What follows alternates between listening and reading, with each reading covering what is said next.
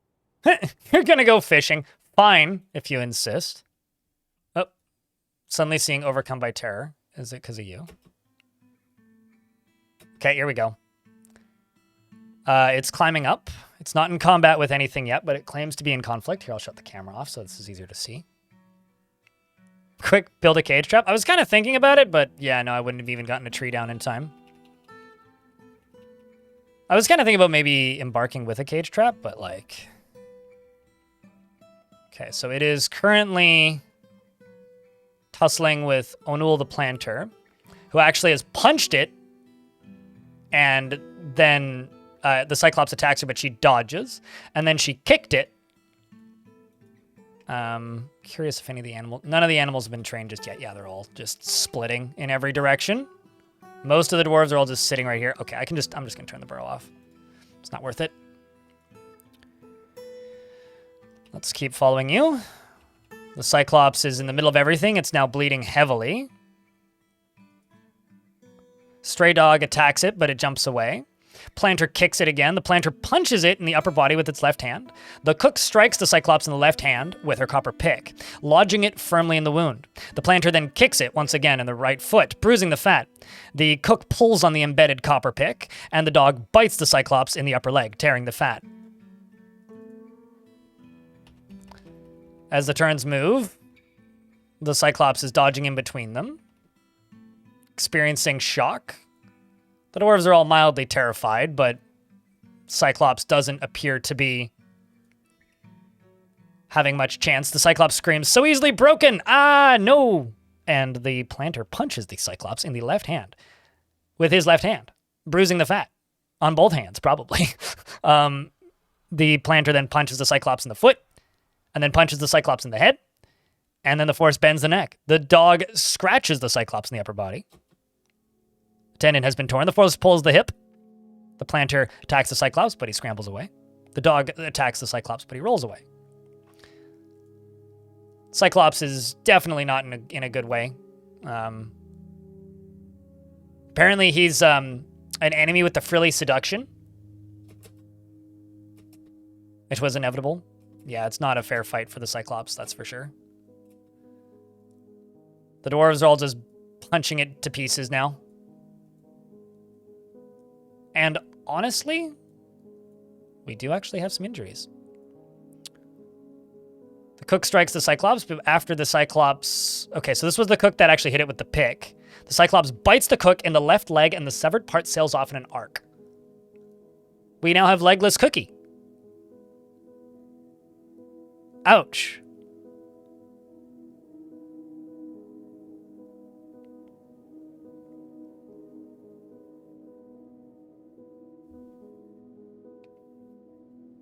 I hope that this dwarf survives, because that would be a fun character to follow. Unconscious, exhausted, and bleeding heavily. You're just bleeding heavily. Ability to stand lost. Her lower leg is gone. Hey, chat. If anybody has a nickname for this dwarf, let me know, because I think that this could be a good starting character. Where did the dog end up? I think they all just ran. Dog is seriously injured and at the other end of the map. So I'll probably just use the effect to heal it. And fighting with a giant rat. Speaking of giant rat, is there anything else coming out of here right now? Not that I'm seeing just yet.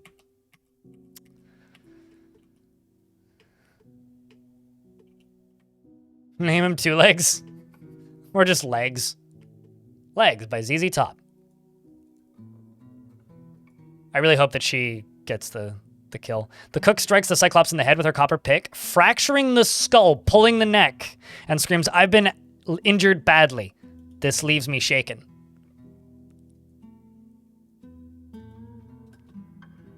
The cook strikes the Cyclops in the head with her copper pick, fracturing the skull again, and pulling the neck again. Continues to, is just smacking it in the head with her pick repeatedly. What a beast. I mean, this is like that scene in the movie Drive when he's just repeatedly stomping on the dude's head for like awkwardly long. And there's just like blood shooting up the side of the elevator. And he just keeps stomping. Like, oh. But she's not made of bricks, though. When Trevor is introduced. Oh, right. He's like jamming somebody in the toilet, right? I haven't played that game in a while.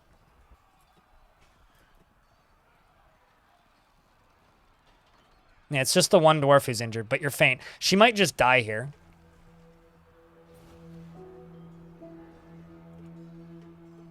I'm going to really quick make a zone and set it as a hospital. The mountainous houses, sure. I'm going to go into nobles. Any volunteers? Make a militia and attack order? I don't know if that would... I kind of don't want to do that. If she dies, she gets a royal mausoleum. Lame wise. Stubbs, the zombie.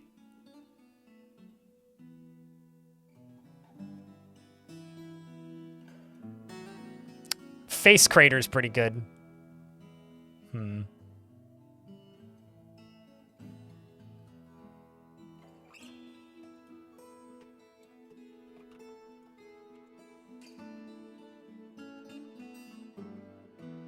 I think I'll just give it to Glass. Because Glass hates it.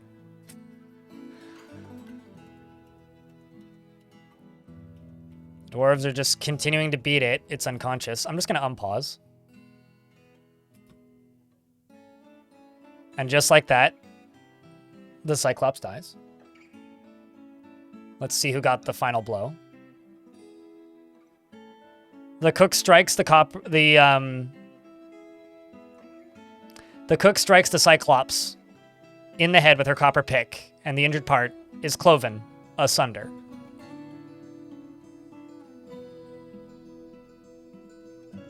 What's up, ghosts on the moon? An eye for a leg?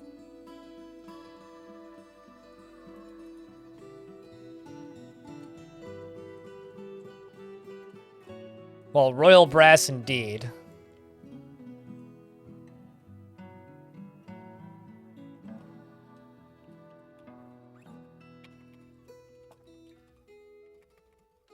What do you think of skull pick? Like toothpick? Cypeg's not bad. There's a very real chance this dwarf dies, but they're only pale and seriously injured now, so maybe they'll make it. Dwarf might die from their injuries. Oh, it's very, very, very, very possible. But they've stopped bleeding. They're just pale, which means they almost died of blood loss. But they need a diagnosis and a crutch. We do have a crutch. Legendary crutch walker. Pale is closest to death. Yep, but they've stopped bleeding, which means they're not working towards that anymore. Because no, actually isn't faint the closest to death? I could be wrong, but I thought faint was worse.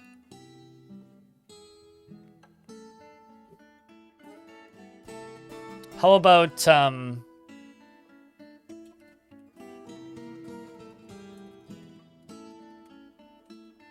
Cyclops crutch? Or is that too many? Give her a platinum crutch? No, I'm not going to do that. Because she dreams of raising a family.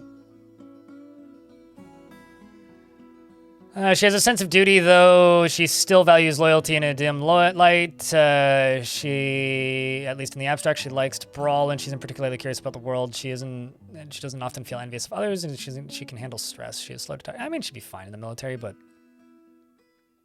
I mean, she is vengeful, disdains loyalty, greedy, and strong. I think I'd rather give this dwarf some other position in the fortress, though. Can a Cyclops be butchered? No. No, it can't. Not without mods. Let's just unpause game and see where she ends up. The dwarves are placing her over here. Let's see.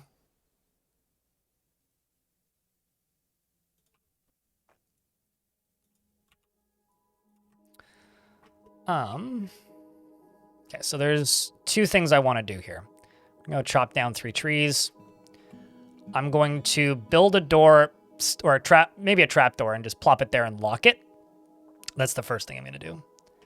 The second thing I'm going to do is make a chest so I can put it in the hospital, because I think that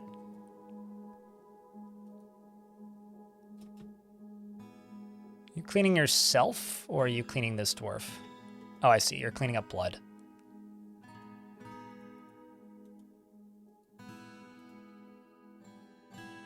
Oh, I see. Here's the issue. They're all training the elephants. It's okay. That'll be done pretty quick.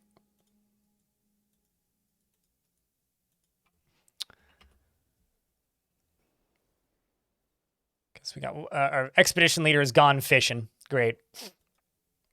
Let's go into here and go. You can be a doctor.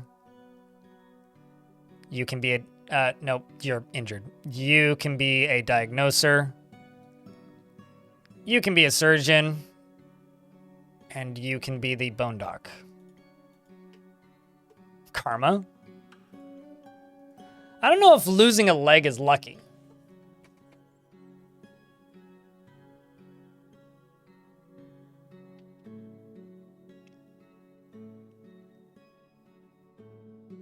Platinum crutch would be so heavy. Yep.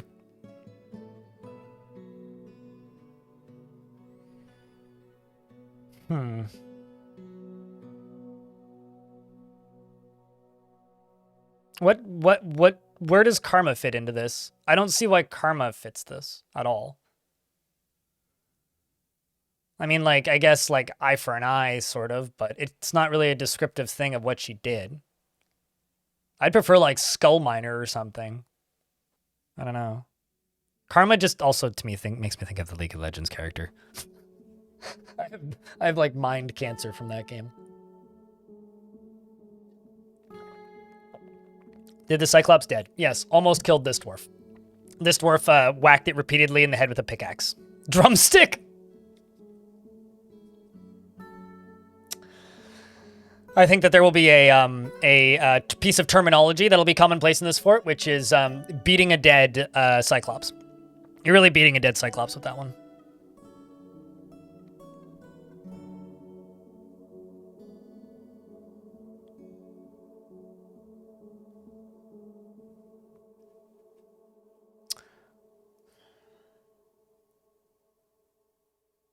Cost a leg, but not an arm. True. She still has full grasping potential. The thing is, can you, with the exception of making it a item for a noble, can you even equip? Like, okay, with the exception of putting them in a squad, but they don't use it as a crutch, they would wield it like a weapon, or assigning it as an item for a noble, is there a way to force them to use a crutch? Because I don't think you can.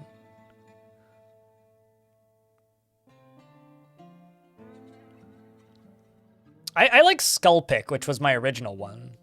Let's try that one on again.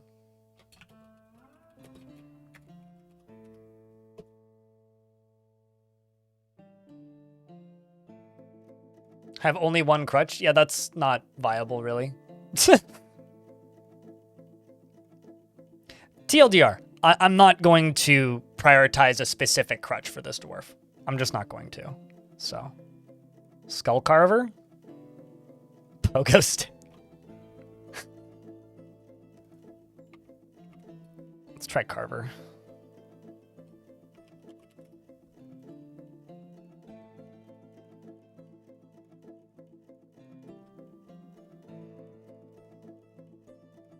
I think that works. Skull Carver chat, what do you think? The Vengeful? Skull Carver the Vengeful. I mean, we could just call her the Vengeful. That works too. I don't know, there's too many good ideas here, which is kind of the problem. Bone Miner. There's an innuendo in there if you think about it too hard, though. Cyclopper. Cyclopper's pretty good, actually. But the thing is, they're not avenging anything, right? It was like defending themselves. They are vengeful, though. iMiner. Yes, the new Apple product, iMiner.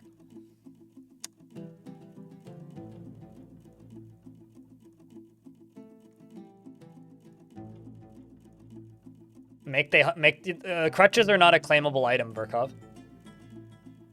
They're an assigned item to somebody who, like, has lost the ability to walk.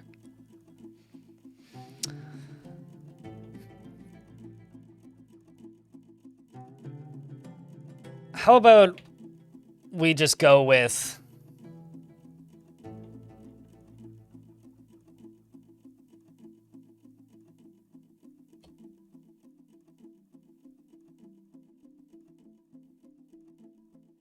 One, that's not possible, V. Two, no.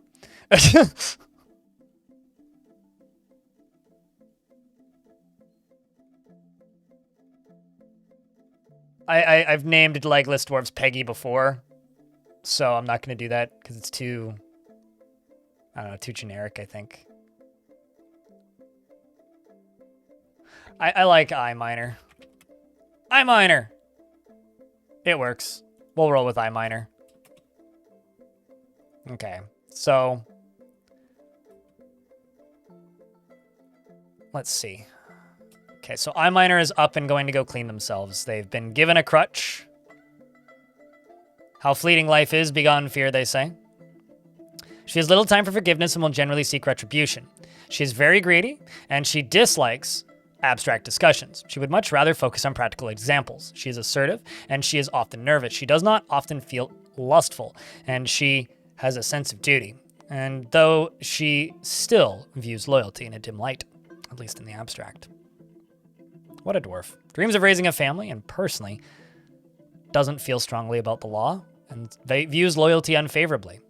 Likes tetrahedrite, green jade, and rami fabric, and figurines in the words of the Book of Reticence, and the sound of the tenebrous embrace, and the sight of the droplets of glitter, and when possible prefers to consume giant pangolin, mango wine, and garlic seeds, and absolutely hates large roaches.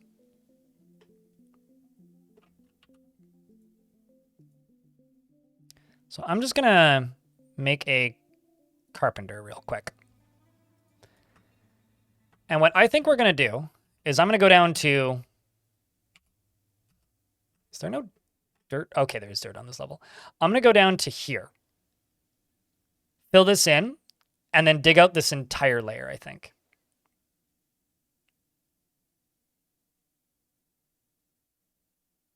I think that's where we're gonna start. Maybe not like the entirety of it, like leave some corners in.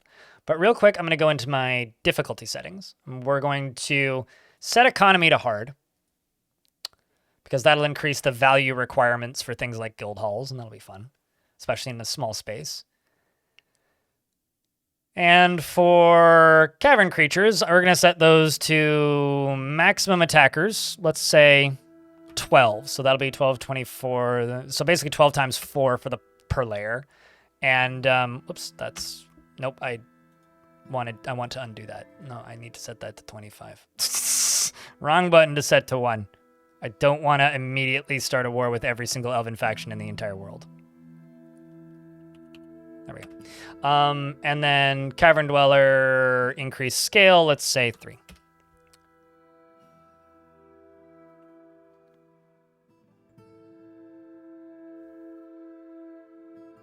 Oh, totally. Absolutely. You can have some very, very talented crutch walkers do some absurd things. But personally, I'm okay not doing that. Because I kind of want that dwarf to be a cook.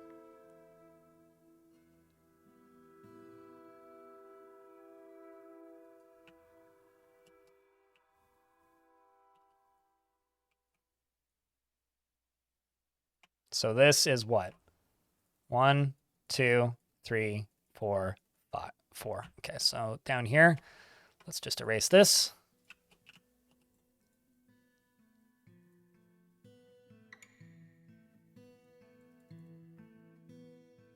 One, okay. 1, 2, 3, 4, 5.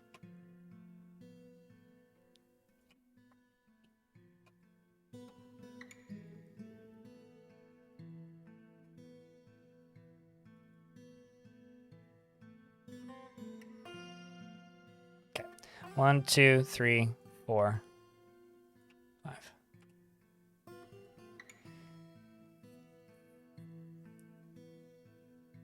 Or she could make something hoppy. Ooh, boy. I mean, it's never too late to become 1, 2, 3, 4, 5. It's never too late to become a brewer.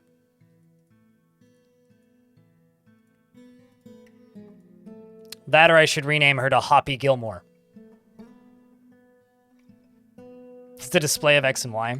Yeah, I'll say this. I go back and forth on that one. Sometimes I feel like, yeah, no, I couldn't live without that. And then sometimes I'm like, actually, no, I can. I very much can. 1, 2, 3, 4. Did I go 1 too few on this one? Or did I go over by 1?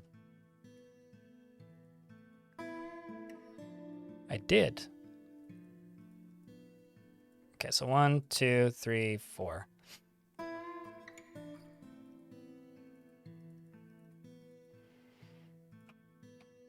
Ah, that's where I screwed up. Got it. So now I can just erase these corners.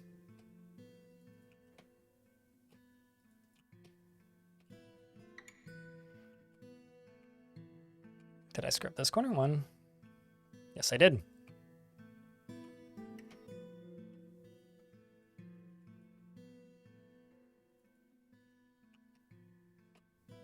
One, 2, 3, 4. Look at this.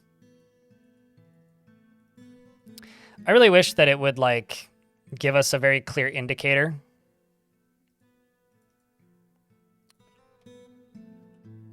Of where the edge of the map is. Okay. Having to check and recheck this like a dozen times. Gotta love it. Okay, so then you should theoretically fit right here. 1, 2, 3, 4. Still off by 1 though.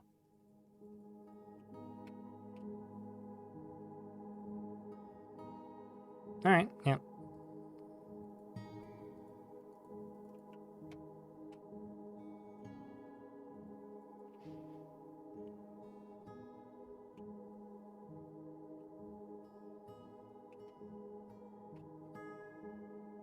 You know what I could do to actually make this a lot easier?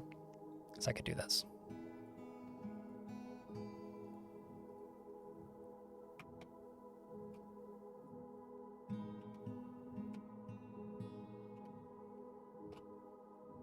Perfect.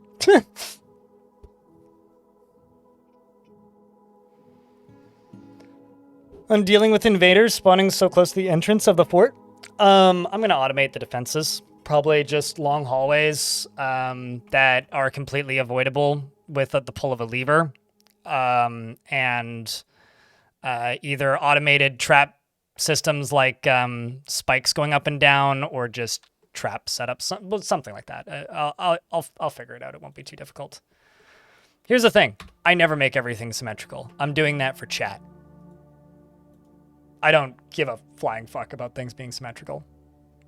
But what I do know is that this map is only, well, from ground layer down, like 30 layers deep, so I have to make the most of my space.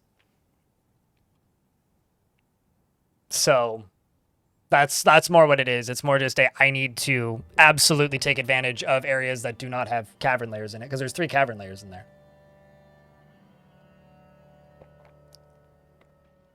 Why don't you just dig out the whole thing? Because I can't build up right against the walls, and then that'll look ugly. And also because I might burrow bedrooms into the edges. I haven't fully decided yet. Or live in a cavern, because that would require me having to conquer a cavern right away with 7 dwarves, and we already had an injury. So, I can now go into here and just remove these dwarves because that dwarf is already healed, and this can go away. So let's pick a dwarf and follow. Let's follow Getty, probably. You're probably going to get the construction job. Nope. Somebody else did. Save the game. Okay.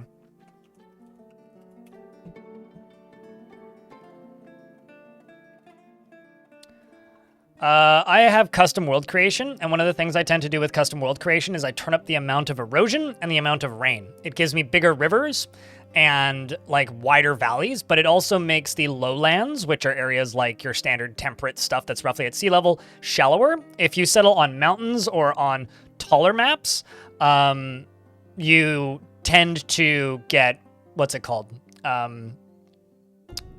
Less interesting, like, blanking on the word. Erosion patterns? Maps to look at? That thing? Anyone, Ilmiran?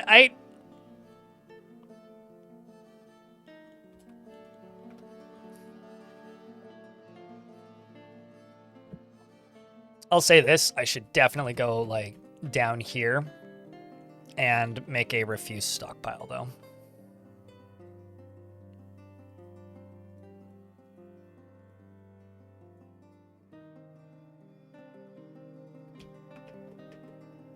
Just get rid of that. Get it out of here so they don't need to stare at it. And iMiner actually feels gratitude after being rescued and is content after a bath, so that's good. She seems to be picking up her crutch walking skill pretty good. It's dabbling. So Ilmiran wants anyone. Anyone?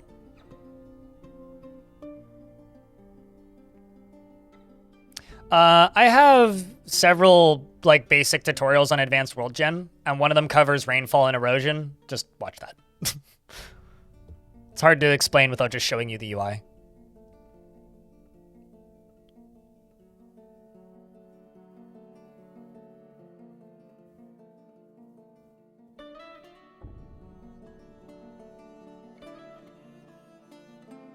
On your way to 5K, you'll get there, Arcloid. I have faith. Kuratoro, congrats on the 100,000.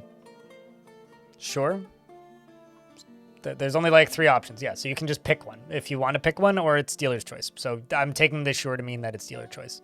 Dealer's choice. So I will give you...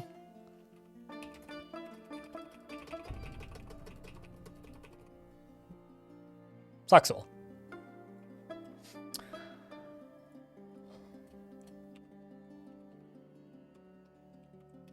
Ilmiran, knife tests, can be very happy and optimistic and is somewhat quarrelsome.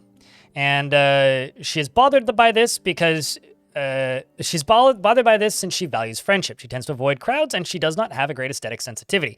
She is conflicted by this as she values artwork and its creation. She rarely feels discouraged and isn't particularly ambitious. She occasionally overindulges and winks when she's nervous and needs alcohol to get through the working day. She likes working outdoors and only grumbles mildly at bad weather. She dreams of creating a great work of art and personally prefers a noisy, bustling life to boring days without activity.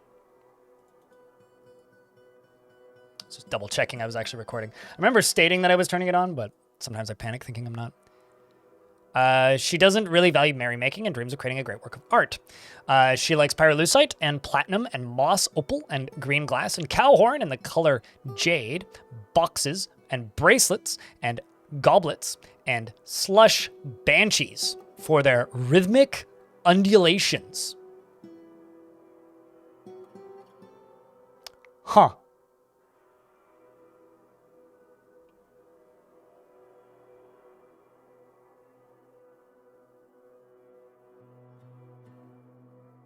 You think they should change the World Gen UI? I mean, that's not going to happen. The thing is, the advanced, if you want to have interesting worlds, there's only like 3 or 4 settings you need to change. You need to know mineral scarcity, which is very easy to learn, which is a Control F in the wiki, very easy. And you just need to like select one of the default regions. So there's like large islands, small items, there's islands and then there's regions. And you can choose the size of the map you want and the, like, whether or not you want it to be islands or regions. And it's just a matter of ignore everything that says mesh, because that's the complicated stuff, and then turn up and down the numbers based on what you think looks interesting. So, you know. And she absolutely hates snails, and she... likes the sight of the festive blossom and when possible prefers to consume gray langur and perch and sorghum beer. Oh, and another thing. You can save your settings in Advanced World Gen. You can just go ask somebody on the internet, or simply go to the Dwarf Fortress file depot and download some custom world gen settings that look interesting. And then just drop them in the file. Like, it's super easy to do. Basically, the TLDR version is, if you stare at a menu and overthink it, and you think it's too complicated, there's an easy way to use it. And there's also probably only a few settings you actually need to care about. It's sort of like the first time you look at the boot menu for a new computer. It's like, oh God, what is this? Oh, the only thing that matters is I need to make sure that the USB drive is on top. Okay, bye. Never look at this again. Turn up all the fan speed. And she prefers to consume gray langer, perch, and sorghum beer, and hates moon snails. She's kindred spirits with everybody, and is a member of the religion called the Splattered Fellowship, which is a good name for a religion.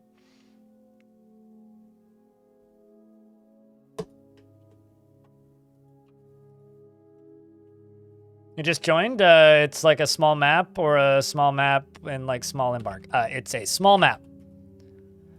It's 2x2 is the size of the Embark. So I'm just going to make a hatch cover for starts, and then let's make 3 beds, I think. Although I didn't really get much. Okay, I did get some wood from these.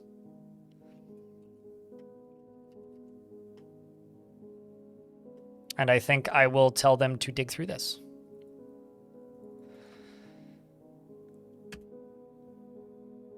And I will wait until this is done. I should also probably pasture the elephants so that they don't get hungry. The nice thing is this map already has the caves exposed, so we'll get exclamation point goal. It's pretty simple, actually. This is the most straightforward goal I've done for a fort in a while.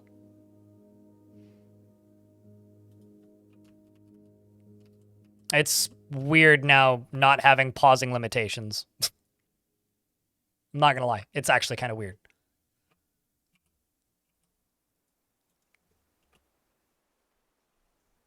All right, dwarves, why no? Oh, so every single dwarf who's assigned to mining is doing something else. That's actually kind of funny. Okay, well, stop fishing because you're not gonna find any fish in that puddle.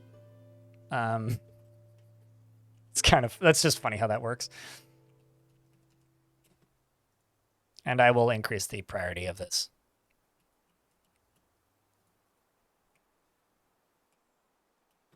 And actually, I'm going to go up to here and just carve off these corners a little bit.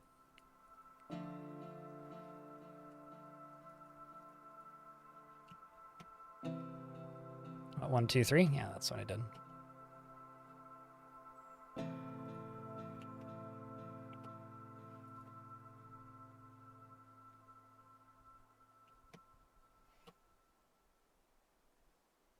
And I'm probably not going to keep this fort entirely symmetrical, but I'm definitely going to build patterns that look interesting. Because I want this fort to be fun to look at. And that's always a priority for me. Just going to cancel this job. Get somebody else doing this. Let's get Onul on here.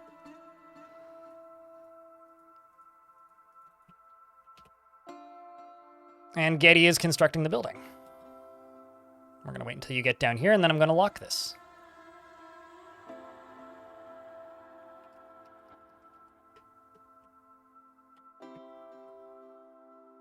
Bottom left is 1 tile off. It's bottom right. Oh, I see.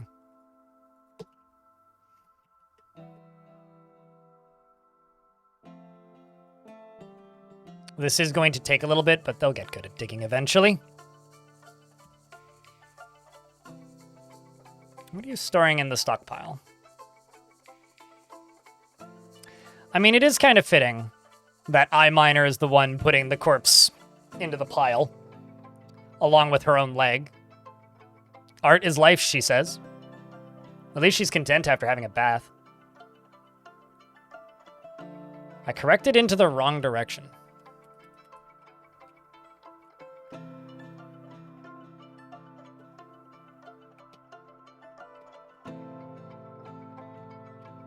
You are correct, I did.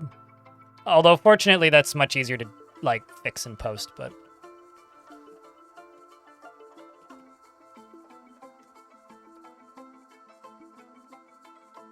Here's the thing. Removing one more wall is very easy to fix. It's better to have not enough dugout area than too much dugout area. Although, would it be better if I just made it wrong? Like, we could just do this. How's that? Would you guys be in a happier state of affairs? I really should stick to my guns and just, like, never, like, make things symmetrical. And then be like, is this symmetrical? And then Chad be like, no. And I'll be like, no, I think it is. And then just ignore. Which is what I'm always tempted to do.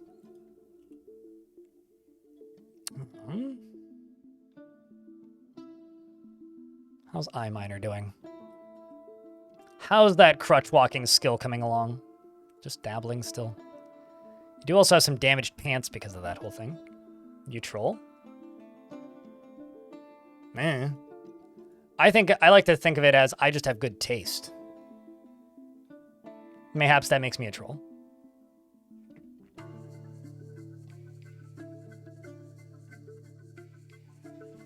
I mean, that's every one of my forts all the time, though, 404.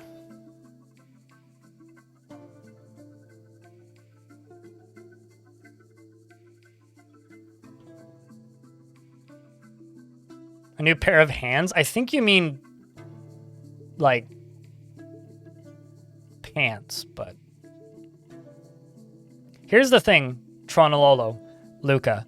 I have really bad OCD. So when people say, oh, that messes with my OCD, all I can think is, if you have OCD, you have it real easy, because if all it does is make you get slightly annoyed when things aren't symmetrical, my God, you have life easy. Casual elephant just roaming the caverns? They didn't go into the caverns, what? No, they're up top. Yeah, they're both up top. I should put them down here, though. I could actually just, like, pen pasture them in the caverns, which would be kind of funny, but...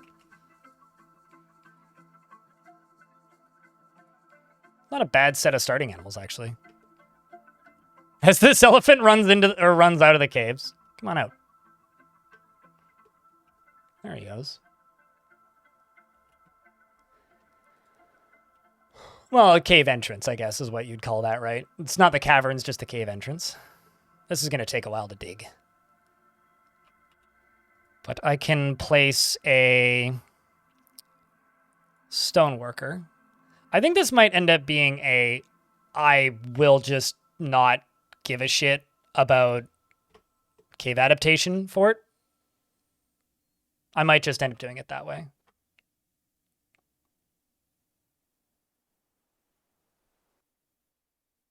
I mean, we have some of it explored, not a ton of it. Oh, shit, we got water. It's actually a really nice little cave. Water source. Plenty of cave wheat and floor fungus. I mean, realistically, I should go down into here so that I can farm in here, because, like, this would be a really good little farming area.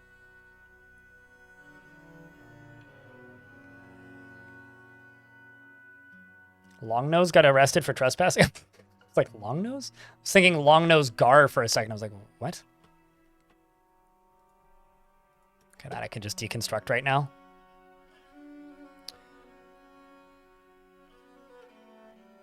$500 dwarf puking? No, I mean, they just would never leave, right? They wouldn't ever have to go to the surface, ideally.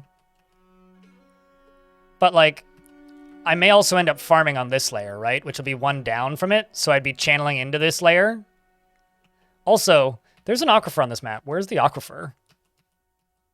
Huh. Interesting.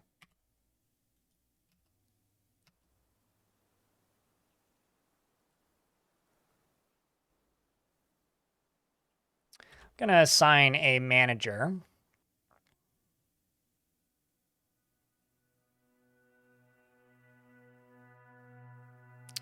The question is, okay, you know what? I'm going to give iMiner the manager job, and I'm going to remove them from mining. We're going to give that to Ilmirin. And I'm going to make a very small office and give it to iMiner. And then I can go here and say, I think we should make 10 statues. What was the name of the Cyclops? Phyra, I think?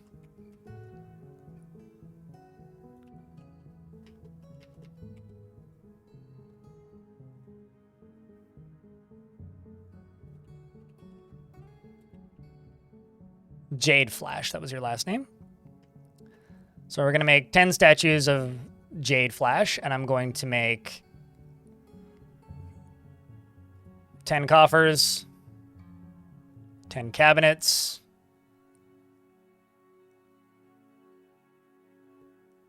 10 tables, 10 thrones,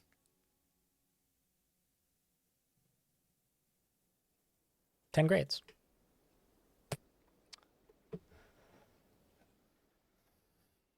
I could make a slab for it. You don't need to, but I could. Why don't we do both? Well, let's also make a pedestal. We'll put its body onto a pedestal and slab it and seal it behind a wall. How's that? Because, yeah, you can, in fact, engrave memorials. Even though you don't need to, you can. So let's do that. Because that's just a fun way to start the fort, I think. We could build a little structure up on the surface, even.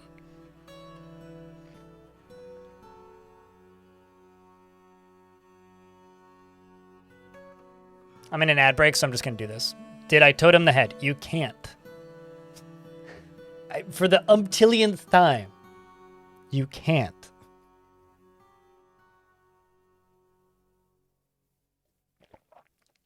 I can put its body on a pedestal, but that's it. Keeping the body for a visitor necromancer? Yeah, but if it's completely sealed in a room, it wouldn't matter if they did resurrect it.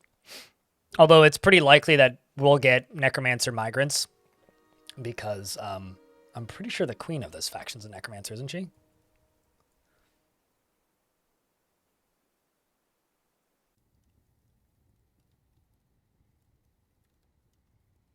Well, the old law is still the Duke. So shoutouts to Cog, the old law. Don't see any other necromancers, though.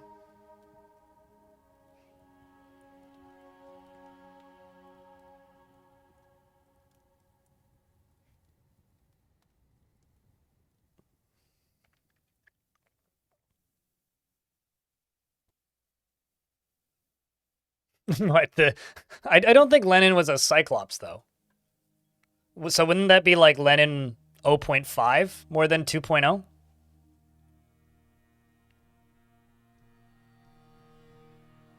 Just saying. What if you pump it out on the invaders? Pump what out on the invaders?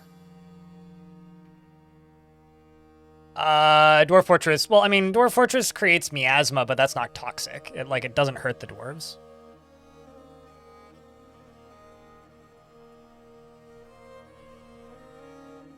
So, currently making a rock slab. Well, I mean, that's fitting, but like, gonna need you to go there first.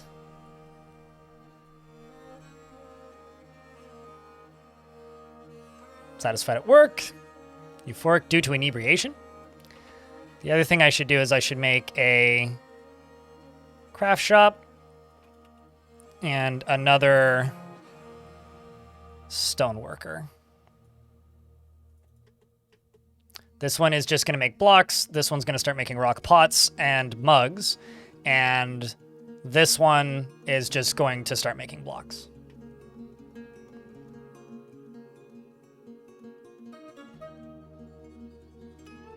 Aquapra on this map's in the second cavern layer, so it's going to be flooded.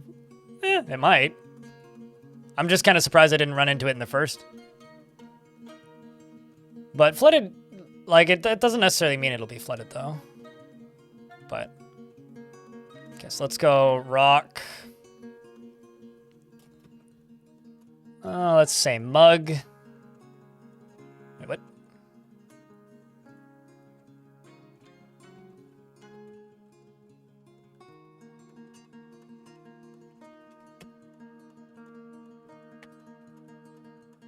Give me 10 rock mugs. Oh, I see. I did it in the wrong screen.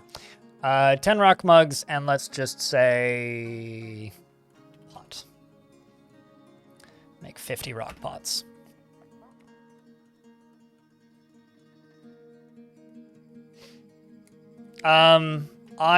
Here's the thing. If you're playing with minerals and materials set to scarce, it's 1000% wasteful and you probably shouldn't do it. If you're playing on the default, like, plentiful settings, then yeah, go ahead, use it for coloring. I will never do that though, because I play on, like, less than scarce. Feels wrong to just, like, be unpaused and not following a dwarf right now.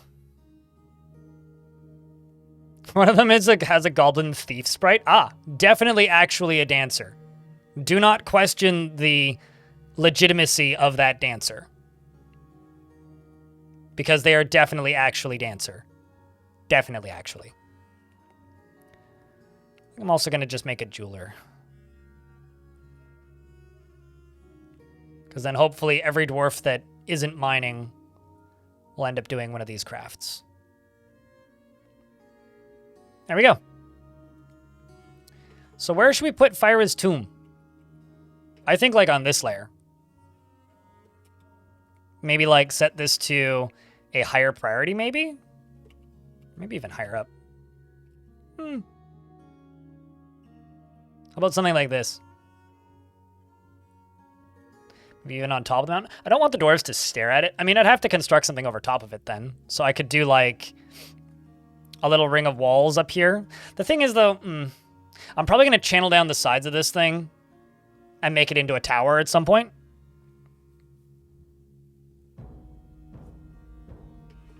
I mean, where's the exit? The fighting happened right here, basically.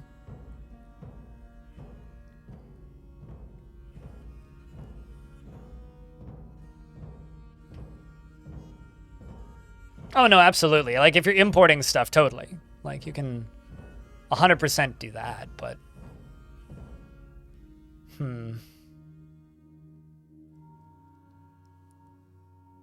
Was it bridge that flings? Flings trash at enemies.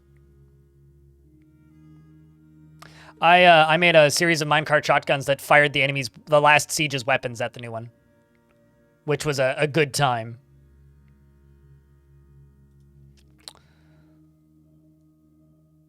To the left of the wagon? Why don't we put it in here? Just do this. How's that? I could put a little trap door on it.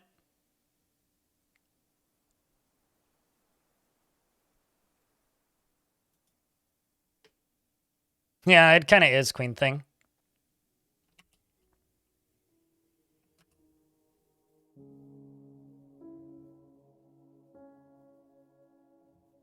Yeah, let's do that.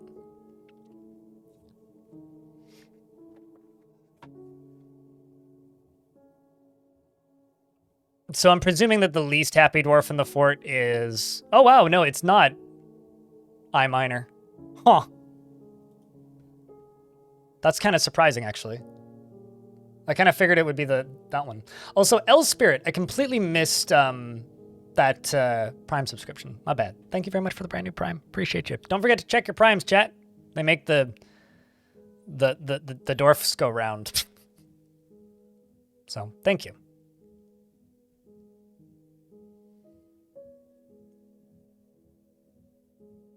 Maybe instead... Oh, yeah, true. Make it like an actual tomb. Should I... Okay, here's a question. Do I pave it? Do I make it look super fancy?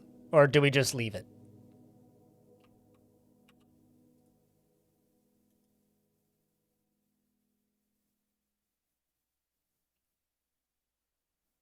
Chat's saying yes? Okay.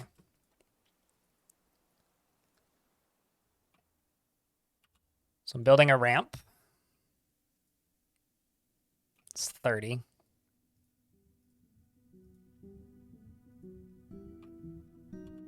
It's like, why does this menu keep closing? Because I haven't clicked this box yet.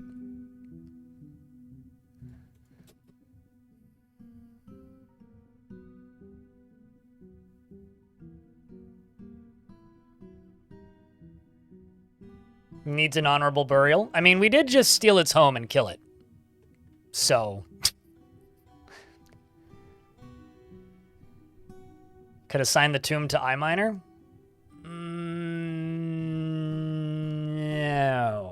No, I'm not going to do that because this is going to be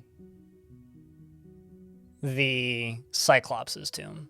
Maybe, I mean, if iMiner dies, I could put it beneath it or something. Or above it. Unless you guys, like, overwhelmingly insist, but then I would have to open it back up upon burial of iMiner.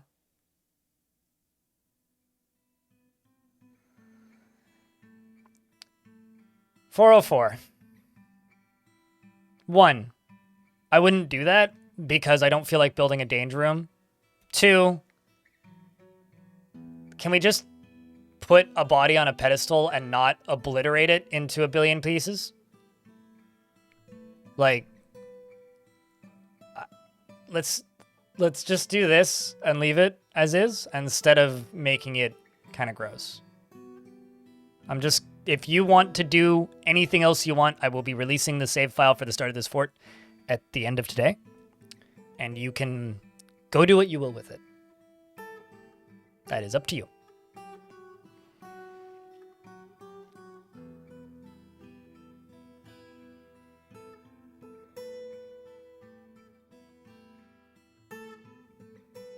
Isn't that just video games in general, though, California Ninja Lawyer?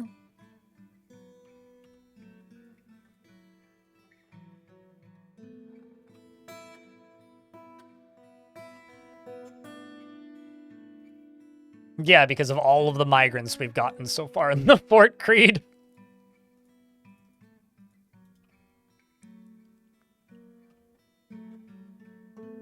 Probably values loyalty and respects the law and values peace over war. Probably doesn't like goblin society, but that doesn't necessarily mean that she doesn't steal things. Because if they're classified as a thief, they're probably still a thief.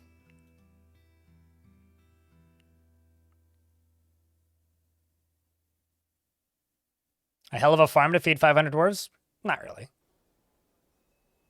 Like, not really. I see people with big enough farms to feed like 5,000 dwarves for their starting 7. So no, not really. It won't take that much. Like it will need to not be a small farm, but like I'll definitely need a farming operation, but it doesn't need to be crazy.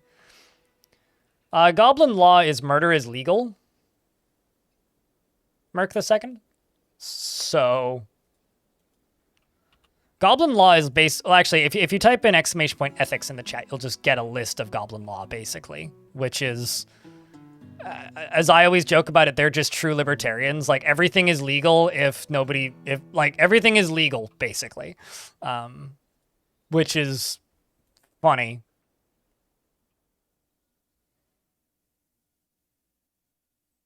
Yeah, also dwarves in Fortress mode don't need to eat that often. Why are you lying down? Oh, because you're sleeping. I thought they were building this floor piece, but I guess not.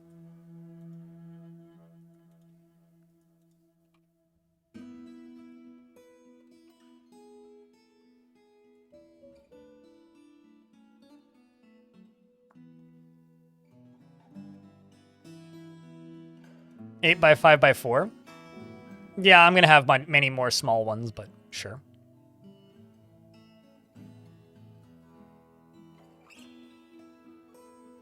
Why does who have what? Why do I have that command? Because I stream Dwarf Fortress a lot, and people are always asking about who has what laws. And it's one of my favorite pages on the wiki. Mostly it's one of my favorite pages on the wiki because it shows just how stupid kobolds are. It's like, lying can't be illegal for kobolds because they don't know what that means. Because they don't have functional language.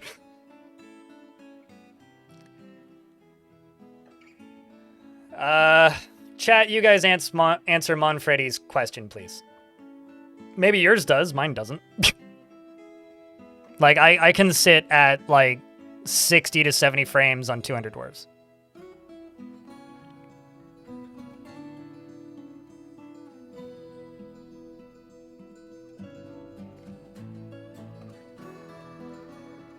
Just don't drop things into lava? I mean, don't, like, break up your pathing, right? Because you could easily hard lock your frames, but I mean, the biggest cause of like frame rate issue right now isn't dwarves, it's cavern dwellers. Like, at the very least for me, I have little to no frame rate problems, largely.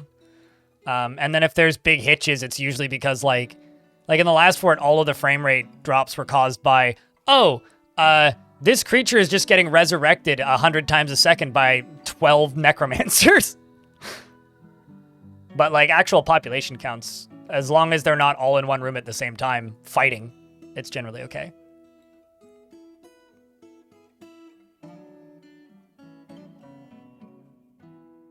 Burning gems can cause issues, certainly. So don't let the gems catch fire. How big is the map? 2x2. Queen thing. Very small.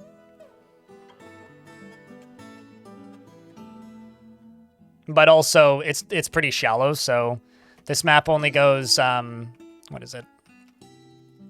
Down to layer 3.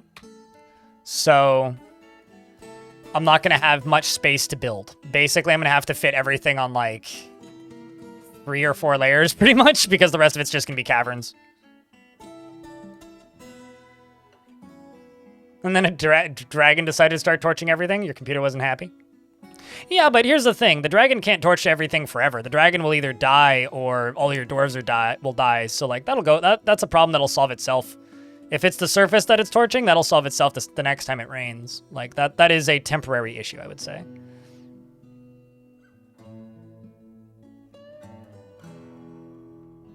They can't pick up a burning gem. But if you dump a bucket of water on a gem from above, that'll deal with it.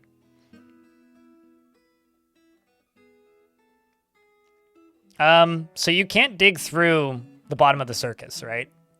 So that layer 3 is the circus. You can't dig through, Slade. It's unmineable. It's like Dwarf Fortress is bedrock. Well, I mean, there's some ways to cheat your way through it, but there's nothing below it. It's just null.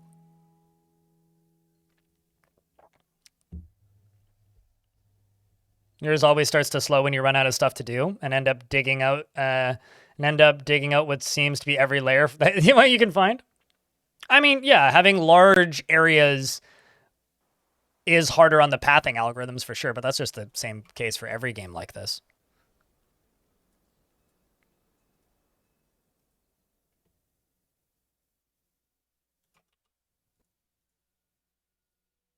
Actually, I'll do it this way.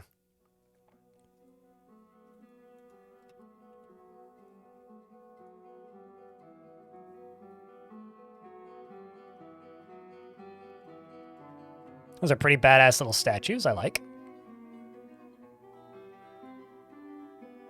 Which means I should also probably go down to here and say make a coffin. Which we'll do first.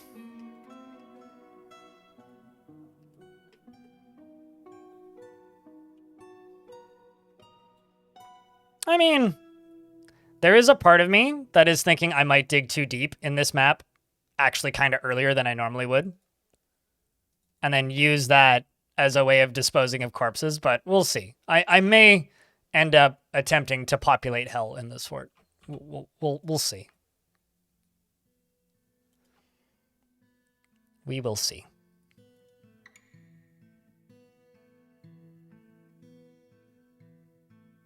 Here's the thing. I don't think anybody here is worried about gem stockpiles burning. I think what people are talking about when they're talking about gems catching on fire is when you are in the process of digging too deeply, because there's lava nearby diamonds, and when diamonds catch fire, they burn for literally a year and a half in-game. And you can deal with them by simply dumping water on them from the layer above, which is very easy to do with buckets, but... designed image of Fyra. It's striking down Aslot Malistrotted. It relates to the killing of the goblin Aslot Malistrotted by the Cyclops Fyra Jade Flash in Witch Teeth. Oh wow, you attacked Witch Teeth in the early spring of 299 during the rampage of the Cyclops Fyra Jade Flash in Witch Teeth. And then this one is also like the same image, and then this one is by iMiner, and it relates to the settling of the Cyclops Jade Flash here in 295. So it moved here in 295, went on a rampage in 299, and almost 100 years later, we've taken its place. See if I can make that tomb yet. There we go.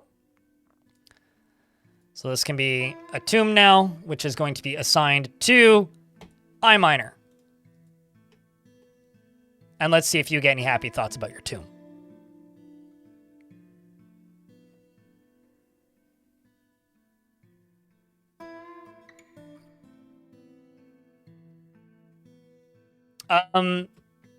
So the game originally did that, sort of. Wait, when you say infill, you mean putting dirt back into holes?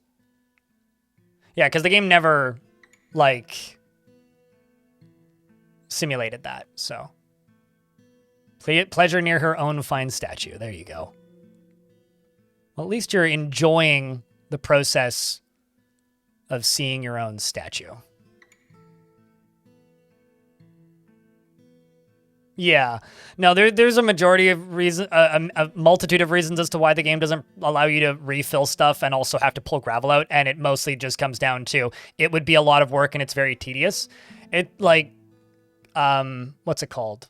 The video game Odd Realm does that, and it also allows you to refill stuff. I find it to be really, really, really, really, really fucking tedious. Like I like Odd Realm a lot, but that mechanic is possibly maybe my least favorite mechanic in the game, like just in general. So, you know. Let's just go to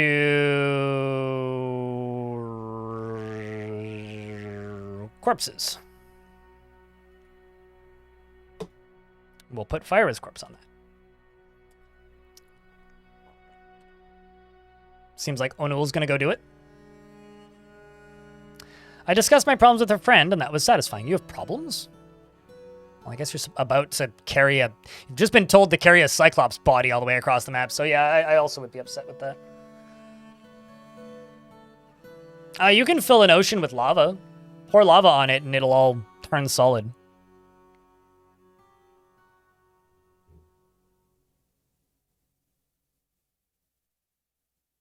I mean, she mined the eye of a Cyclops.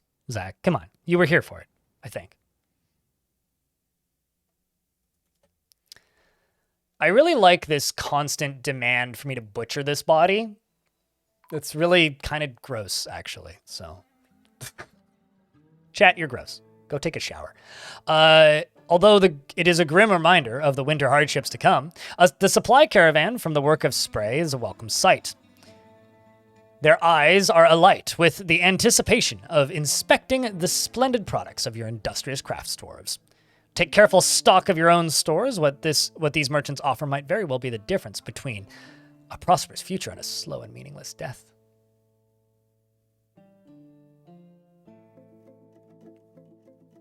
I mean, I'm putting it on a pedestal in iMiner's tomb, is what I'm doing with it. We've discussed this at length and talked about it the whole time. So that's what's happening to it. It's happening right now, even.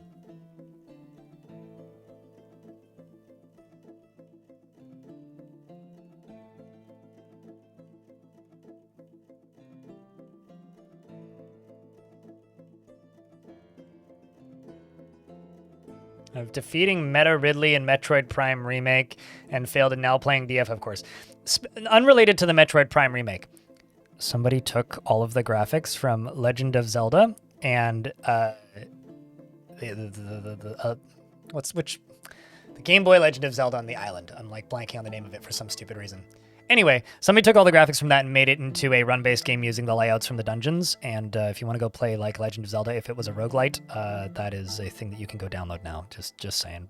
Maybe go look it up and grab it before it, you know, how do I put it? It's okay. You're permitted to work while watching. Before it, you know, gets taken it down. Just go grab it. Has it already been DMCA'd? No. I downloaded the executable. Haven't launched it.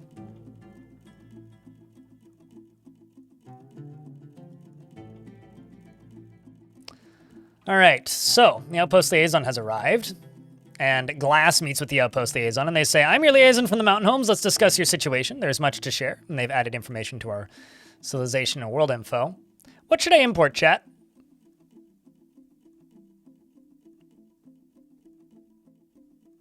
But yeah, apparently it's Legend of Zelda 2.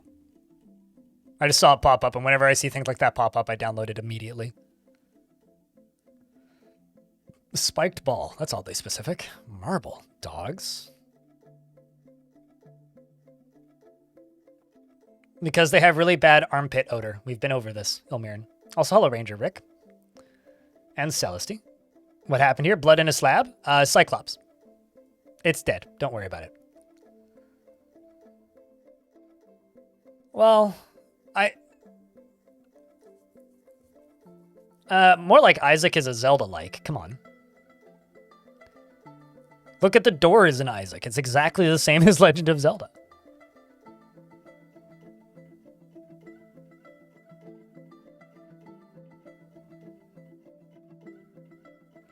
More iron blades for traps. I mean, there's fuckloads of iron like on the layer that I'm currently mining, so iron isn't exactly something that we're starving for right now. How about I say... I'm not going to import dogs, but let's do sheep. Sheeps and llamas and alpacas. We'll do that. Haven't followed the plot while you lurked? Got it. Before you ask, no, you can't butcher Cyclopses. They have a need for amulets and tools. Okay. If you're able to provide some, the caravan will offer 207 and 210%, respectively.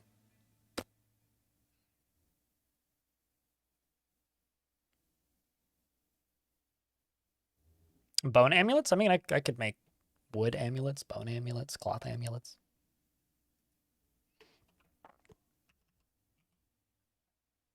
All right. So, this is the fort that we are currently digging. And then as this stuff's done, we're going to start making blocks here too. So I will just queue that up down there.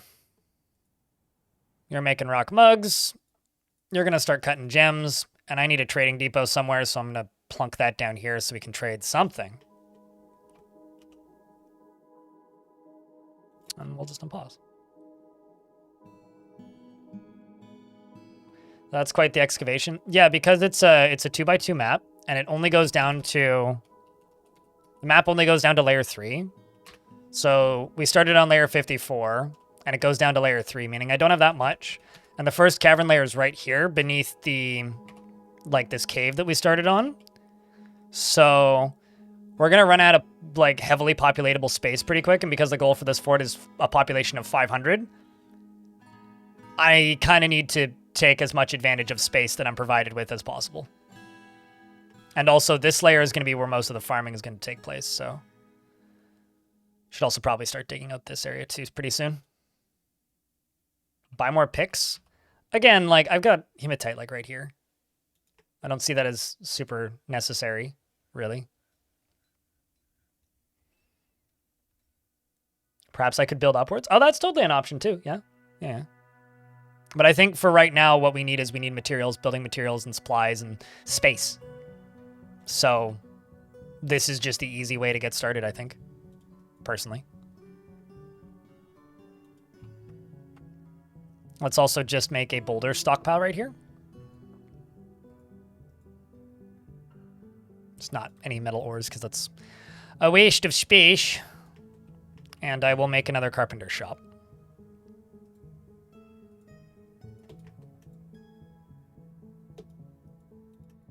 Cutting some gems. My miner's getting to it. Gonna need a broker momentarily. Find building out of blocks, it takes agonizingly long with both dedicated stonecutters and everyone cutting blocks. Really? I think it goes extremely quick, but... I think I'm just like a deluded fool because I'm so I was so used to the way things used to work in older versions that everything just seems quick, easy, and efficient now, even though it's like still slow compared to other games. It's like, in comparison to the way this game used to work, shit's so much faster. Like it's like hard to explain just how much faster things are now. Yeah, just like queue up 1,000 blocks and just have like 20 like stoneworker shops and you'll never like want for nothing. Like it's, I don't know.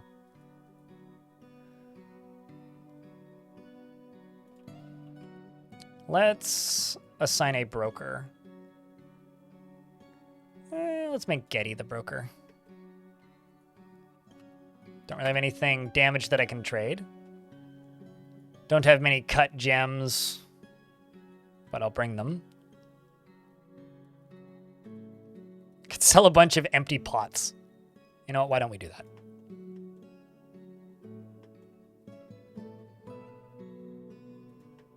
Could also sell some mugs. Quill 18 would be proud. All hail the mug economy.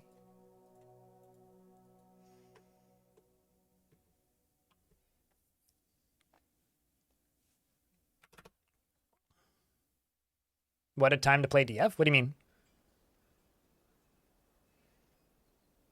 You haven't heard that name in a while? Oh, he's still around.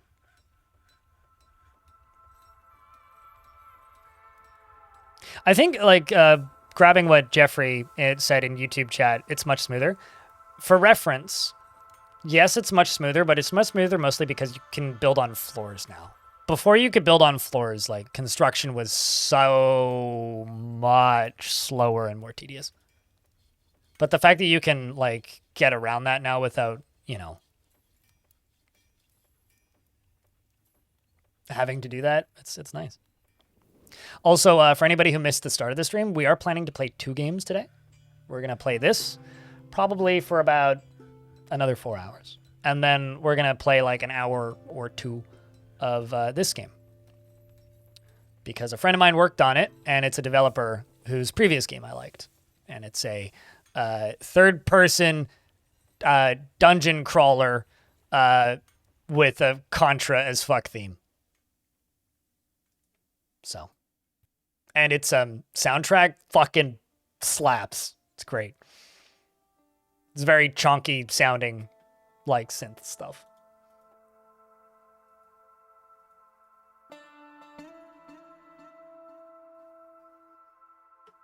You love the Wolfenstein art. It is kind of like, so that one area is kind of Wolfenstein, isn't it? Oh yeah, no, the butt like has way more animation than like anything else in the game, which is funny as hell.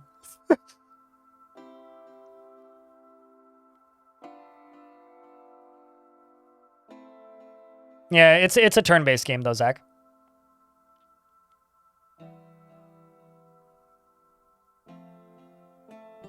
But Cooler_SK, who did all of the emotes for my channel and a lot of the art and all my actually I think all of my thumbnail borders.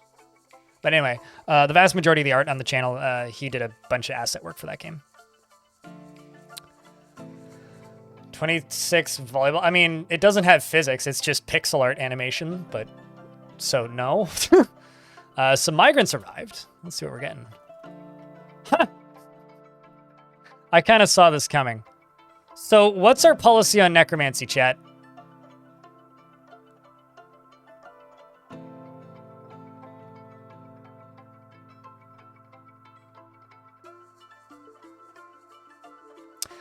Emperor Iron, what kind of dwarf would you like?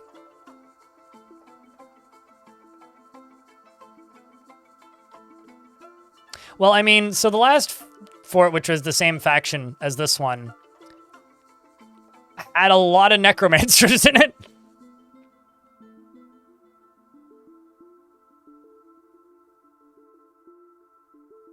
From New Dwarf's Forts needs a metalsmith named Iron.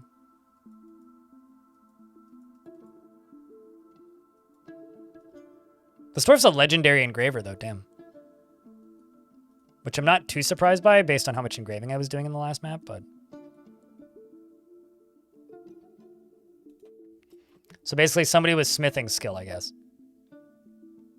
Oh shit, legendary hammer dwarf.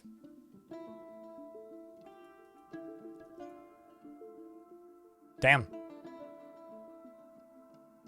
Wants to practice some martial art. Would you look at that? Oh, all these dwarves are... This is the same faction as Cog's faction. So, yeah. No, these are... All these dwarves were taught by Cog. Very much so. Moldath.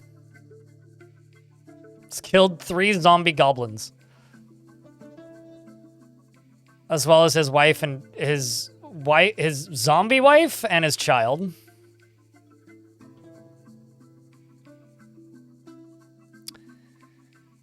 Oh boy. His wife is a hollow slayer.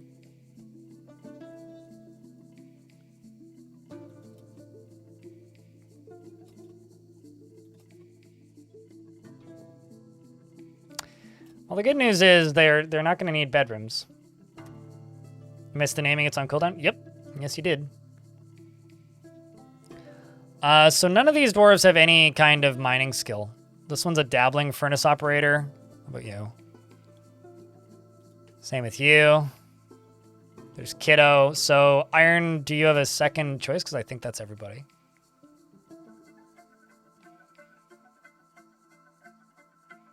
Maximum fun. Frontline military. Uh-huh. I don't know about that. I don't know about that.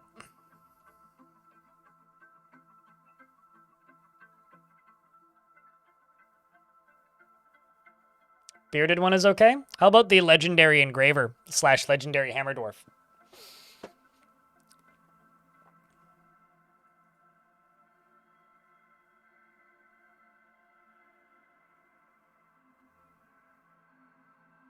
"99% of paddleboat miners died in lava." I don't know if it was 90%, but yes, a high percentage of them did die in lava.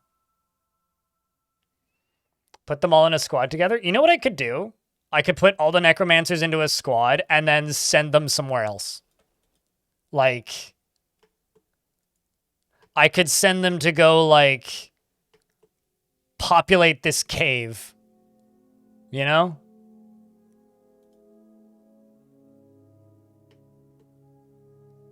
We don't just name people unless they do something noteworthy.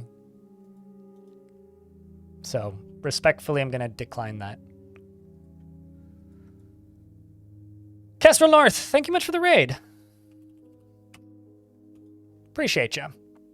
Hey, chat, can I get a round of beers to the raiders? Please don't drown them. We just need, like, a 6-pack. And can I get a, like, you know, shout out for the raiders mods, please?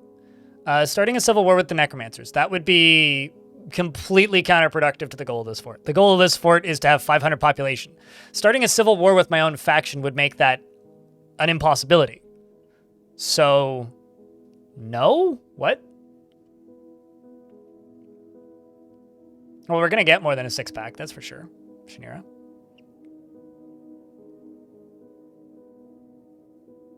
Can you assume the military settlement?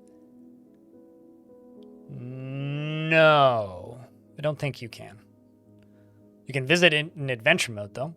He is driven by a bouncing frenetic energy, and he would never pass up the chance for a good fistfight. He only rarely tries to assert himself in conversation, and he has a noticeable lack of perseverance. He is slow to trust others, and he is quick to form negative views about things, and he can handle stress. He needs alcohol to get through the working day and doesn't really mind being outdoors, at least for a time, and doesn't really care about anything anymore. I think that when I hit 10 necromancers, I'm going to do that. I'm going to send them to go take over a cave somewhere. Iron, personally, deeply respects skill at arms, values cunning, and finds the pursuit of knowledge to be a waste of effort, and dreams of becoming a legendary warrior. He likes petrified wood, fine pewter, and morganite, as well as the color brown, short swords, and masked lovebirds for their loving nature. And the words of the umber sparkles, and when possible, prefers to consume cuttlefish, sorghum beer, and hemp seeds, and absolutely hates fire snakes. That's pretty cool, actually.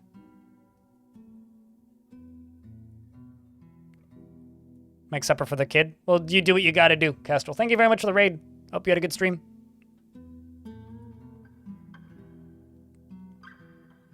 What I want to know is, how are you not considered a legendary warrior already? I think that Iron should be our militia commander, though. What do you think, chat? That just makes perfect sense to me.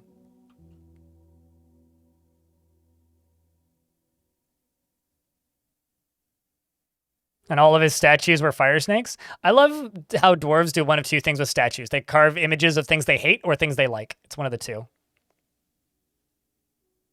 Why the fuck do I need a hammer? We have 12 dwarves.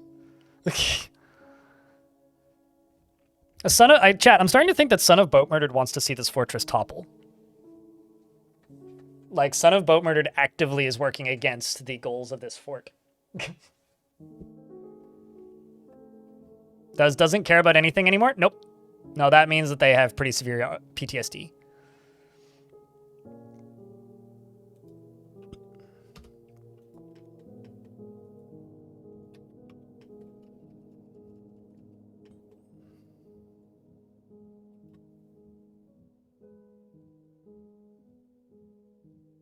What are the goals of this fort? Exclamation point goal. It's literally like a sentence.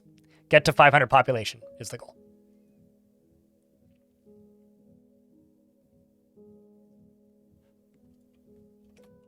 There you go.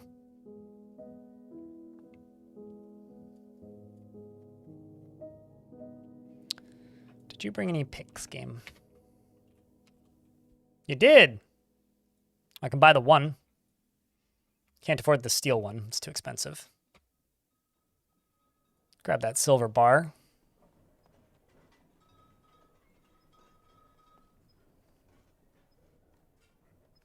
I'm going to buy some pigtail cloth until it stops being green text, which is not much. And then say, well, actually, instead, let's buy leather, because leather's cheaper. Can I just buy that bin? Yes, I can. Perfect.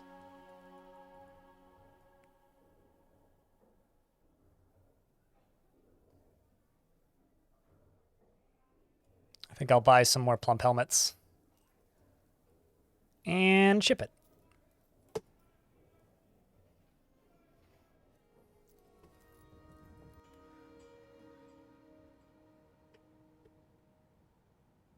And then I need this to get done, which it's getting worked on.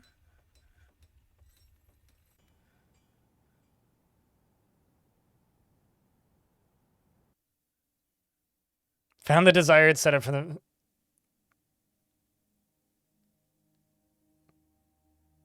Yeah, no thank you. I'm good, Getty.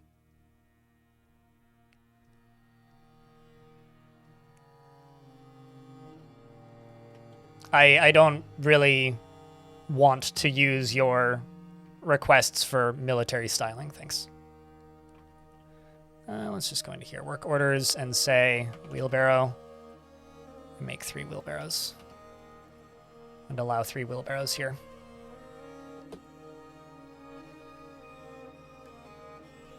And then I can assign another miner, which I'll just give this zombie mining, because they're kind of useful.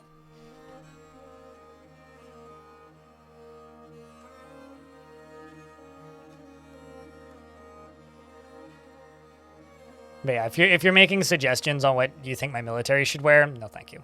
I'm okay. Especially because you already included one item that dwarves don't make, which is masks.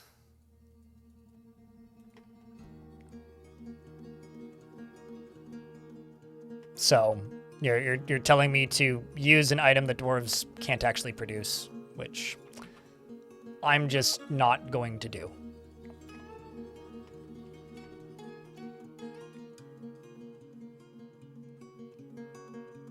I mean, that's how it reads, though. But if you're not requesting anything, then fair enough.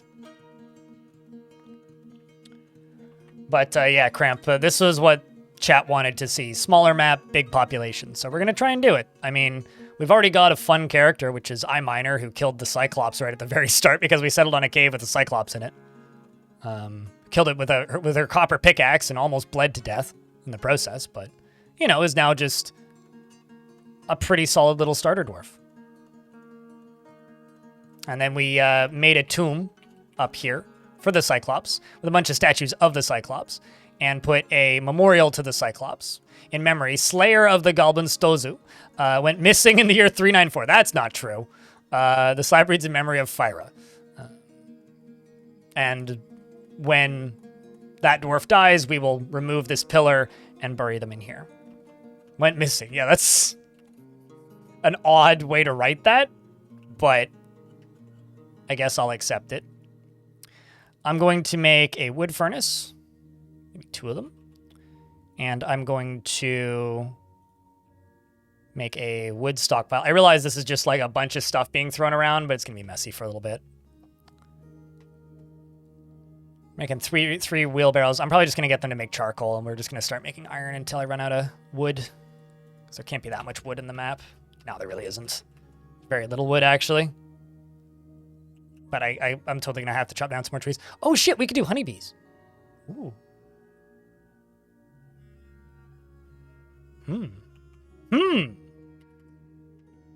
Any ideas for the housing design?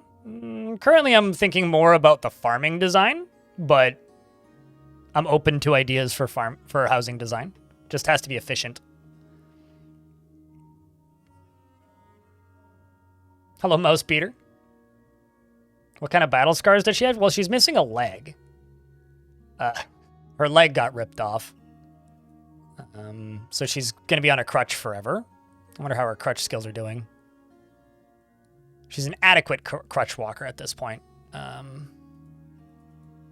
Yeah, just her left leg is gone. So she's missing a leg, that's it. Which is, you know, could be a lot worse, right? I mean, she still has full movement of her hands. And I set her as a manager. What's up? Not much, Mouse Beater.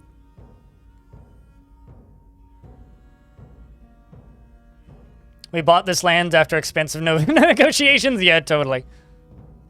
After many months of negotiating with the Cyclops, it agreed to leave, and it went missing shortly afterwards, mysteriously. As once it got into... The thing is, like, we thought that we were going to have to coexist with the Cyclops forever, but then he got into his yacht, and then mysteriously fell off of the side? It's very strange. This is a passive news headline? Yeah, pretty much. Fierce negotiations with a forehead and a pickaxe, yes. Very fierce.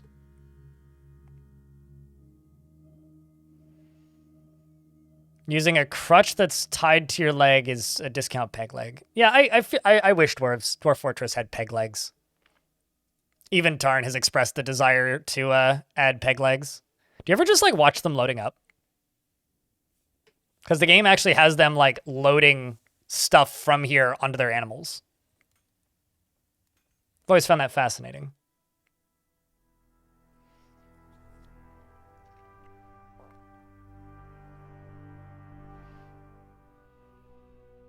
Yeah, it was something that I noticed, I think in version 47, that, like, sometimes it takes them a while to pack up because literally, like, they load up everything one item at a time.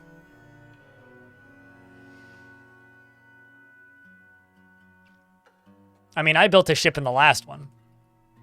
I'm definitely going to need to make a joke at some point about, like, oh, yeah, no, see, we negotiated, and the negotiations didn't go well, so then we negotiated harder, and then when her head flew off, the negotiations finally were finished. Okay, I'm going to erase a chunk of this. I'm going to do a few of these. For no particular reason other than I like big stone pillars in cave areas like this.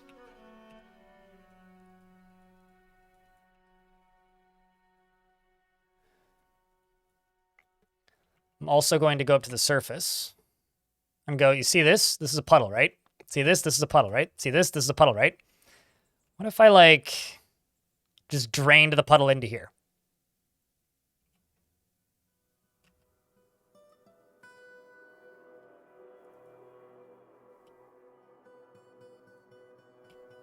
You know? Wouldn't that make some sense?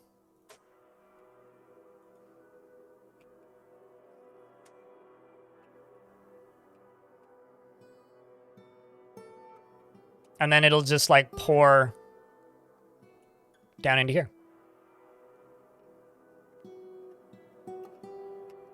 Then I just need to fill it up with a block afterwards.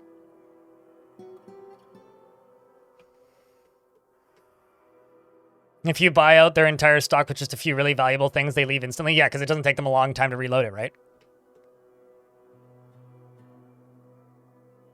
Can I combine all the puddles into a reservoir? Yes and no. Fun fact, these actually refill when it rains. So if I, like, dig down and then wall it off, next time it rains, they'll refill. So, I just answered that, son of boat murdered. I'm just gonna make a meeting zone right here, so that the dwarves stop hanging out above ground.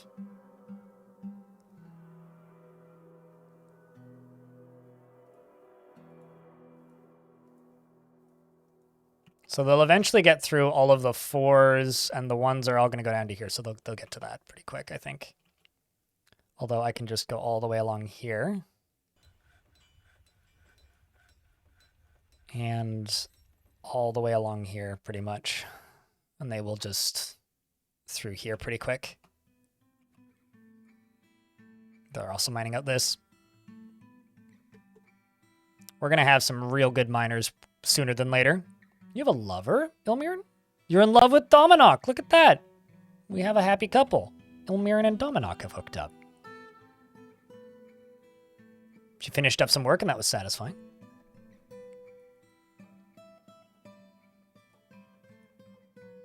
Very happy and optimistic. Still, well, that's good. She was uneasy after seeing the Cyclops' dead body, but she felt love after a new romance and spoke with the lover, feeling tender.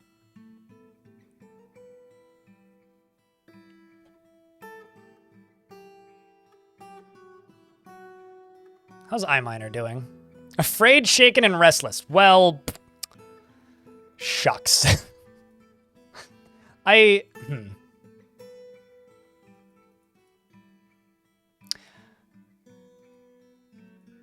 What if we assign the war dog to you?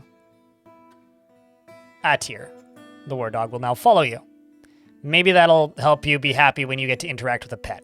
You also want to pray to the superior. Real bad. I like how they have the need for fighting and excitement, and they got that like dealt with immediately upon starting the fort. Who's the least happy dwarf in the fort right now?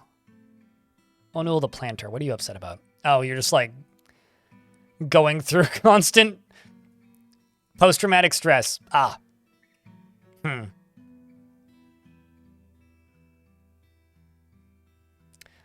So here's the thing. They absolutely nerfed lavish meals, or meals in general as a trade good, but they're still far and away by a country mile the best trade good.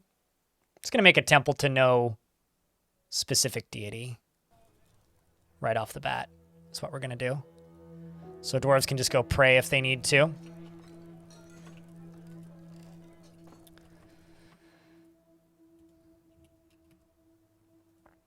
And then, because they're mining this out, now that that's mined out, I'm going to go down here, and we are going to dig this on priority 1.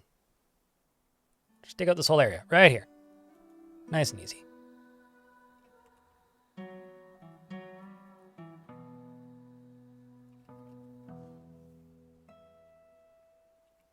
then a dwarf is just going to come up here and place a shale boulder right there. Getty got it.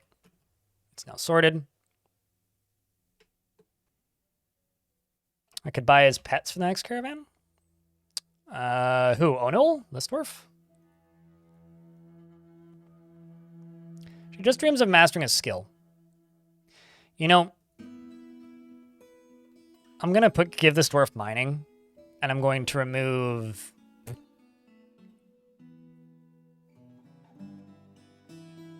just going to remove Ilmirin. Give this dwarf mining instead, because she just wants to master a skill. Feels fondness remembering talking with a friend. Well, okay, so she talked with her friend. That's good. But she also has a poor memory, which means she'll forget the bad things sooner, so I think this dwarf will be okay. But it'll give her the opportunity to learn to dig, which will be a task that she can do consistently. Satisfied at work, I think that'll help quite a bit. So basically, once this area is done... Oh, I see. I was like, is that an aquifer? No, it's not. We've just hit the bottom of this pond.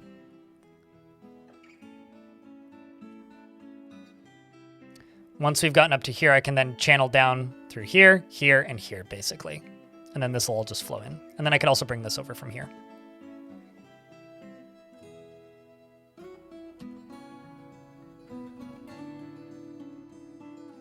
That forgetful always forgets their trauma easier? Well, it's not always. It's just they're more likely to not remember events. It also means that they won't remember layouts of places as effectively.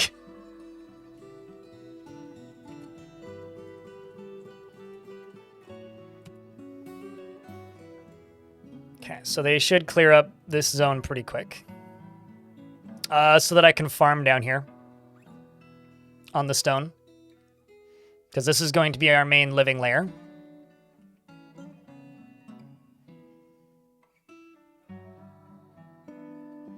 Yes, we're making mud. Otherwise, I'd be digging around in the dirt layers, which is less efficient. Here they come.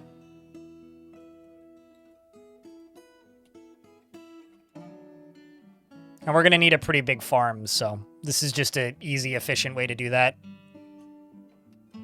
To get a good amount of water down into here. Although this is draining way slower than I thought it would. But yeah, no, this is just a nice, easy way to get a farming zone up and running. And then once this is done, I can just tell them to go put a block like right here, and it'll be fine. Maybe it's raining. There would be a rain icon up here instead of a moon. But I thought it would just drain quicker. I mean, this is about the amount that I was hoping for and expecting. But I thought it would drain quicker. Is all that there really is to it. But I can limit the size by paving it and whatnot. It's almost done. But yeah, the moon icon is replaced with a little cloud with rain beneath it when it's raining, so. Kind of looks like a little... You know what this water shape looks like right now? It looks like a knoll from Caves of Cud. That's what it looks like.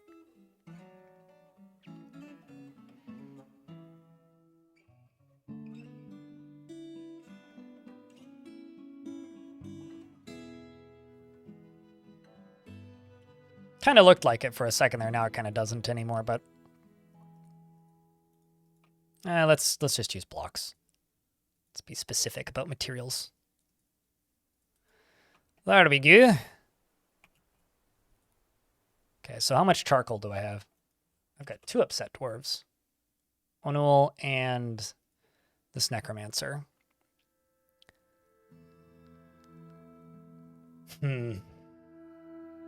I really don't want this necromancer in the fort, even though he's a legendary engraver.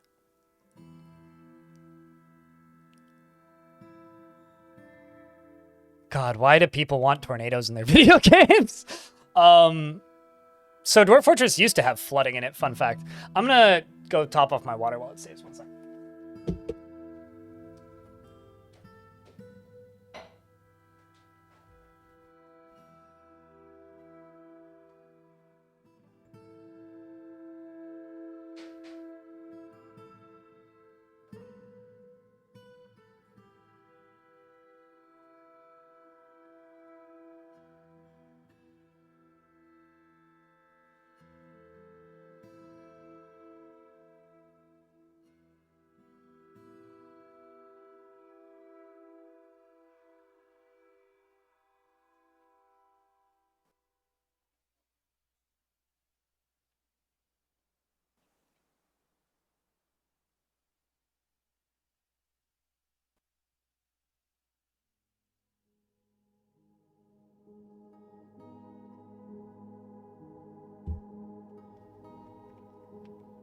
I don't know. I've played a few games over the years that have had tornadoes. SimCity is like the easy one that comes in off the top of my head. That's funny.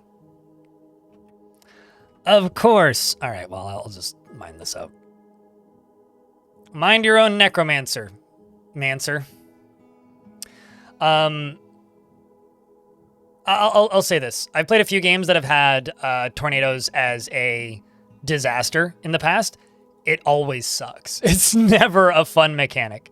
So So I'm always a wee bit confused when people are like, has Toady ever expressed interest in adding like tornadoes? It's like, why do you want like the world's most annoying mechanic to be added to this game? Flooding used to be in the game. I would like seasonal flooding for farming. Like if they do a detailed farming patch at some point, I would like that. But outside of that, I don't know. I don't really see it as something that would be interesting. All right, yeah, City Skylines has that, don't they? I don't know. I always just turned the disasters off, even after buying it. Because I bought that DLC, but literally never used it. These are really big farms, but might as well get started.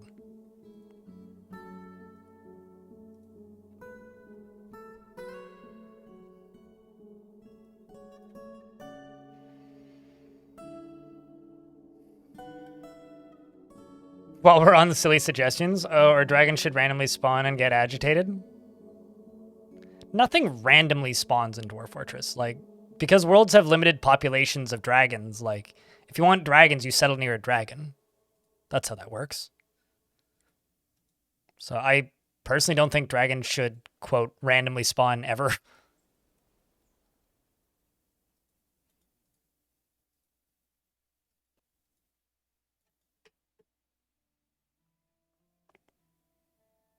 But, yeah, I don't know.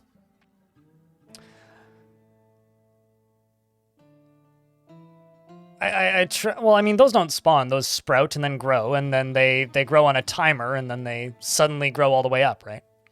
I tried digging out sewers for your dwarves. The idea is to kind of have water flow through bars into underground and then off the map, and that said, elves of all kinds and goblins and small animals and badgers would constantly get through the grates into the water flow and then just get stuck in the sewers.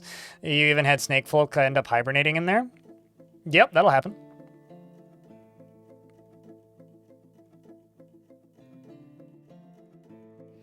In what way it's possible to change the world that you're playing? Map the world? What do you mean by change it? I mean, building a fortress is directly affecting the world, right? You're changing the world's economy. You are probably going to start wars. You're probably going to end wars. You're probably going to destroy things. You're going to get attacked by things. Named figures are going to arrive and never leave or leave. And artifacts that you create spread out into the world. So I guess I don't really know what you mean. Think about it this way. It's like you're playing a really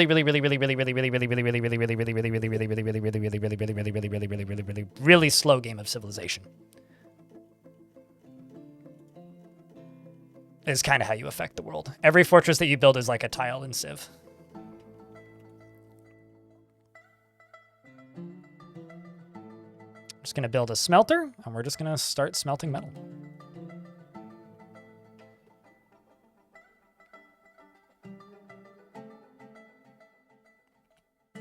And then I could just channel this out and then build a floor down here and then grow surface crops right there.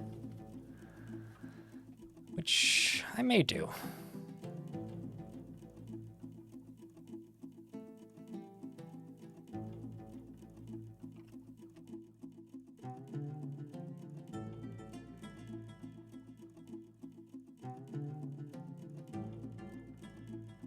Manum Lulwound the Cavernous. So what I think I'm going to do is, which dwarves do I have that are necromancers? I just have the one necromancer. I don't want this guy in the fort, but I do want the zombie. Oh, sorry, I have the two necromancers, Moldath and Itur. I'm going to make a squad out of these two dwarves with no uniform.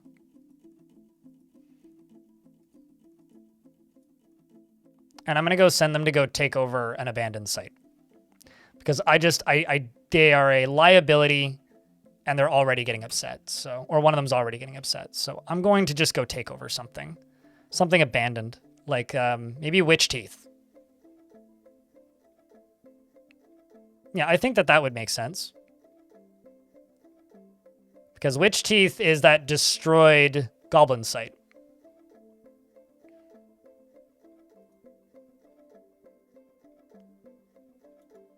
Right, is it not an option to just take over it? Oh yeah, I guess I can just explore it. Okay, fine then.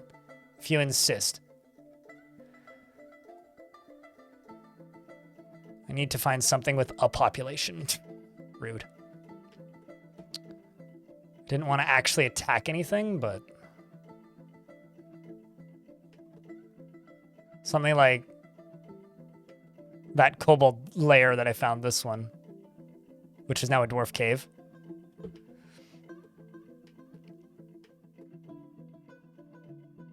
Human fort of 100. I mean, I can't... I can only explore Witch Teeth.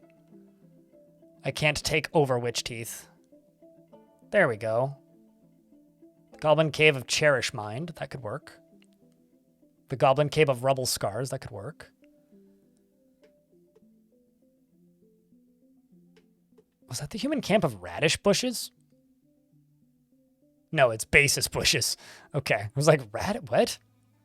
It's like, did I just read that correctly? Damn, that is a full fortress.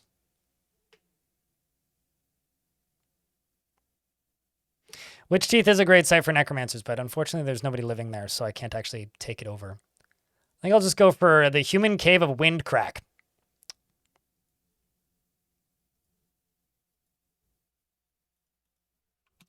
So I'm sending these two necromancers to go take it over. Which is a bit gimmicky, but I just... I need to not have a bunch of, like, potentially tantruming necromancers in my fort this early. But I do need to make this, like, stat.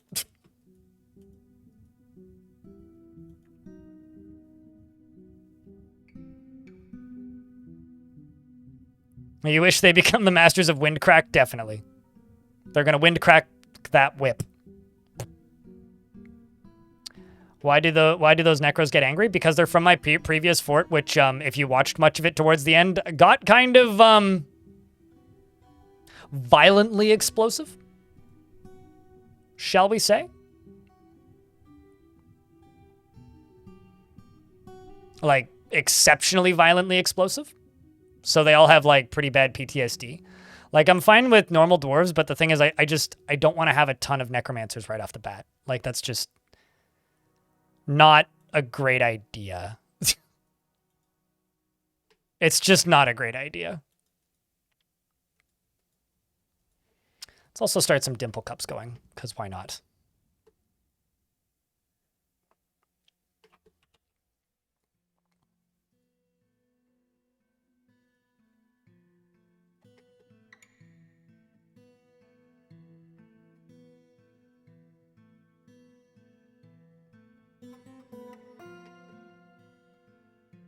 Could also just let some moss grow over here, because I think that would look quite nice.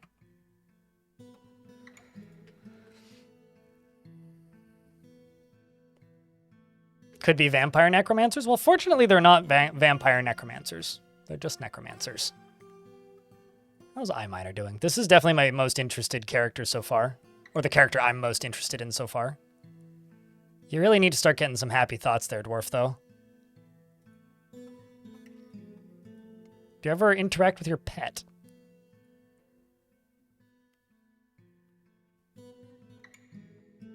At least you're satisfied upon improving crutch walking, so there's that. But you want to acquire something. Well, I could go into here and we could just be like, rock crafts. Let's just make some rock crafts. Maybe you'll get the opportunity to claim it then. They drink for fun? What, necromancer vampires? They do cause fun when they drink, that's for sure. Struck a different type of gem. Goddess Tot, thank you very much for the 21st month. Just a reminder to everybody, those who have hats next to their names, such as Goddess Tot, and Queen Thing and Emperor Iron and Getty, you guys keep this channel funded, just like you, Goat Swarm. Chat, can I get a round of beers? And YouTube chat, hit that heart button like 3 to 10 times. Appreciate you guys. Thanks for tuning in and watching the stream. Thanks to the 165 on YouTube and the 242 here on Twitch. Thanks for the big numbers.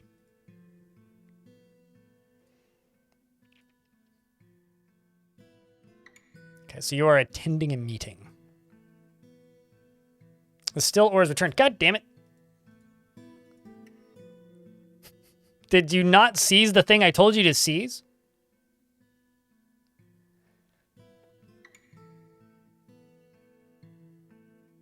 The defenders had a strong positional advantage. Well, they confronted, and kept on escaping unscathed. Well, I will send them back out then. Conquer and occupy. Go get them. Come on. You can do it. Sheesh. Could I give her an item? I don't think that fills the acquire an object need. I don't think it does. I'll tell you this. She needs a new sock. Oh, actually, no, she doesn't, because she only has one leg. I kind of want to just make a clothing industry.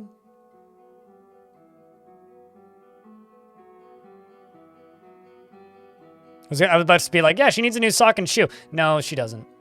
Maybe I should make her a skirt.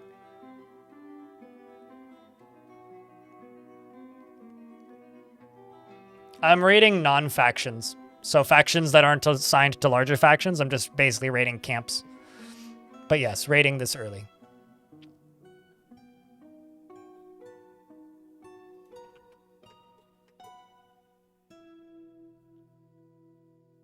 She does, in fact, need new pants, yeah. I mean, I could do that. I could just go into clothing and armor and just, like, queue up 2 pairs of pants. I could definitely do that. And also, this is gonna just start working. I'm just gonna work until we're out of charcoal and then rinse, repeat, and do it again.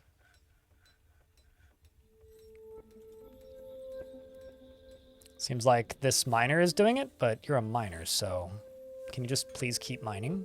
Actually, you know what? I might just go into here and say, hey, miners, only mine, please, thanks.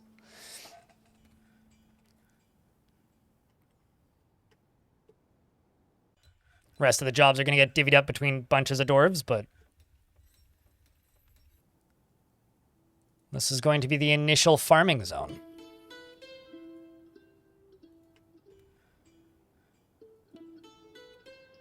It's going to take a little bit for us to get all of this done. Who's the happiest dwarf?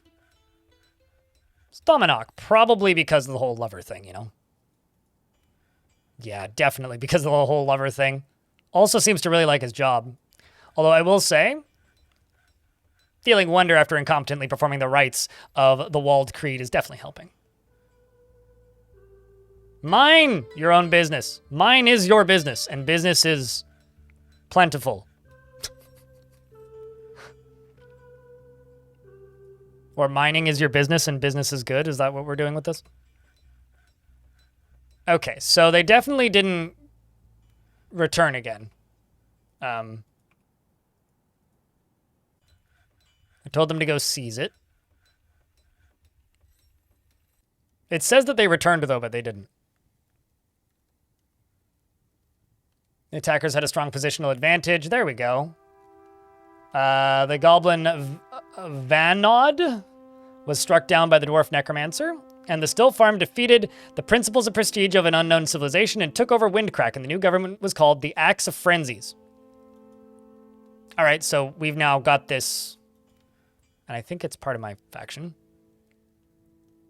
Yep, there we go. Taking over it. Thumbs up. Well done.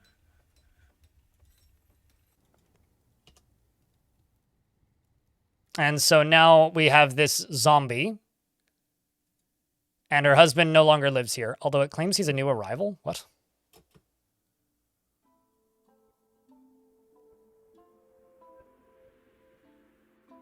I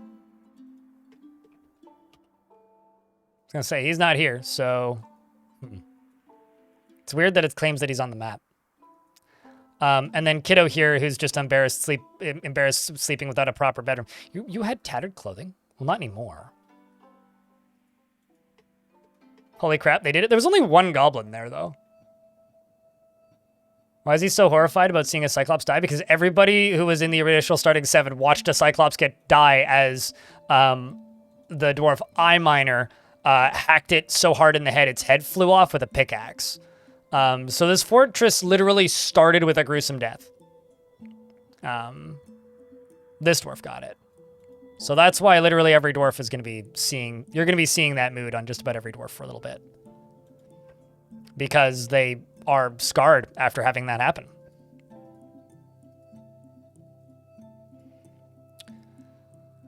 Just gonna make a seed stockpile for right now. Did I intend to embark on a lair? Yes, that was intentional.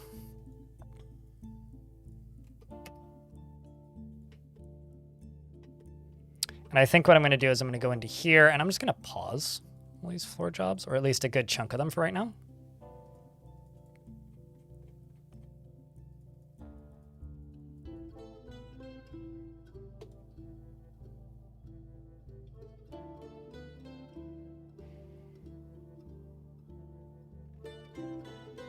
Yeah, probably something like that, Giddy. Although, no, not one bed, one chest, one statue. One bed, one coffer, one chest. Or one bed, one chest, one cabinet. If you don't put a cabinet in their bedroom, then they will just leave their clothing everywhere.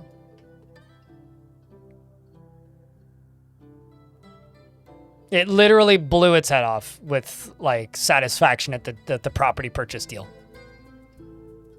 It's the most flattered Cyclops I've ever seen. And then the dwarf cycloped its head off. I mean, what?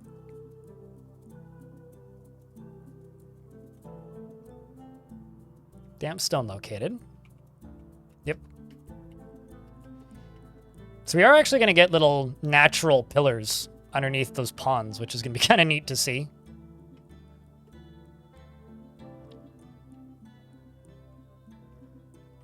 Yeah, no, I mean, your forts will always be full of clothes. Okay, so we've got 10 dwarves right now, right? So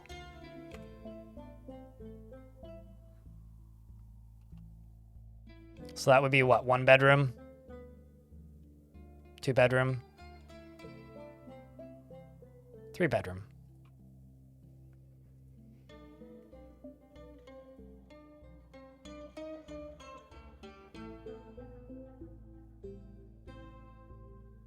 Then that would add another bedroom onto the back. And then this would add 2 more. And this would also add some more. Then what I can do is I can do this. 1, 2, 3. Okay. I accidentally embiggened you a bit much. Although I see a spot that I have to fix this.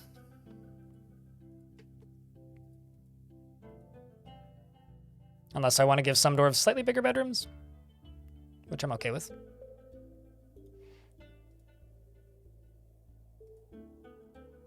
Basically, this needs to go here. You need to go there, and you need to go there.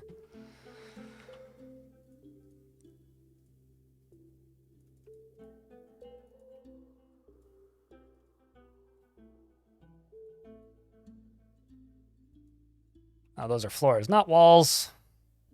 It's like, this seems wrong.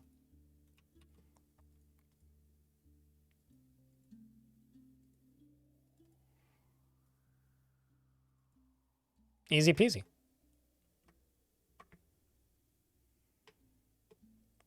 Yes, they do. Irrelevant. Because it's a higher starting value that can then be improved by the addition of engravings instead of a lower starting value that can be improved by the addition of engravings. Yes. Let's just say that this fortress doesn't exactly agree with the old laws. At least certainly not with the same amount of eagerness as the previous.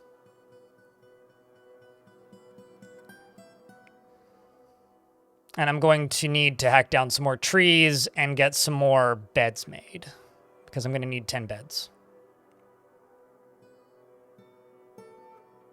Somebody link a timestamp to my most recent minecart shotgun. I mean, extreme examples of mechanics in this game. Okay, here's an extreme example of a mechanic in this game.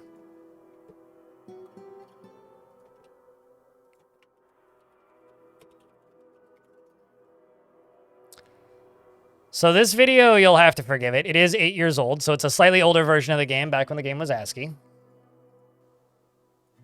Oopsies. I didn't make this. But yes, that is functioning and playable Space Invaders.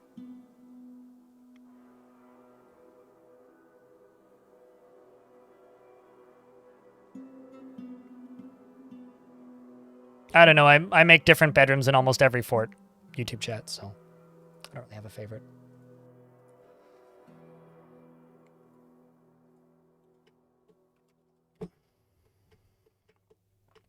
Also, you do need to realize that that is sped up by like 500%, but it is still functional Space Invaders.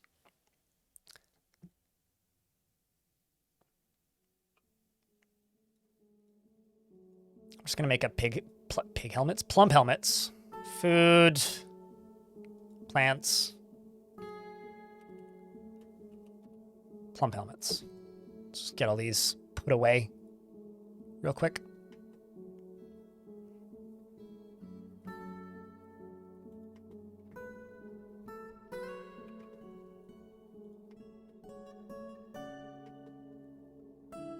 What are most of the dwarves doing at this exact moment? A bunch of them digging, some of them sleeping.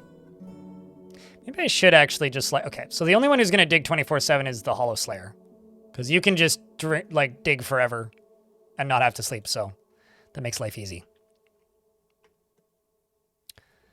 Whereas we're just going to have to sit here for a bit.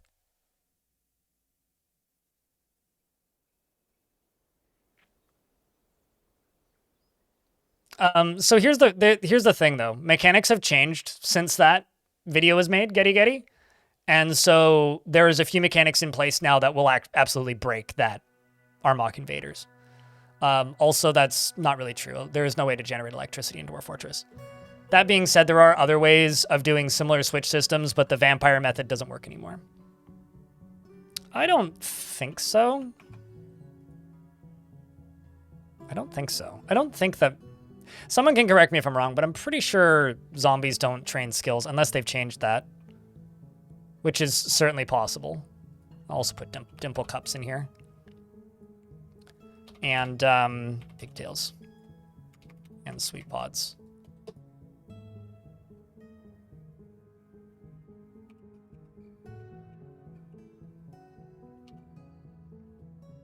Yeah, this is going to be a slow process. What are you doing down here, elephant? You're supposed to be upstairs. Stay upstairs. Yeah, I don't think that zombies improve skills, just period.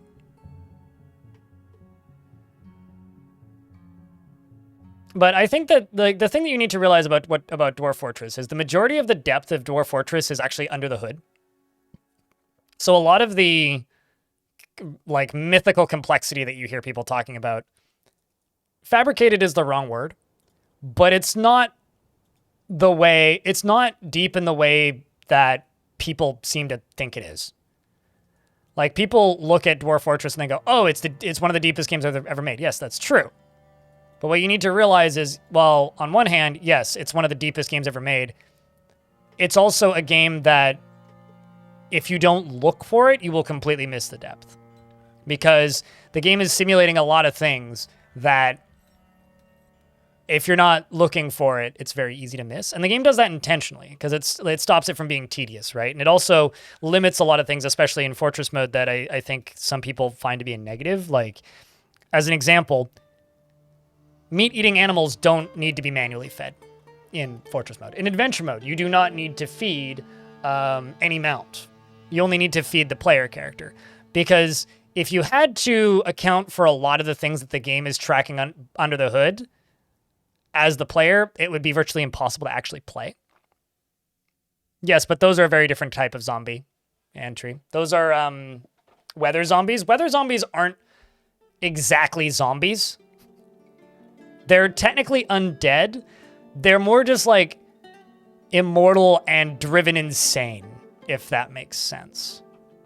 So they're not the same as like a intelligent undead, which is what this is. It's a very different kind of zombie. But you are correct. The smoke zombies did train skills, but like I said, it's a very, very different kind of zombie.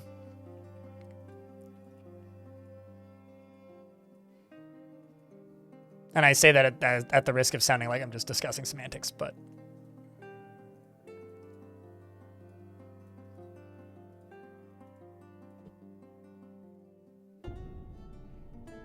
The depth is meant to tell stories of centuries or something like that. So that you, like, I think a lot of people go into games like this with the modern context of the existence of games like Minecraft or RimWorld or any myriad of bajillions of games that claim to be inspired by Dwarf Fortress. But the thing is, the only thing that a lot of these games take from Dwarf Fortress is you build things and there are people in it. Sometimes it's a colony builder, sometimes it's a first-person like survival game. But they all miss the thing that Dwarf Fortress does that's unique to Dwarf Fortress, which is its world generation and the way the world generation works and the way that characters can develop and persist. The only game that I can think of that does something sort of similar to this would be the Nemesis system in Shadow of Mordor. But even that is like a less interesting version of what Dwarf Fortress is capable of. The difference is Dwarf Fortress requires a lot of, what's the word? Dwarf Fortress requires a lot of imagination.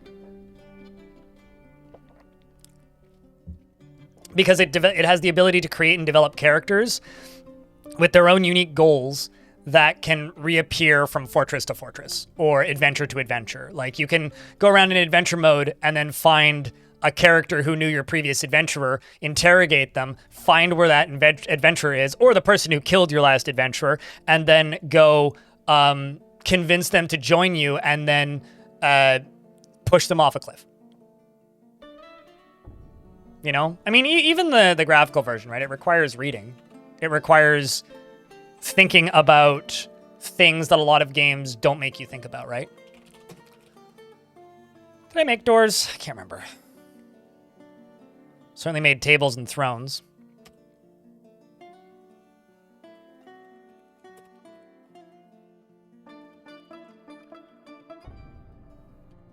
Let's make 25 beds and 25 doors. And I'm just going to pop up onto the surface. And I'm going to mine out these trees. Mine out, chop down those trees.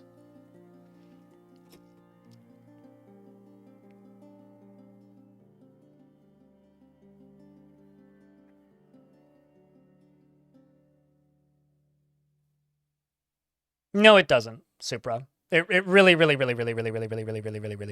doesn't. Like, not even close to the same level of depth that Dwarf Fortress does.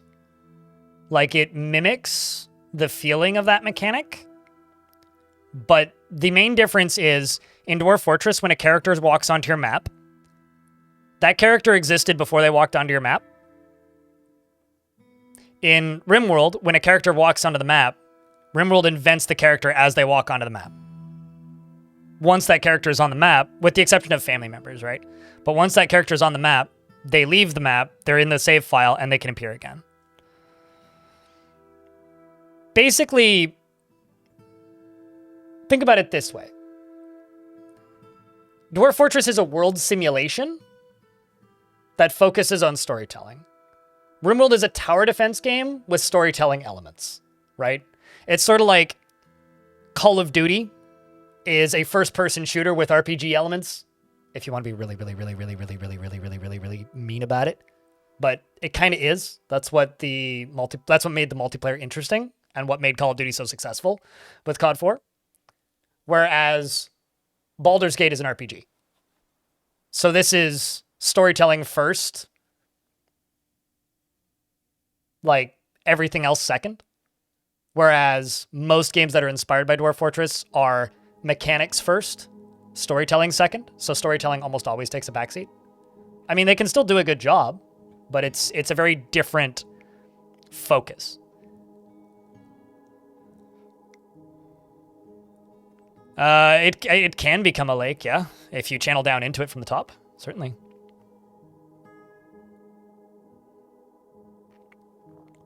You just discovered my channel while looking for information about adventure mode for DF. Quick question, is there a way to turn off the constant NPC banter conversations in adventure mode? No, not that I'm aware of. I think there used to be a way to hide it, but I don't know how to do it in this version, if it's even possible.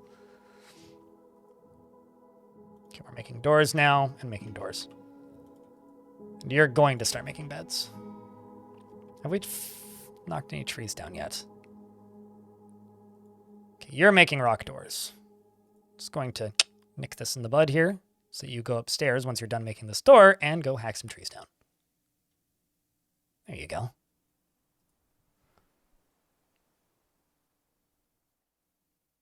And there are wild cave dragons? Ooh. I can't remember the last time I saw wild cave dragons. I've seen dead wild cave dragons, but I usually just, like, you know, steal them. What kind of animals do we have on the map? Just wild yaks? Okay. That explains why there's yaks running by.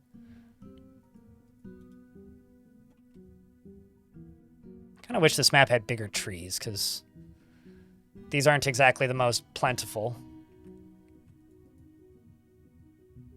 I'm going to have to probably go for lava pretty quick.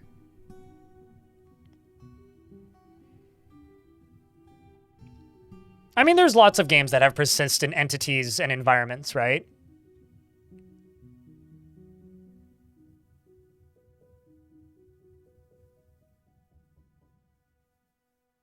RimWorld is on step one. Oh, on step one. I thought you meant like in step. I was like, well, I mean, it tries. But even the developer of RimWorld has stated he kind of failed to make RimWorld into what he wanted it to be, because the community adopted it as a strategy game, not as a story generation game.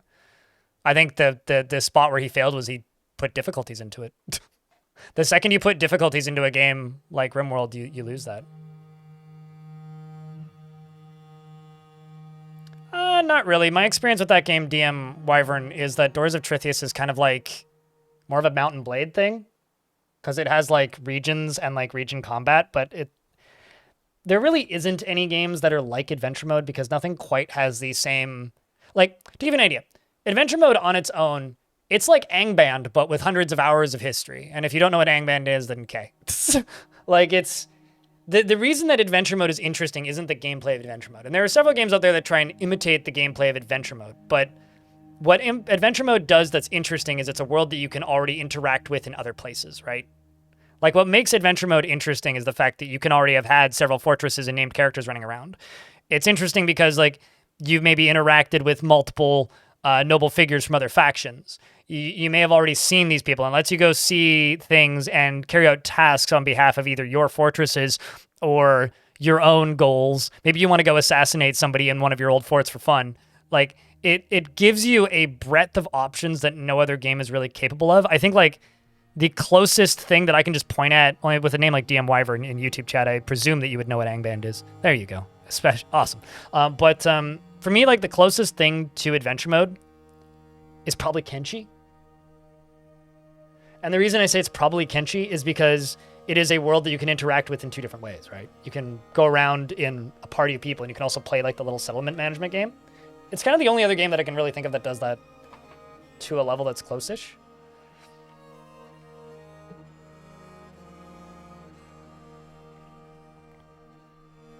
Still take actions even if the player character isn't present. I mean, like, other games do that too, though. Like, quick chat, think of games that the entities in the world take actions regardless of if the player is present.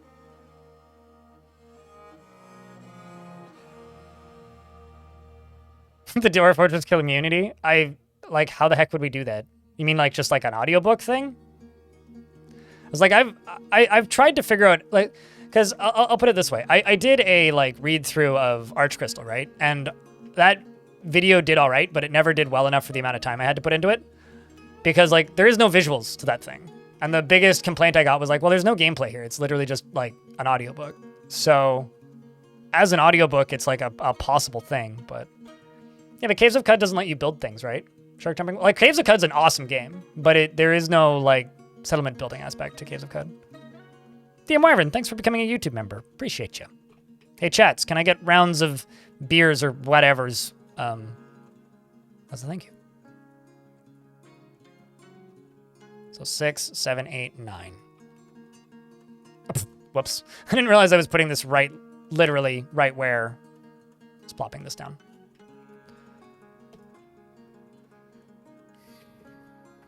Let's also just plop a couple more of these in. Holy shit, Farsco, thank you much. Thank you so much for that 10-pack of gift subs. I think you just single-handedly doubled today's revenue. So thank you very much for that. Greatly appreciate it. If not more. That's 1 bedroom. That's 2 bedroom.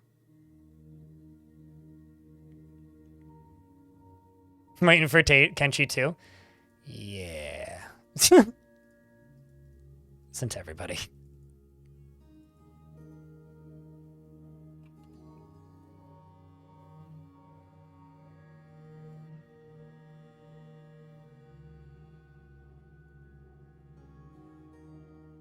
This is probably going to be how I'm going to do my bedrooms, just like this, and just slowly build out, like, not grids, but, like, overlapping, like, kind of patterns of these.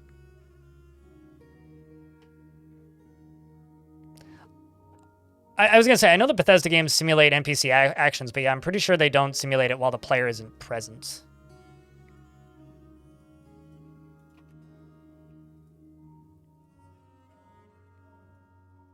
Because in Dwarf Fortress, when you're playing in Fortress mode, every single time the game saves, it moves the world. Certain entities will stay in one place. Like, entities left by the player will stay there. So if you, like, made a fortress that, or made an adventurer and parked them in one of your fortresses, they'll stay. They won't move. But everything else can, with the capability of moving, can move. Like, Dwarf Fortress does warp 7 dwarves into existence when you start a new fort, but the game also has populations, which are unnamed, so, like, unremarkable historical figures who don't have names or histories. And while the game counts them as things that exist in the simulation, it doesn't count them as, like, named entities, so they don't have names or histories when they show up, but they already existed. Doing air quotes here. Jasper, what kind of dwarf would you like? Any fem dwarf. Yeah, you can pick. There's not that many, so. I mean, we got Id, we got... no, that one's... Onul or Cybrek.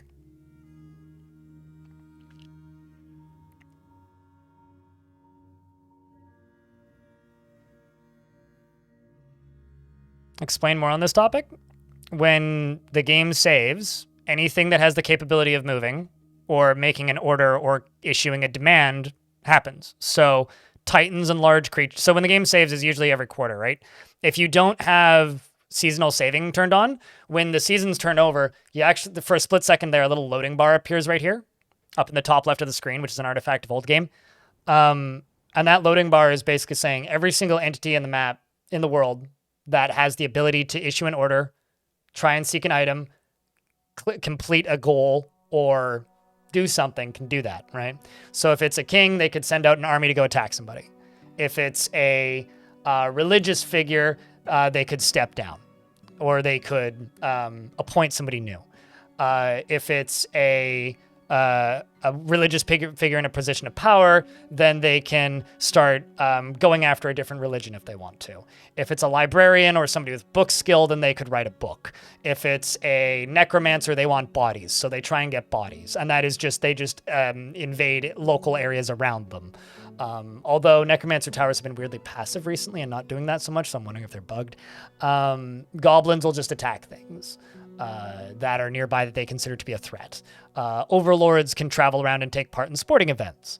Named entities can die if they're too old.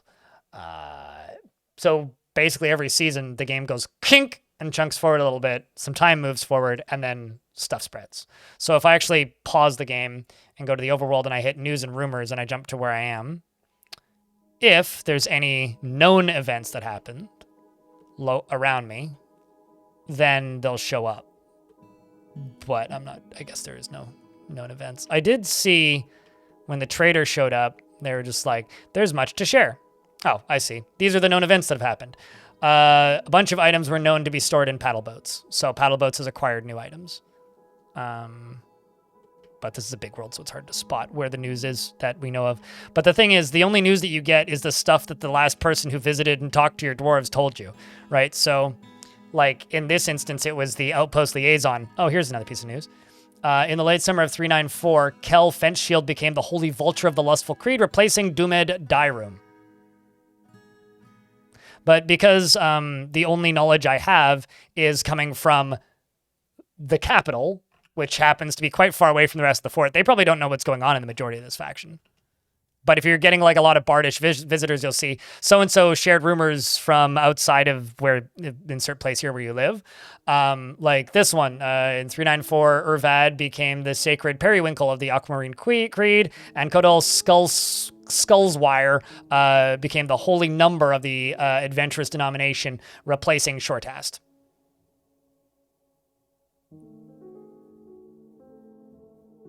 Where a Dark Lord in the game establishes a tower in the world instead of conquering, they spend all their time wrestling. What I really like about evil overlords in Dwarf Fortress is they usually just become Dragon Ball characters. Like, if you actually look at demonic overlords' history, it's usually just like spends 2 years murdering his own goblins,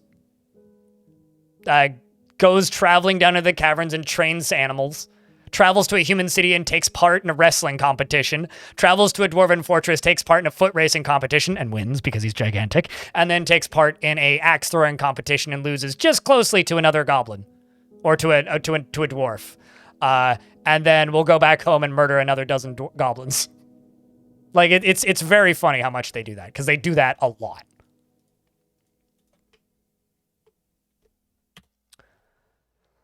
I want to follow iMiner. See how you're doing here, Dwarf. I should probably get everything else hauled down. Once we get these bedrooms built, I'm going to build a storage hall, and then we're going to move everything inside. You've got the time and no boss, and murder is legal. Did I forget about naming? I did, because I didn't see what dwarf you asked for. Did you have a particular one that you wanted? Sorry, I got fun stuff always happens. Okay, you want the child. Got it. Sorry, I was just like reading the chit chat. I would have noticed it in probably a second, but thanks for yelling at me. Jasper Crow, you are 3, and I expelled your dad, but it's okay. Because even, okay, I wonder, are you retrieve? Fix retrieve units.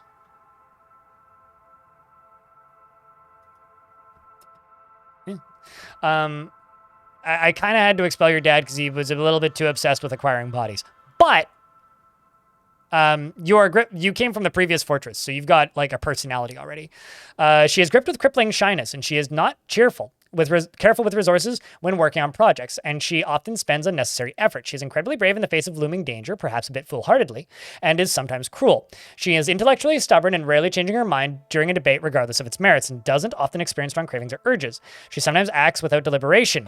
She is quick to form negative views about things, and she tends to avoid crowds. She does not often feel lustful, and she has a greedy streak, and she is somewhat quarrelsome, though she is conflicted by this for more than one reason. She is not particularly curious about the world and tends to be passive in discussion. She tries to keep her things orderly, and she is quick to anger. She is somewhat uncomfortable around those that appear unusual or live differently from herself, and stiffens when she's surprised, and blows her breath out when she's annoyed, and needs alcohol to get through the working day, and does not mind being outdoors at least for a time. Dreams of creating a great work of art, and personally greatly respects those that observe decorum and maintain their dignity, and does not respect the law and values a harmonious existence.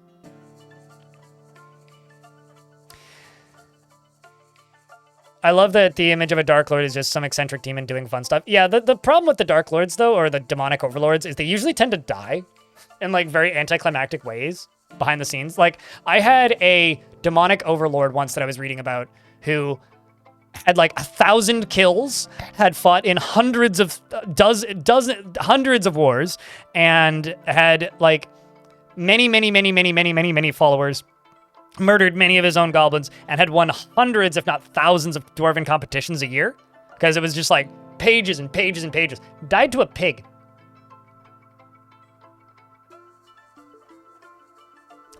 I don't know how. Died to a pig. Must have been a big pig. Cyberek likes talc, billin, and purple spinel, giant snapping turtle shell, and rami paper, pigs and ostriches for their long necks, and the words of the intricate lark and the sight of the intricacy of glittering, and when possible prefers to consume long-lined beer and absolutely hates mussels.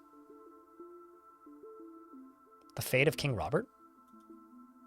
Maybe it was a poisoned pig and he ate it.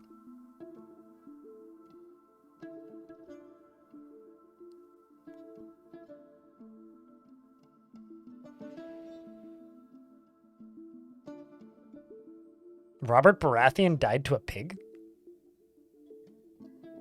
What?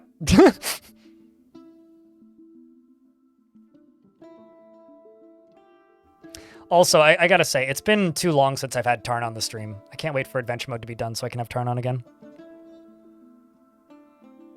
I'm looking at the YouTube chat real quick. Skimming C. I know they added a button to load the other half of our mob farm back into the... Oh, they're talking about Minecraft.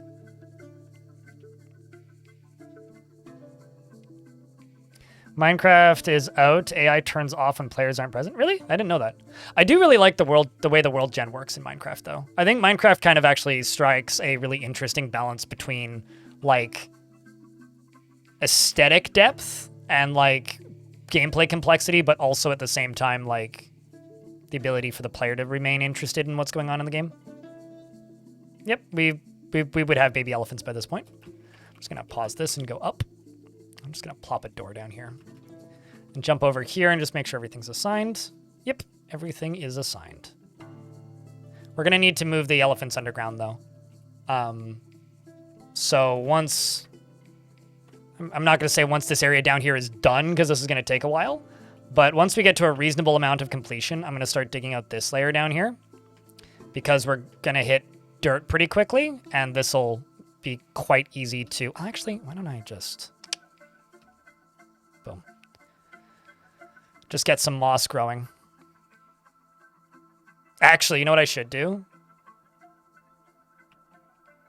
I should just dig out an area like yay big and just cave it in. Just down into here. Because then I can just grow trees underground. Trash Mac, thanks for the raid. What's up? Thanks for the raid message. I hope your stream was good. Herb emoji. Or I hope the stream was good. Herb emoji. And Lady Paul Pinta. Hello. Hey, Trash Mac. How was stream? We just started a new fort. And I'm talking a lot about mechanics. If you guys want more Dwarf Fort stream, Trash Mac got you covered. Also creates good Dwarf Fort content.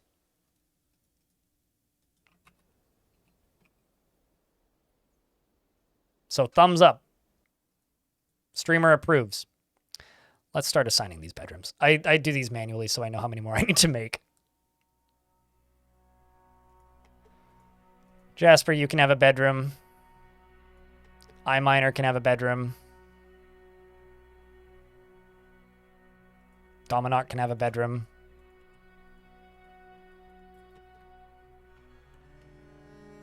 I'm not gonna lie, every time I unpause the game, I currently have to stop myself from just instinctively writing the word cog. Like, truly. Like, I have to stop myself from doing it.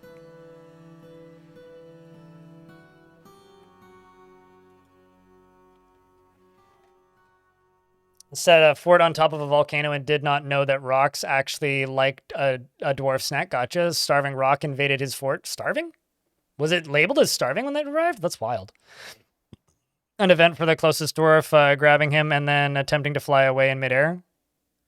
The dwarf broke out of the grip and proceeded to wrestle the rock, binding its wings with its arms. Got it. Mm-hmm. The rock proceeded to plunge down and broke the floor and flew into the volcano.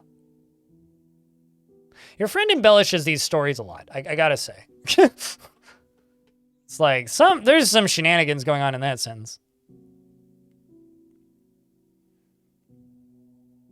Definitely no dwarves falling off waterfalls. Well, they're good. That's good. It would be very unfortunate to hear about dwarves falling off waterfalls.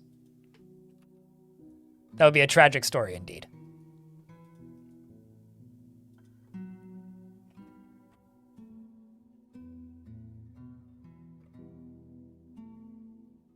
Does it get fat? Forgotten beasts can't eat dwarves. The mechanic doesn't exist in Fortress mode. Creatures do not consume other creatures. Unless it's a giant tick, then they can just drain them of blood, which, you know.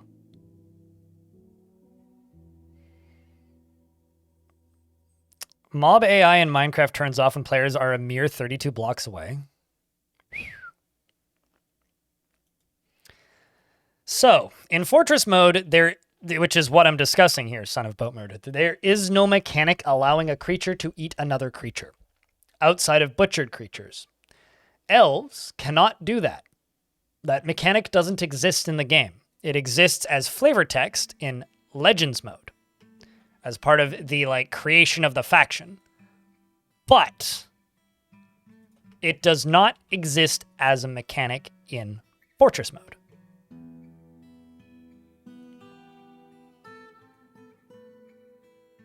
I mean, vampires can, like, you know, suck blood out of things, but that's not really eating a creature. That is simply removing the blood from a creature. And I could do that with a sword.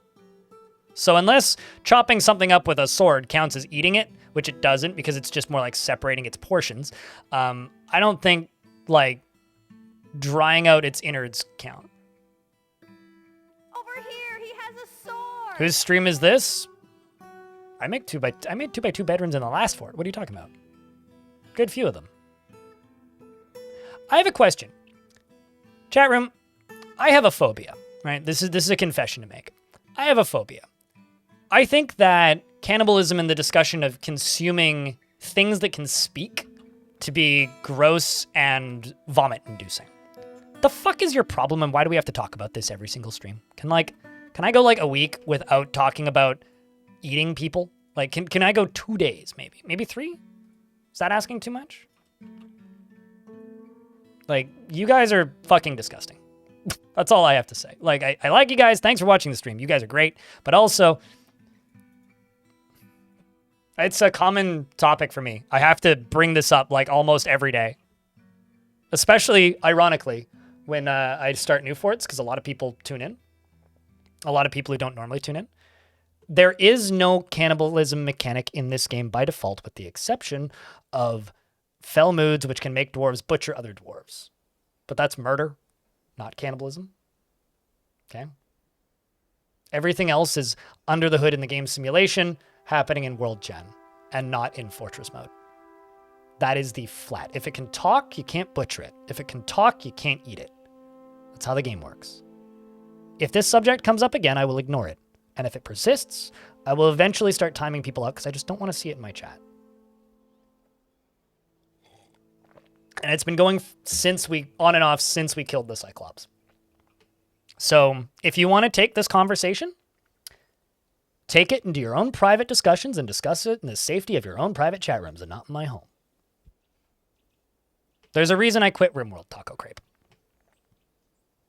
Like, a genuine reason. Like, this is top 2 reasons why I quit RimWorld after playing thousands of hours of it. Okay.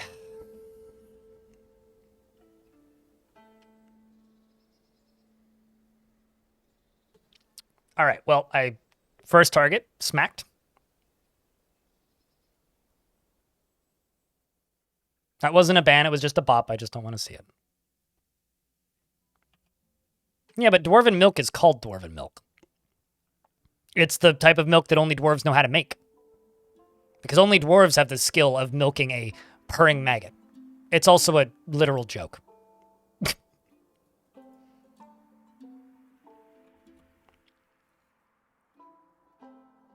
I personally was more concerned the first time I saw bee venom. Like, how many fucking bees did you kill to fill a barrel with venom?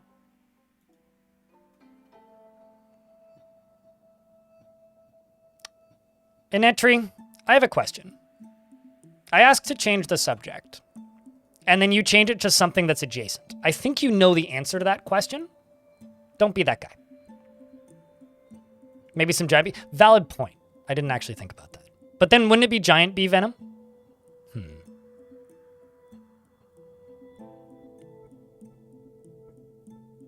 You know, I also haven't seen a purring maggot in this version. I've seen them in older versions, but you know, it's like the same people that think that, well, I guess you wouldn't get this as much recently. Like, people used to always think that drakes were dragons. Because, like, you'd start a fort for the first time and you'd see drake and you'd be like, oh my god, I can start with a dragon. It's like, no, that's just a male duck, guys. Thanks, Rev.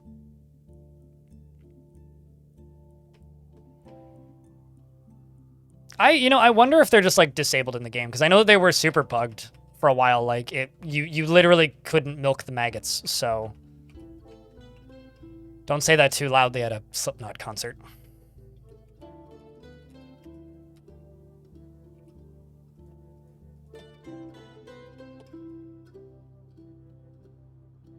Curious if this is gonna grow.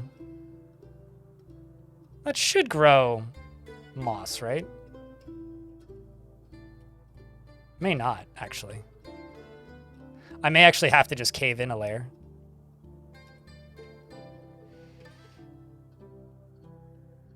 Can confirm, Slipknot does in fact put on a good show. You can't milk tame purring maggots for some reason? Okay.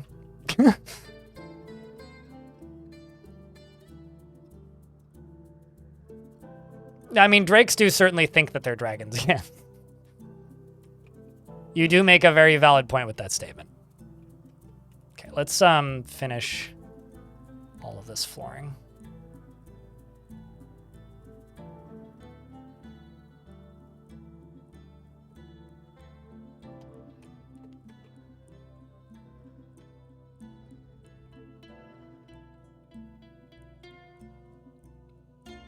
Normal cheese is valuable enough? Yep.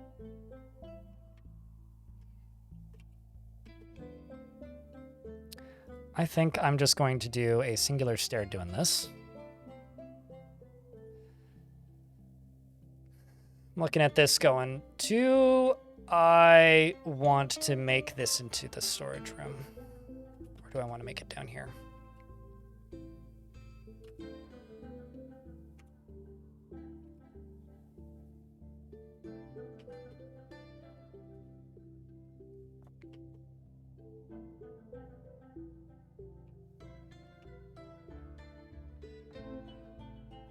I don't know.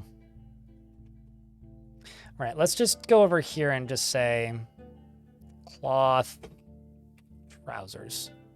Make 10 of those. And hopefully iMiner can get a new pair of pants. Spring has arrived. Yeah, we're not going to get a lot of migrants the first year because we started in the middle of the summer.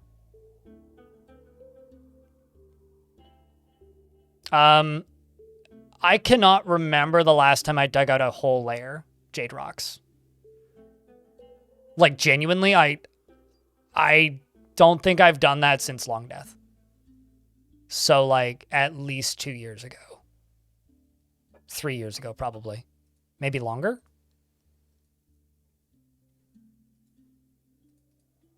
You were surprised to see it? Yeah. I mean, this is not normal gameplay for me. This is a unique fortress, is what I would say. And also, it's a single-player sandbox game. There's no such thing as playing it wrong. You could play it in ways that other people could argue is boring, but I don't think it's possible to play a sandbox game wrong.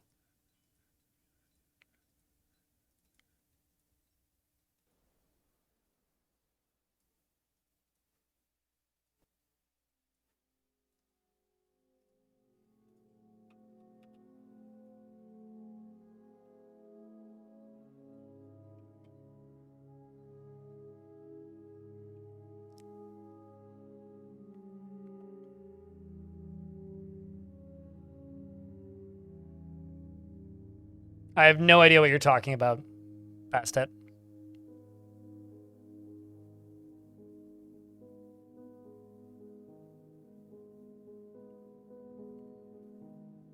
Getty, do you have any information about this game from the last 15 years, or do you just use old strats that are, like, significantly less useful and more akin to torture than strats? Like, what's wrong with you?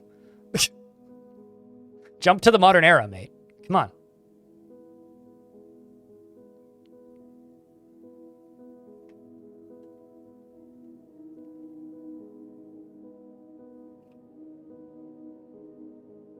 You'll hit your frames pretty hard. Putnam discovered the primary source of lag death in dwarves seeing other dwarves. Yeah, but they can also only see 30 tiles. I mean, that's why I'm going to be building a lot of very thin hallways in this fort, as an example, based on what was just stated. And also why they're going to alternate, like, the angle that they're at so that dwarves won't be able to see in a straight line down the entire hallway. So, like, if the next, like, series of bedrooms I make is a little square here, then it'll block off the line of sight down this hallway, and then this blocks off the line of sight down what's going to be a row of hallways along that way. I have a command that's goal, which will give you the goal for the particular fort that I'm doing. Although it doesn't usually get updated until the Embark is about to start, but we've obviously started, so. Yes, this one has pigtails in summer. Start doing sweet pods if we wanted.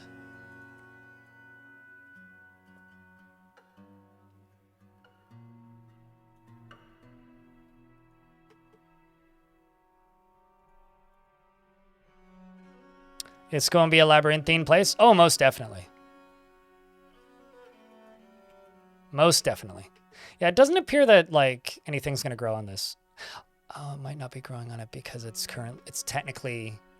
Okay, hold on. Maybe I need to just dig further this way.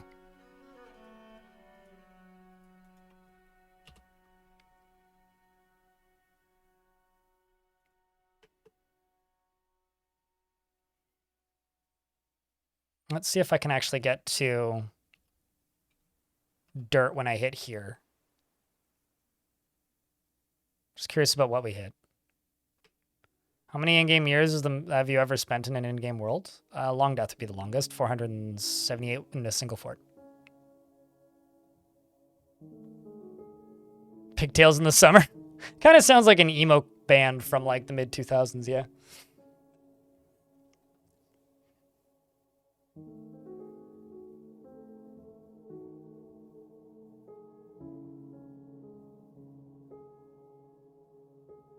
How do you find soil underground? It might not even be on your map. You may have settled somewhere without soil. Awanas.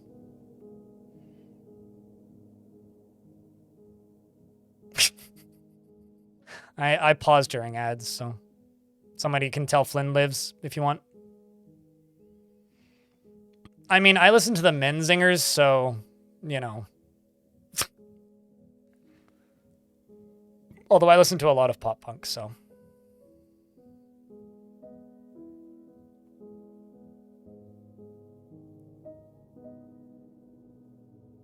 Yeah, I pause on ads and then just talk to subs. That's what it is. I don't like the ad breaks. If I could completely disable all ads, I would, but I have two options. Either have ads scheduled or have pre-rolled ads, and I'd rather have scheduled ads because at least I know when they're playing.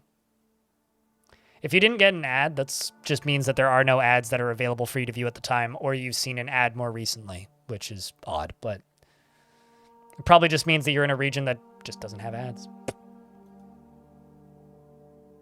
There we go. I found the area that I needed to get to. I like how these are both technically sandy clay cavern floors, but nothing will grow. I have to get to this one for stuff to grow.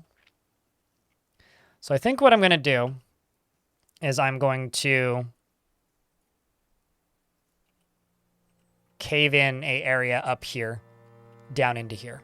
That's probably what I'm going to do. And then that'll get sun down into the caves down here so I can grow trees as well as surface crops underground.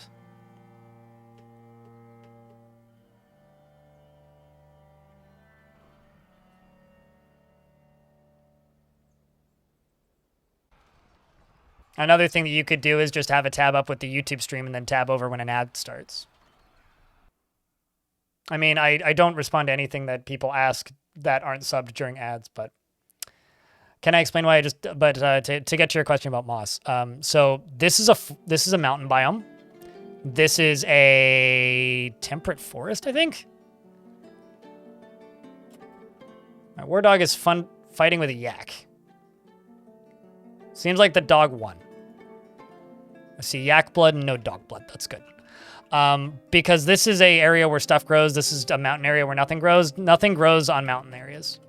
Like, you can't farm in a mountain zone. So I had to get outside of the mountain zone for stuff to start growing. Even though they're both technically dirt. Yeah. Cultivate the dark rhubarb? Dark rhubarb? What's dark rhubarb?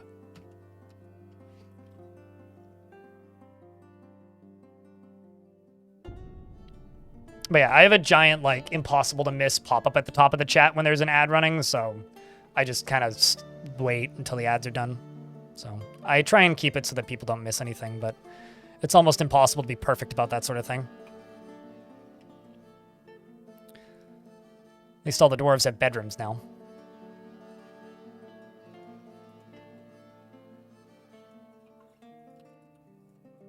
Let's make a singular cabinet and a coffer, because I think I'm short one of each. Yeah, it looks like it. Just short one.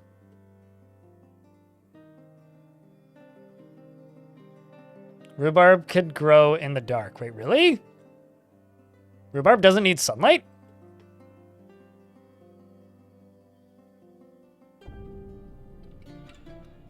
I mean, so true story, growing up, I slept next to a rhubarb plant, and yeah, I could hear it. Could, in fact, hear it. But that's interesting. I feel like they would need some sunlight, but... Forced rhubarb, it's weird. Huh. How is that not, like, a part of our diet, like, daily, then? I feel like this is an undercultivated crop. It's cool yet horrifying? I find Venus flytraps be more horrifying, but apparently my mom almost bought me a Venus flytrap because I got lots of houseplants. And she's just like, yeah, no, we thought about, like we saw this place that was selling Venus flytraps while we were on a trip. I'm like, then I'd have to, like, go to the pet store and buy insects to feed my plants. Like, I don't know how I feel about this.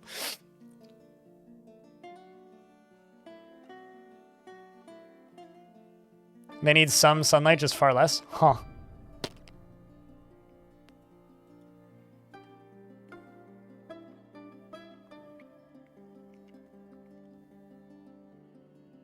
Eat your fruit flies? I get fruit flies like 3 months of the year, if that. So, an English tradition in some rhubarb forcer. What a sentence, man. Rhubarb forcer. Rhubarb forcers are bell-shaped pots with lidded open. I want the job, rhubarb enforcer. Just saying. Used to cover rhubarb to limit photosynthesis, they encourage the plant to grow early in the season and also to produce branched, bleached stems. Huh.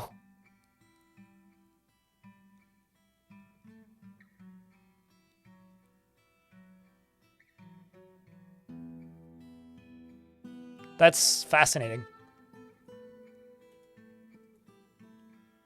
Look at this wiki page that Stone posted. Shit's wild. Do you know the secrets of life and death? I gotta be careful with you.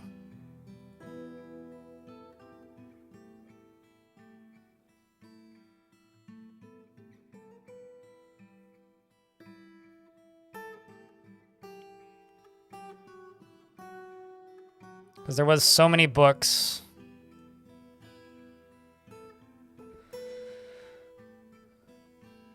Looking for the Wizard's Guide to Mortality is the thing that I'm looking for here.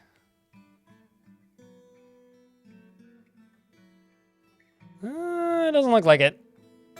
Okay.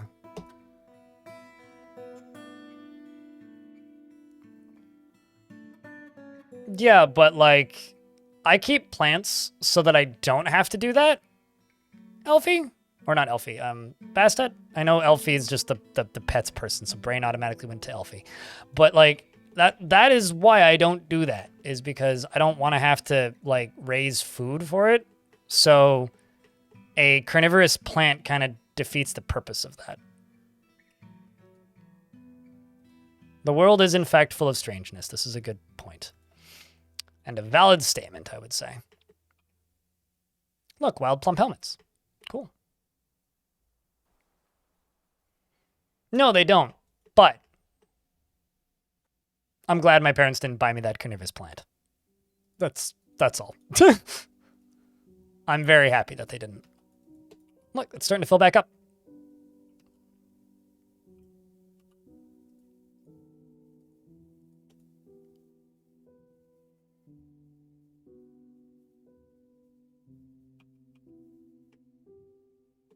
Okay, I'm gonna get you, or one of these, probably a closer one. Making blocks. We'll do those on repeat for a bit. And I think just for right now, I'm gonna go up here and make a stockpile. And this can just be in everything except for wood and stone. Stockpile. And maybe no food. And then I will put food down into here on something in a couple minutes. Maybe actually put a food stockpile interspersed in here.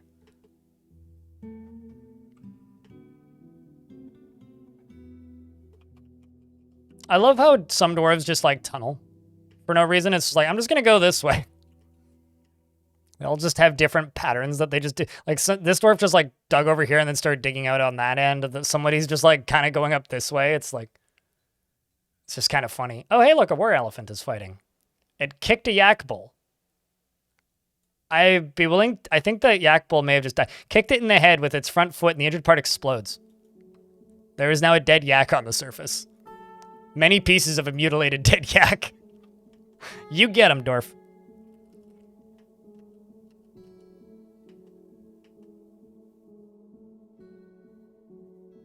You love the designs of funky tunnel. You like the funky tunnel designs? There was a screenshot that made me laugh way more than I should have because I'm an adult, I swear. And it was,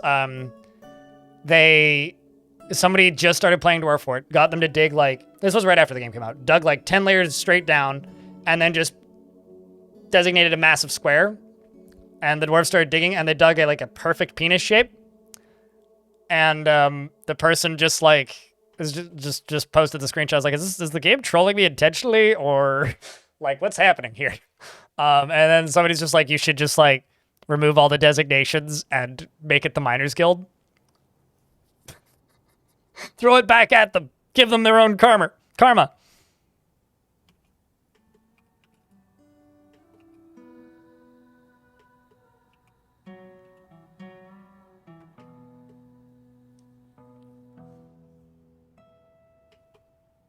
I like rhubarb, but I don't do the type of baking to use rhubarb very much. So even though I have a pretty large rhubarb plant in my garden, I don't end up using it much. Like, chat, has anything particularly noteworthy happened in your fortresses recently? For those of you who played this game. And also, what kind of... I like how I embarked with so many different foodstuffs, yet somehow we're just, like, making wine. What? Come on. I think I'm going to make this, and this is going to be a little office once I have some more blocks. What I think it's going to be is just like manager, broker, combo office. Rhubarb jam. I have a recipe for rhubarb chutney that I've always wanted to try, but just kind of never get around to it. Like every year I'm like, oh, I should make that. And then like my rhubarb plant dies because the year's over and I'm like, eh. Make a lot of rhubarb pie. So you know Pillsbury Doughboy, like those little pre-rolled like croissant makers? Just roll up some like stew or either fried or stewed or like baked rhubarb into one of those. It's pretty good. You like rhubarb muffins? Can't say I've ever had that. I had rhubarb pancakes.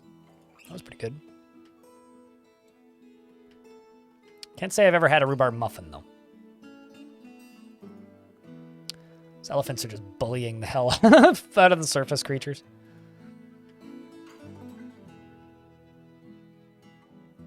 Rhubarb certainly can be delicious, yeah. Won't deny that.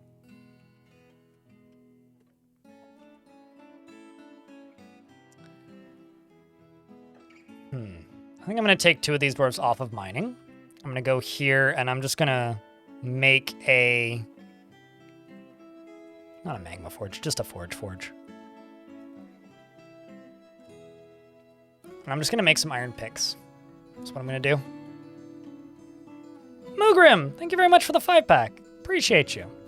Thanks for helping hold this stream up on your shoulders today.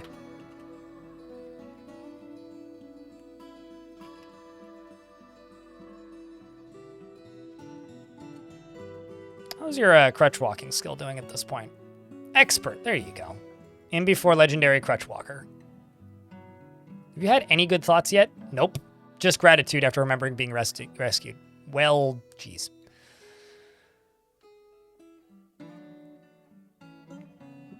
But you won't be in debt. At the moment, who I'm gave building you? a zoo for my fortress, packed with all kinds Yeah, I of also don't. creatures It doesn't and say who gave it to you.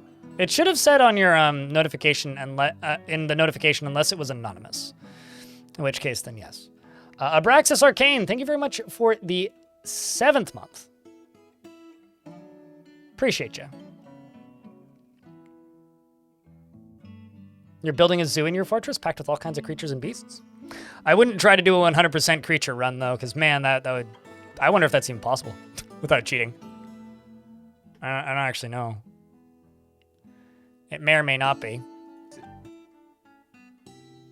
That moment when you click on a random square to tab out of the game and you accidentally open somebody's stream for a second. Awkward.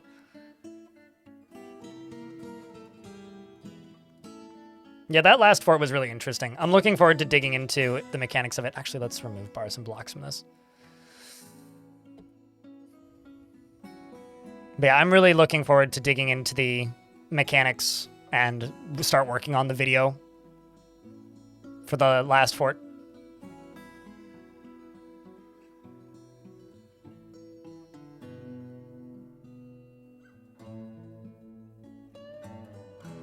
Best of luck, Jory and Tell.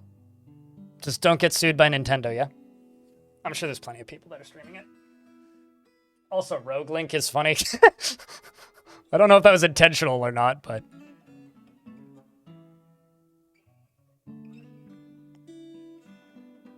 And had a baron before a mayor. I find that hard to believe. Because you have to click a button to accept it. So what must have happened is something must have died. And then somebody must have inherited the role. Because you have to click a button to accept it. And you don't get access to that button until after you have at the very least, a mayor.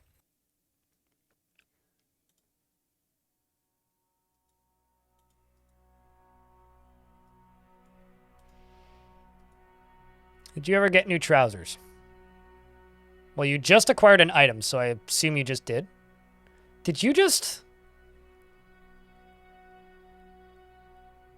acquire a figurine?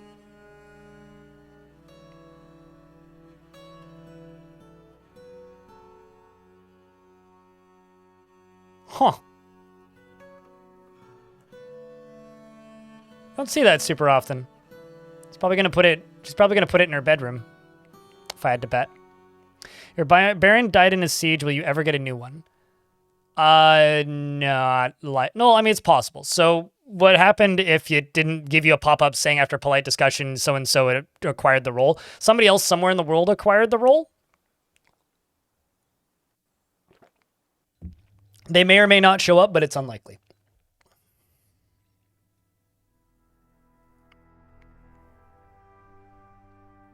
Is holding 20 plus gems? Are they all large gems? Because I don't think they can claim small ones. I can't remember the last time I saw a dwarf claim a figurine, though. At least witnessed it. Sure they have. I just haven't seen it. It's always neat to see. Things you don't normally see. Okay, let's go here and just say... Oops, nope, not that. Iron pickaxe. Except, let's just make 4.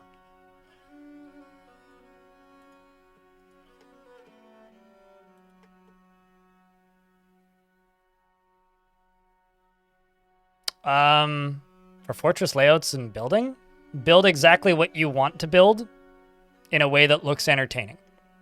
I don't really tutorialize creativity because I'll be completely honest with you, I don't know how to tutorialize creativity. There's a lot of things that people have requested a lot over the years for tutorials that I will never do. One of the most requested ones I've had over the years is like, can you make a tutorial on how to make an arena? No, because to make an arena, all you have to do is make a thing that looks like an arena and put bad guys in it and then let them out and they will fight each other. Or put your soldiers in it with the bad guys and then let the bad guys out. Which can be done by simply attaching a lever to a cage, which is not a complicated thing to do. So it's a game about creativity. So I can't teach you how to be creative. Only you can. But I would recommend trying to make things that you like looking at, because you have to look at it. At one point, you had a lot of noble visitors standing out in the world and eventually left after years of raids. They died, and the dwarves in your fort kept inheriting things and becoming annoying nobles with constant mandates and room requirements. Here's the thing. If you've gotten to the point where you're getting noble mandates like that, you probably have the capability to satisfy them. They're not hard to satisfy. Like, most barons just need like a 3x3 room that's fully engraved. Like, they don't have unreasonably ridiculous requests or demands, really. So I will never fully understand why people think nobles are annoying. Like, they are literally your therapists. They are the dwarves that have the ability to stabilize the mood of all dwarves in your fort. They are one of the most important dwarves that you can have. They are the promise of longevity in long term for your fortress, and they are the things that keep your dwarves alive and functional. You struggle to get a gold bed. Those can be completely ignored with no negative side effects. Zero U. Thank you very much for the Prime subscription. Chat, can I get a round of beers for that brand new sub? Thank you. Peanut butter on toast sounds tasty. No, it's been pretty chill. I mean, this fort started off spicy, but I think it's going to be calm for a little bit. Unless I open up the caverns, which I just haven't done yet. Because I'll do that when I have about 20, 30 dwarves. I'll open up the caverns and we'll try and seal off the first layer. Because I would like to just completely take over the first layer if possible.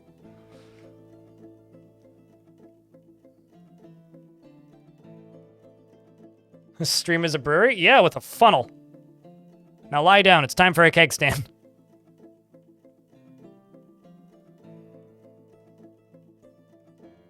Well, I mean, here's the thing, though. If you don't drink booze, it's fine. Just pretend it's apple juice.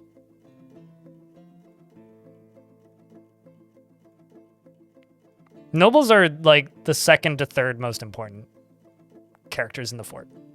And some of the most useful.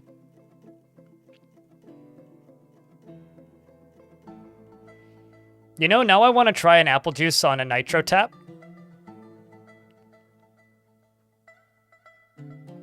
I feel like that might be neat.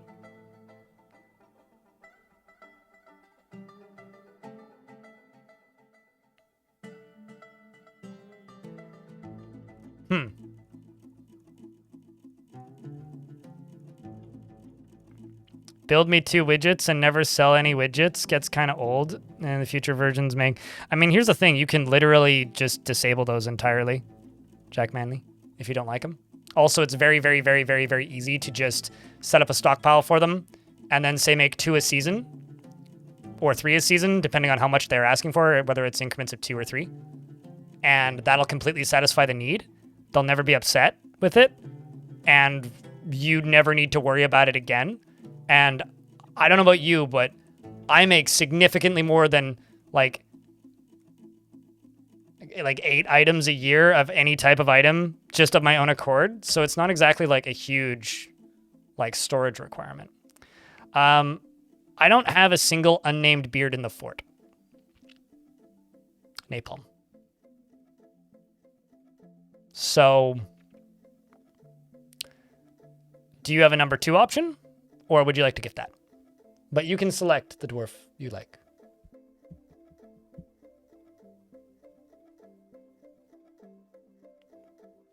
Yeah, but see, here's the problem, right? When people talk about nuclear Gandhi, they figure out really quickly that it's like mostly a meme, but also kind of true. Most of the memes that we have about old bugs aren't true anymore because they've been patched, right? It's like joking about things from Civ 2 while playing Civ 6, knowing that they're not like relevant anymore to Civ 6, but they were relevant to Civ 2. This is joking about things that were relevant to an older version of the game, which a lot of people don't realize is patched out. So it's like, yeah, I don't agree. I don't disagree. It's like, it's a joke, right? Which it is, largely. But it does confuse newer players, which is a problem. Napalm. She takes offered help and gifts without feeling particularly grateful. She prefers to present herself modestly. She is a friendly individual and she lives a fast-paced life. She doesn't often feel envious of others and she is stubborn. She could be considered rude and she needs alcohol to get through the working day and likes working outdoors and grumbles only mildly at bad weather. She dreams of mastering a skill and personally does not respect the law, values harmony and values tranquility and a peaceful day, and doesn't care about nature one way or another. And likes illuminite and platinum and aquamarine and clear glass and giant mountain goat hoof and statues and rings and the words of the umber sparkles and the sound of the sweetness of lilacs. And when possible, prefers to consume emperor penguin, parsnip plants, and spelt beer, and absolutely hates oysters. Do you hate oysters? How do you feel about oysters? Chat in general. Copper Fellowship is her religion. She's, of course, a member of the Work of Spray, one of the starting 7, and has modest quarters. And I will give her mining back. I made her drop mining so that she'd drop her pickaxe.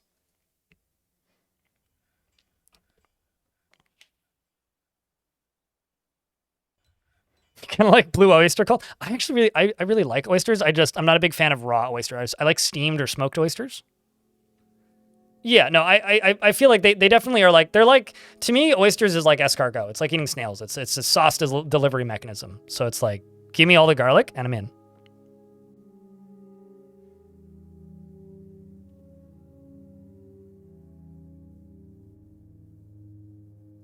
I love this dwarf face right here. This one.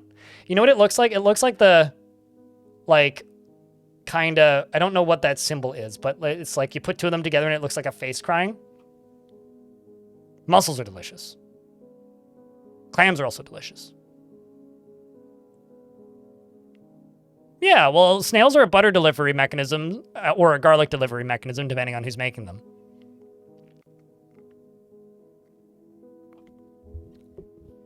You mean garlic butter is best with a little escargot? Is that what you're saying?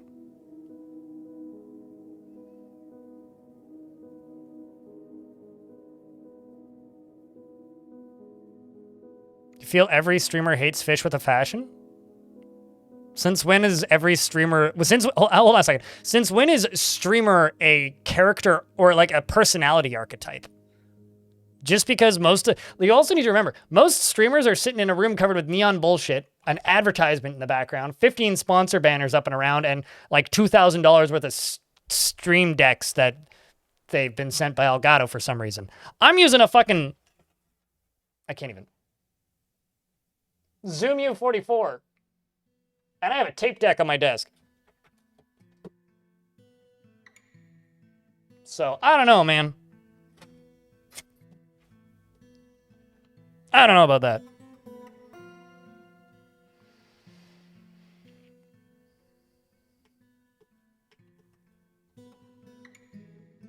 Also, I live in Vancouver, Canada, so like we just have phenomenal seafood here, so it's hard to dislike seafood. I think streamers are just like any other popularity-based industry, which is some of us are tolerable, and some of us are such high-level narcissists that they forgot what human is. Or how to be human. I like to think I'm definitely on the human side of things, but I'd be lying if I pretended that I don't have a certain level of narcissism. I would like you to go get a better pickaxe. Just keeps using the copper one. How about I do this?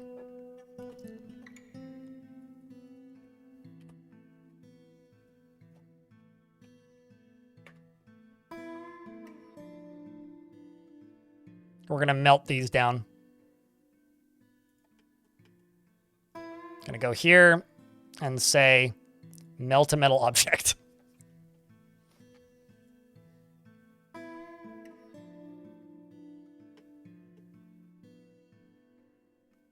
Currently defending your first major siege in a fort embarked around a volcano, and your squad rushed out, and half of them are dodging into the depths. Yep, that'll happen. Yeah, Lenny face. That's the one I'm thinking of. Swan Hun. This one. I feel like that would make a good dwarf emote. Just a dwarf with that face. Just... Ah!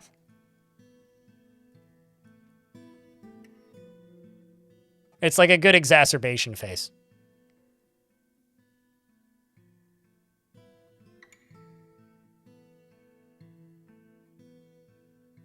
I think oysters exist as a vermin, don't they? On ocean biomes. So like they'll appear around vermin attracting animals.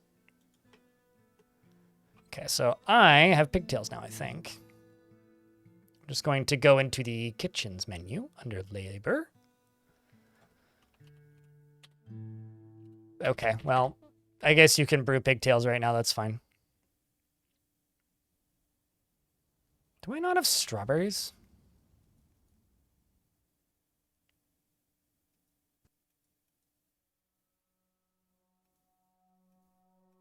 Or is it strawberry plants that you get strawberries from? Yeah, I guess, like, I don't have anything that I can actually get seeds from. It's a damn shame. I have to harvest stuff from the surface to get it.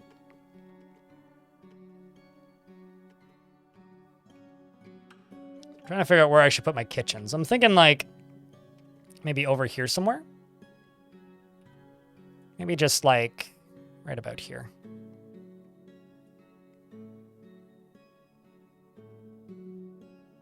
Something like that.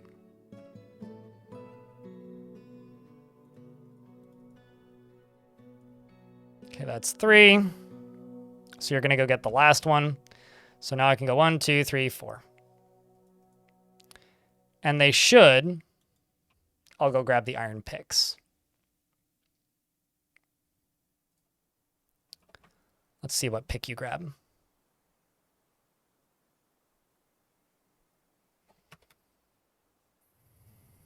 Doors, levels, floors, statues, Angel Greed.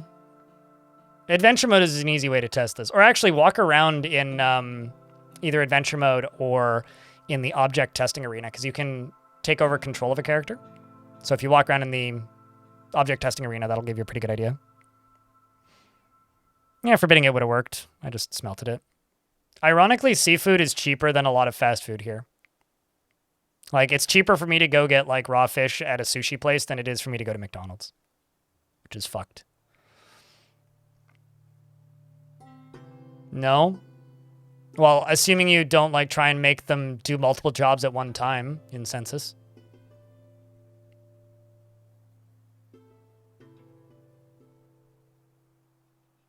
If you consider the way the game's mechanics work on a baseline a pain, then yes, but I don't consider them a pain, so no. But if you think that's pain, then I'm sorry. Can't help you.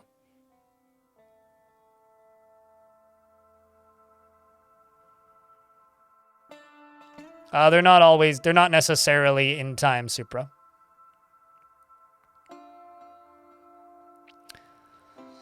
But Supra, are you through the ad yet? Just let me know when you are. Because there's the way that these ads work, right? The ads are scheduled every 30 minutes. So because they're scheduled every 30 minutes, if you get in between that 30-minute window, you don't see an ad when you first tune in.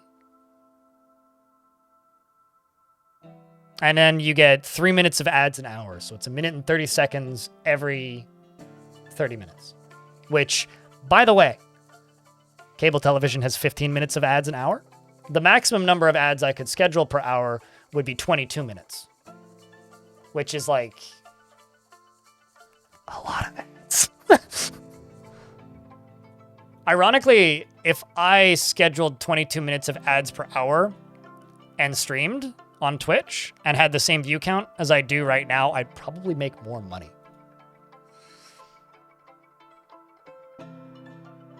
Got a 5-second Rockstar ad? The developer or the energy drink?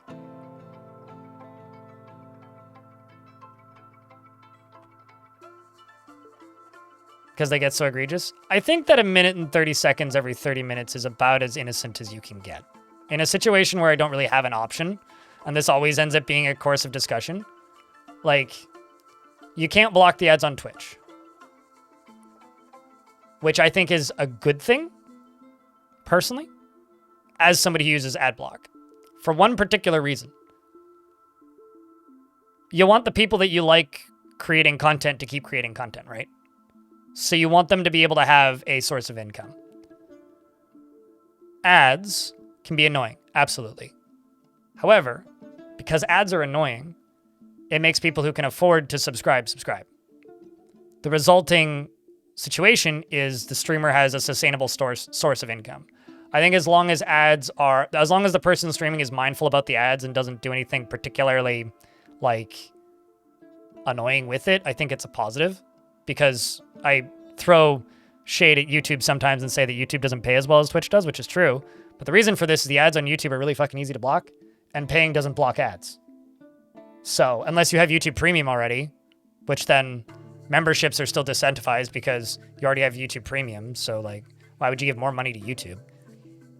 You're not getting ad-free viewing for paying, which is exceptionally stupid as far as I'm concerned. But I digress.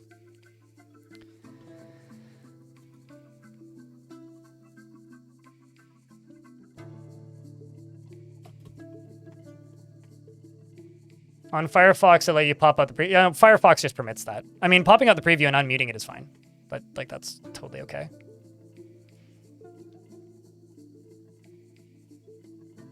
You're just like the skills provided by jobs making militias awkward for military? I mean, okay, so like if you just like skills provided by the jobs making militias awkward for military. Why don't you just take them off duty then? I mean, like, if they're set as ready, then they can do normal jobs. If they're not set as ready and they're set as off duty, they can do anything. Like,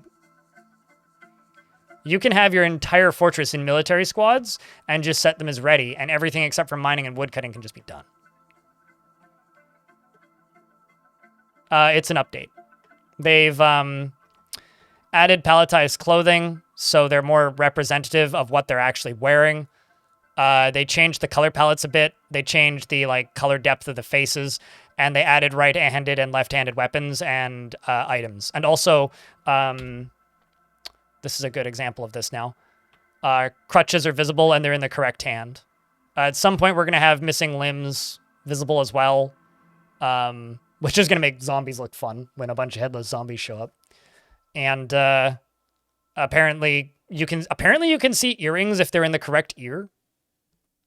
And the goal for them is to have a toggle so that you can turn off job palletized clothing and true palletized clothing, so you can see the color of the materials they're wearing instead of their jobs. Yeah, I think it's a really nice change. I think it's a really good spot that it's in currently.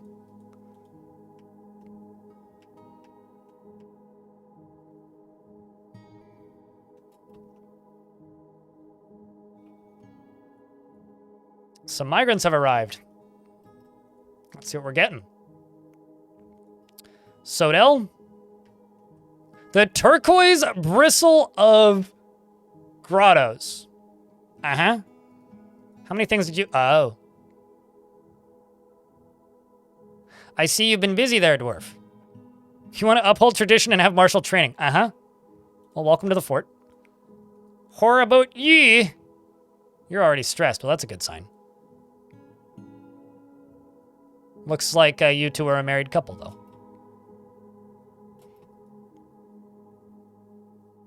Standard girder. Oh, hey, look at you. You're focused. That's good. You love to see a dwarf who's focused.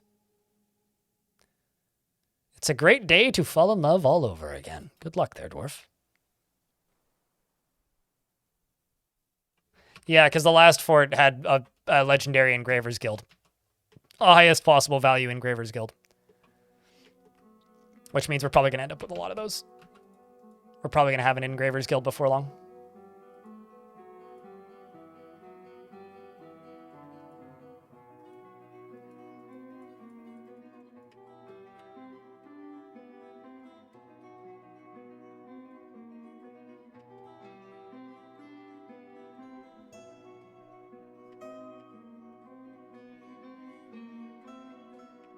I don't know, to be honest with you. If they do, I've never seen it. Them getting positive thoughts from wearing their favorite colors. I think it's more players get positive thoughts from seeing dwarves wear the colors that they're assigned, but...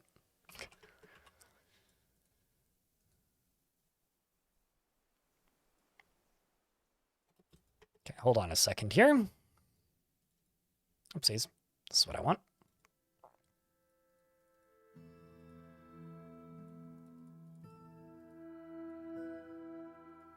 Screwed this up pretty bad, but I can fix it.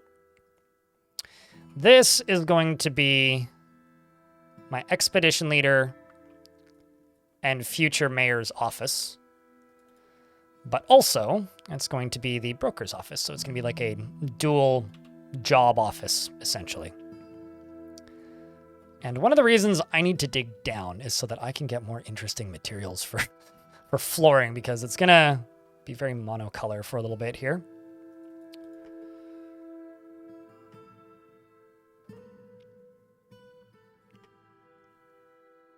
I mean, I'll say this: if you're playing on Steam, there is no reason to not play beta, because Fortress mode is extremely stable on the beta branch. Like, there's almost no reason to not.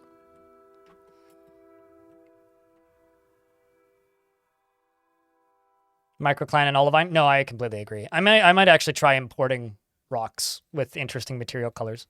Ponce, thank you very much for the raid. Appreciate you. The one thing I'll say about the beta branch is worlds generated on the beta branch are not compatible with with installs that are not running the beta branch. If you guys don't know Ponce, Ponce plays competitive multiplayer games.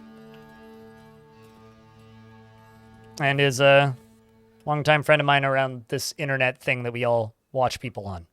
So go click on that heart button. Go watch him play some Age of Empires. Or Age of Mythology, rather. Because that's what you've been playing, right? Is Mythology? You still on that train?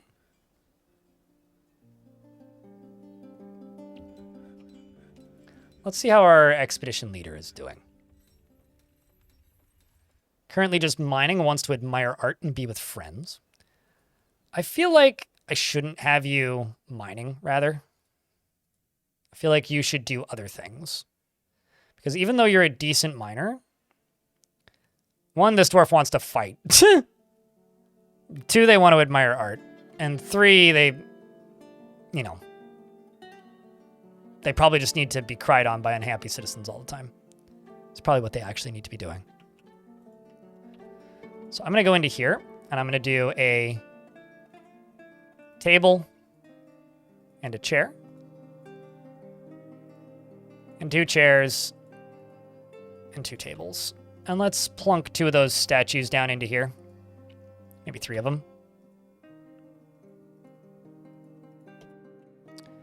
And this half down here. Oops, that is the wrong button. This half down here is going to be assigned to my manager. I'm going to get rid of this. The manager is also going to get the bookkeeper job. And then this half up here is just going to be the expedition leader's office, because they're currently the one that people are complaining at. So you kind of want your expedition leader to have an office early on, because it makes it easier for them to do this job. Also going to give them some windows, because who doesn't want a window? Might as well throw some engravings on the floors, because I do have some pretty good engravers now.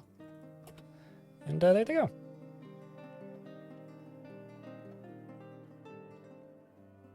Yeah, but you can switch back and forth. As long as they're both in the beta branch, you can switch Linux saves and Steam saves back and forth. Or Windows and Linux saves back and forth, right? Where a vault is, you have to look up their location in Legends mode and then go around asking people in the general vicinity of where it is in adventure mode. Or you have to just simply know where it is and walk there and settle on it. Or you have to use dfhack, which I think there's like a reveal all sites command. Somebody in chat could probably tell you. But the reason I haven't settled on one in this world is the only one that's actually embarkable happens to be on in an area that's been conquered. So it's technically a goblin site, so I can't even embark there anyway. So that's why I haven't, done that. So we'll have to do that in a new world at some point.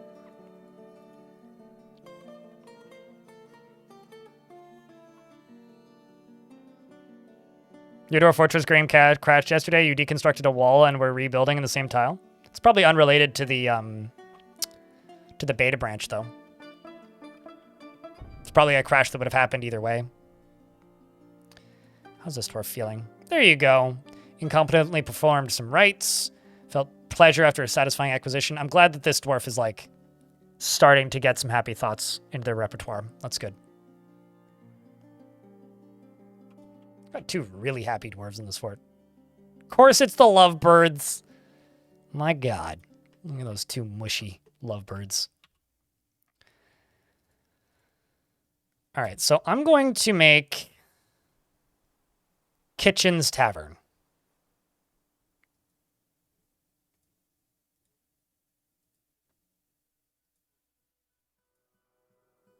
Is what I'm about to do.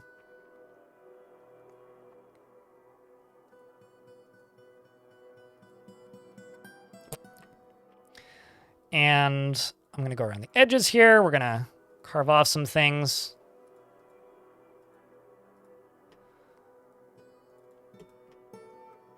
I think it'll be kitchens along the bottom and then tavern along the top.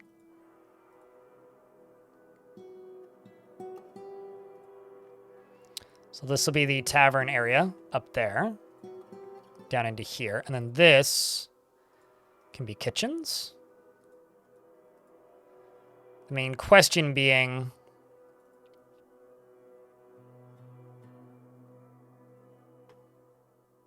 you know what I should do? I should just extend this wall to connect to this around this here.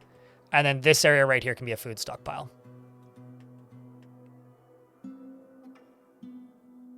You know, all this needs is just like a line going this way. And this is like a pixel art cartoon tank. It's like some advanced word stuff. Yeah, it's easier to do it inverted like that. I kind of don't like the way that this kitchen area looks, though. Let's embiggen this a little bit. Yeah, it's way easier to construct stuff inverted like this, where you start with just walls and then erase them. It's way easier to do it that way. I've been doing it this way since older versions. Which is funny, because pretty consistently people just be like, Blind, you're doing it wrong. You're supposed to... Oh. And then they act like their minds are blown when they're just like, why haven't I been doing it this way the whole time? When you play games like this a lot, you kind of have to figure out ways of gaming it, I guess.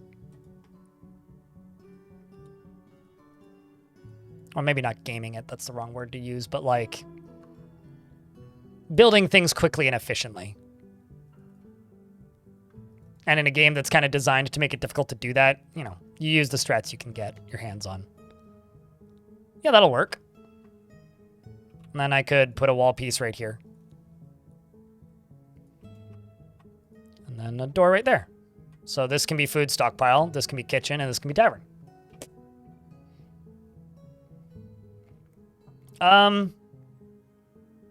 Dwarves only admire engravings that are in their zone, I think.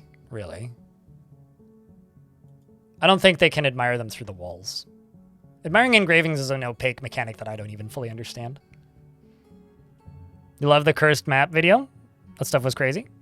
Well, we've got Gore-Tusk as a follow-up, the cult video. And then the next one I do will be following a dwarf for 10 years. What are we doing in here? Currently, I'm building walls. Long-term plan is to get 500 dwarfs. That's what we're doing, YouTube chat. Do you sometimes put specific bedrooms next to the workplace for dwarf living there? You know, every time I've done that, I'm very good about it until dwarves start dying, and then I just give up. The thing is, dwarves don't care that much, and they move really fast. So unless you're playing like on a 12 by 12 like map or something that's like ridiculously large, it really doesn't matter. Like, you do not need to do that. So, not really. Like, sometimes, sure, certainly. Sometimes I will do anything, just about. But do I do that even remotely consistently? No. No, I do not. Purely because, like, it's one of the most tedious things to ask of yourself the second dwarves start dying, which is gonna happen. I mean, heck, making sure that offices are assigned is already sometimes a lot, depending on how violent a fort is.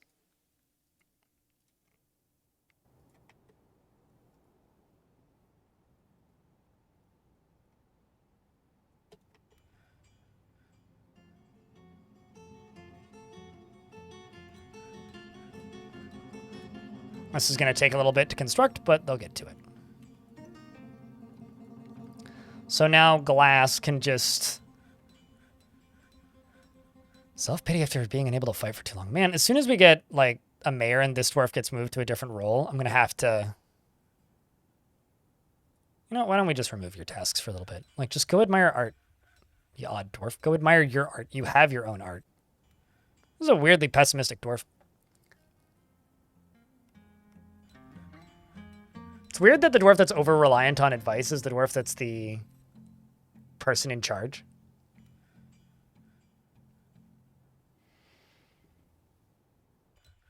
Yeah, I mean, like, that's about it, is, like, I've certainly had, like, really, really deep embarks where, like, yeah, I'll put, like, a tavern down close to there. I think I do that more often than not, because dwarves don't actually need to sleep that often. But especially if I'm, like, you know, digging too deep or building or doing tasks in a really, really, really far away portion of the fortress, I will absolutely, like, build a tavern there or a dining hall there, but I'll do a tavern or a dining hall. So instead of, like, you know, they work for a bit and then run all the way to the surface and then eat and then run all the way back down to then work and then run all the way back up to then eat and then run all the way back down to work and then run all the way back up to sleep. I'd prefer that they just, like, work and then eat and then work and then eat and then work and then sleep. So, I mean, dwarves need to socialize, right? Like, that's the more important thing. Where they sleep is not that important because they don't sleep that much in comparison to other tasks they need to carry out.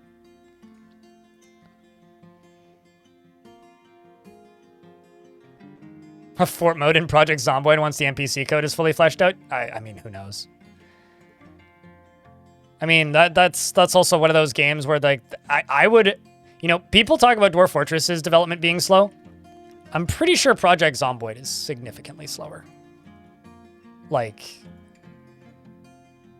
I'm not a, like, super experienced Project Zomboid player at all, but I feel like that game develops slower than Dwarf Fortress.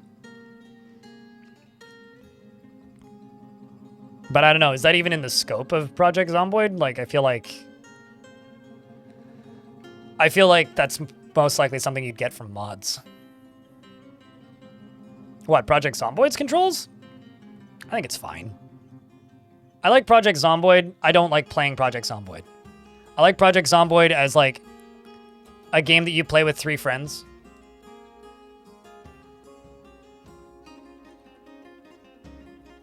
I like that game as a game that you play. I'm starting to think this may actually be a necromancer.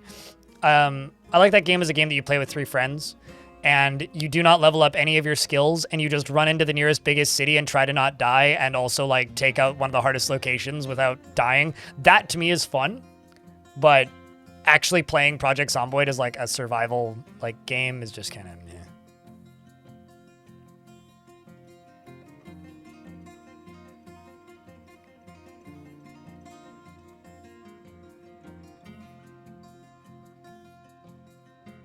Looking for the Wizard's Guide to Mortality on here. If they've read the Wizard's Guide to Mortality, then they're a necromancer. But I keep looking at them and going, they're purple.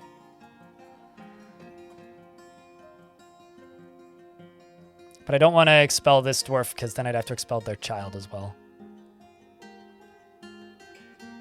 Who's named, so I don't really want to do that.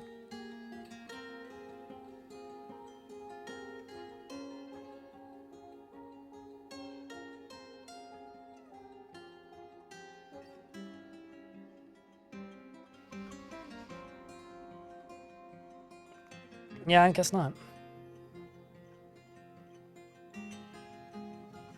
I would say that the game is in need of things to do. Not just mid and late game. The game is in need of things to do. I think the early survival loop in Project Zomboid is kind of rad, but, like, it's fun as a game about being a ramshackle group of survivors, but the second you start building a base, the game just gets dull. I mean, you can mod it to make it better, but it's, I don't know, to me it still needs a lot. Like, a lot. To be satisfying. Kind of don't like the way this wall looks. Let's knock down half of it.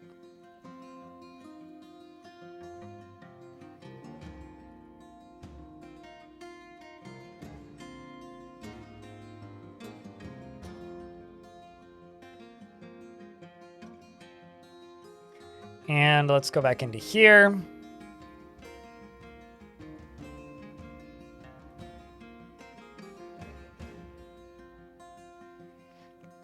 No, it's not bad. I just had a shit ton of necromancers in the last fort, and I'm just playing as the same faction, so some of them are showing up. And because this is a fort focused on building out a very large population, and not a fort focused on Lamal mass destruction, I kind of don't want to invite people into the fortress that can just snap their fingers and cause my frame rate to tank, because that's one of the abilities that they have, kind of. Not quite, but kind of. So I'm a little bit cautious about having a ton. Like, 1 or 2 necromancers is okay, but just like if 30% of my population is necromancers, that's dangerous.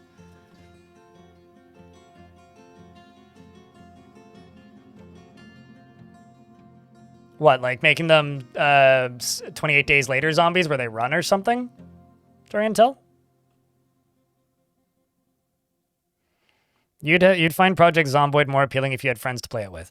I'd find Project Zomboid more appealing if you didn't need friends to play it with. Like, if it was a compelling single-player game, then I would be compelled to play it with friends. But I don't find it to be a compelling single-player game, so thus I'm always disincentivized from playing it with other people. That and I don't really play games with people, so... Video games have always been a solo pursuit for me.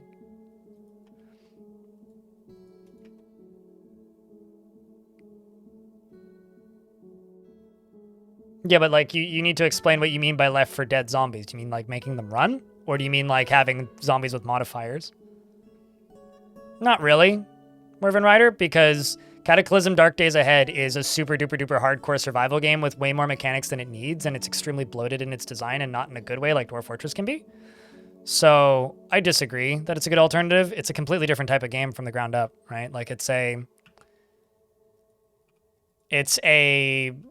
turn-based game for one thing, so it's already a very different structure of game. And then combine that with the fact that it's also not a game with any kind of co-op, so it's not a good alternative. It's a good game, for sure, but it's not an alternative to Project Zomboid because it's trying to do something that's completely different. What do I think of 7 Days to Die? It looks fucking ugly, and I don't like looking at it. That's about it. I don't really have any thoughts beyond that point because I never really even contemplated playing it. Just don't have interest. I don't like open world survival crafting games, is the simple point. So if you see an open world survival crafting game and Blind throws out that he might not be interested in it, it's because I just don't like open world survival crafting games. It's really that simple. Okay, so you mean zombies with modifiers, then got it.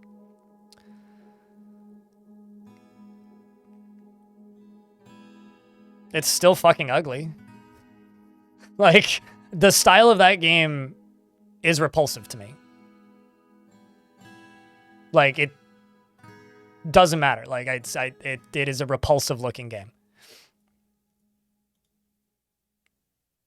I mean, here's the thing. Graphics don't make a game, right? But bad graphics can make a game less pleasant.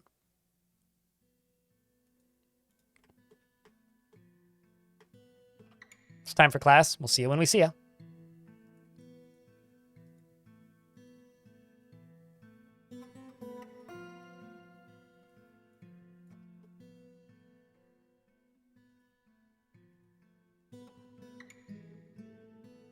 Okay, so this is going to be for food, for everything.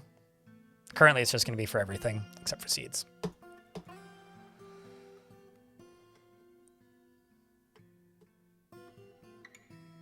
Oh, certainly. I mean, like, it's 7 Days to Die is absolutely a gameplay over aesthetics game, right? Like, that's a given. That's like an absolute fact. But I don't like that type of gameplay to begin with. So you have to do something phenomenal for me to be interested. And I've never seen anything in 7 Days to Die, aside from it has mods, a lot of them, and multiplayer. These are two things I don't find particularly interesting. Like, I don't like open world survival crafting games, problem one. And if it's a game that's designed to be played with friends, I'm probably not going to enjoy it because I don't really play those types of games. So, like you can find a happy middle ground for me with open world survival crafting games. but it has to be a compelling solo experience. You know, there's a quote that I like, and I can't remember who originally said it, but friends can make a bad game good, right? And I think that there's a lot of examples with that, especially in early access survival crafting games, where is it a good game on its own? But if played with friends, it can be absolutely great. And I think that's the separation for me there, is like, there is a lot of games out there that personally I have zero interest in ever playing, that I would argue are probably bad games. But they're games that can be great if you have the right group of friends to play it with. But I have no interest in even starting to play them from the get-go. So it's not to say that you shouldn't play them. Like, go nuts, play the games. Like, if you want to play a game, go play it. Like, Borderlands is a bad franchise of video games, but many people play it because they have friends to play it with, and it makes it less obnoxiously, horrifically bad, and a game that you may actually want to play. Because you can mute Claptrap. And it's glorious.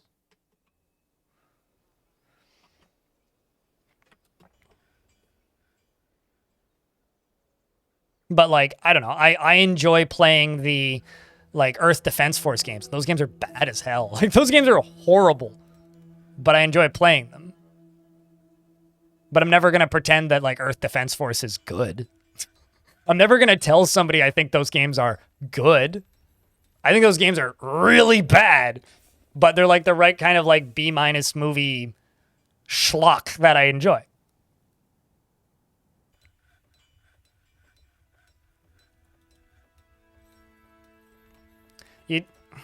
I'll just type this in.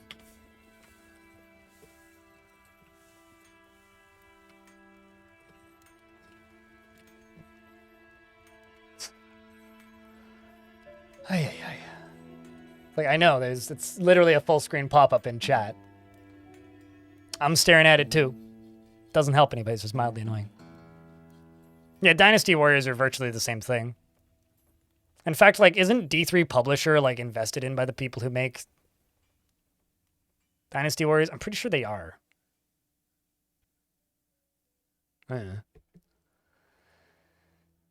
Anyway, Pal World was fun. Sorry you had to suffer through that nonsense.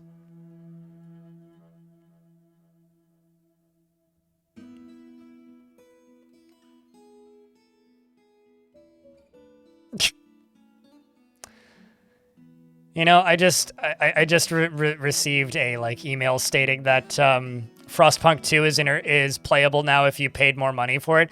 Can we just like can we just make that go away? Can we just get rid of that? Like, can we please do that? Can we just stop doing that? Like, as an industry, can we just stop doing that? Ugh. It's such a blech thing. And it makes release dates so confusing and make no sense. You'll be buying it when it's on sale? Sure. Buy games whenever you want to buy games. I just wish that we'd stop doing this. Just as an industry. If we could just unanimously agree to stop, like, giving games out early to people who paid more money for them, I would be such a happy person, but I guess I'm just doomed to be a forever sad person.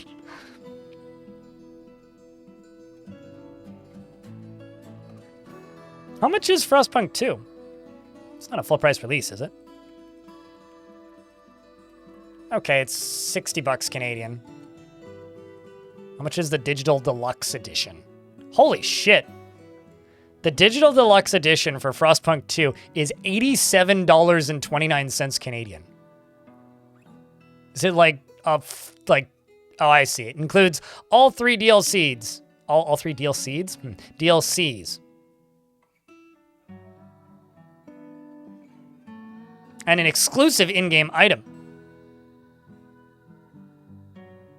That, yeah, gross. I don't know. I don't like that shit.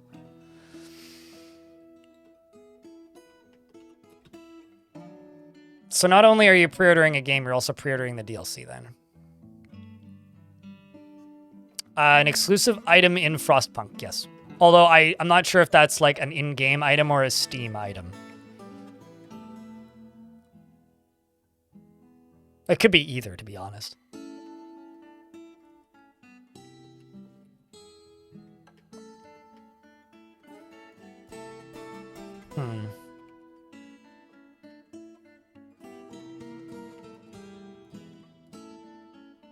Is it a new low? I don't think it's a new low. But it's certainly low.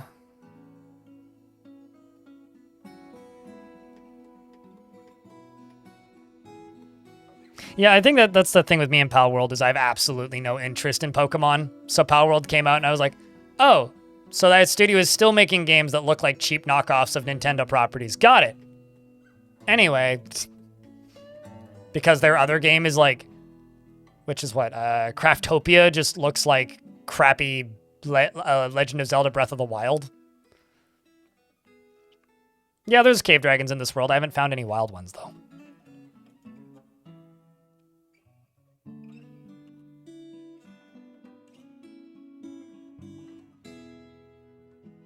Look at Destiny 2. I'll be completely honest with you. I don't understand a lot of the hatred that's thrown at Destiny 2 because I don't play Destiny 2 and none of that shit makes any sense to me. And I don't like just sitting here bashing Bungie because, I don't know. I don't have any reason to because I haven't played a single second of any of the Destiny games. So I've been told millions of times how terrible it is and I always look at it and I go, it looks fine to me. It just looks like a free-to-play game, like an average free-to-play game. Kind of unremarkable average free-to-play game.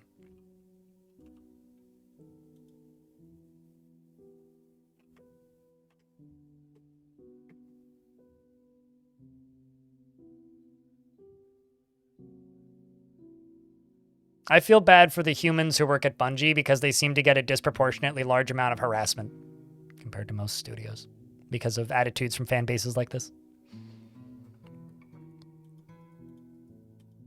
I'm just saying.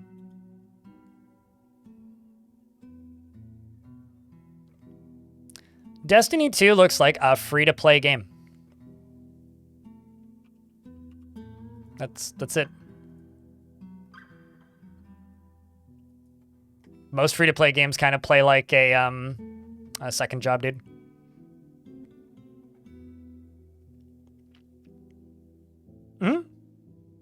Same with Dwarf Fortress. What's your point? I don't know. Like I feel like people expect it to be Halo, but like that Bungie has been gone for a long time. None of those people still work at Bungie, and then everybody. Like, for years, something that confused me about the Halo Bungie split is people would get really mad at the studio that broke off from Bungie to keep making Halo. But what's funny is the vast majority of people who worked at Bungie at the time who wanted to keep working on Halo were the people who kept working on Halo. And then people are like, for a good 5 years after, like, Destiny came out, people were just like, man, if only Bungie would go back and make Halo. It's like, but all the people who wanted to keep making Halo are making the Halo that you don't like now. Like, maybe. Yeah, that was 343.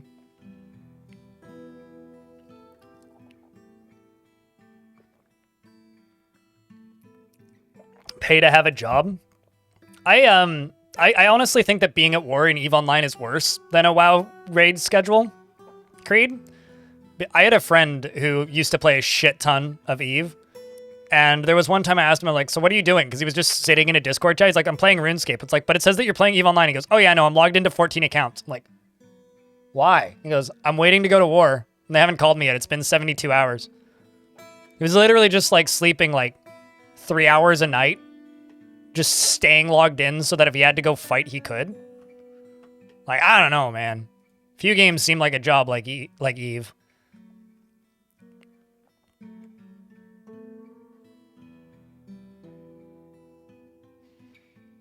I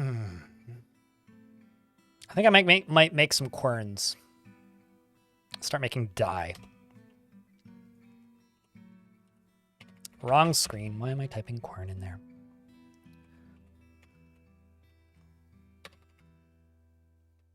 Quern. Quern. Let's also go over to this and go to this and type in dim. Dimple cup. Let's also go over to here. and type in Dimple Cup. And then I'm going to make a Dimple Cup stockpile for just Dimple Cups.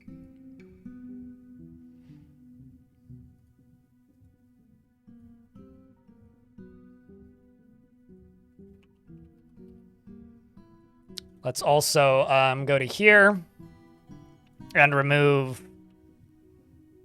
Pigtail. Go to this and remove Pig, not Tripe, Tail. And then I'm gonna have to make a separate stockpile somewhere for pigtails. Probably actually back here. Although, why don't we just get this out of here? Feeling like Eurist in space. You know, it's funny because Zach Adams played EVE Online for a very long time. To the point where Zach and Tarn were invited to, I can remember the name of it, the EVE Online like festival that happens that CCP Games runs.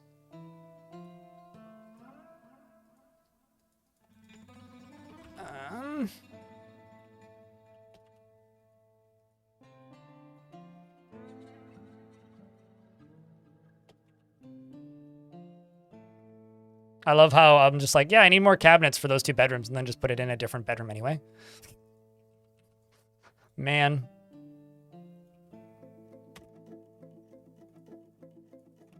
Rock, cab. Rock. Buffer. And what was it that they needed? They wanted amulets and tools.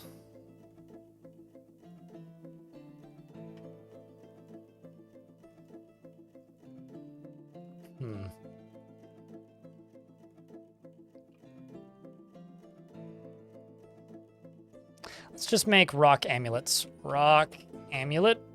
And let's just do 30. Got a hospital? Why do I need a hospital? I mean, I made one for when the dwarf got injured and then unmade it because I don't need it right now. Unless you're talking to somebody else.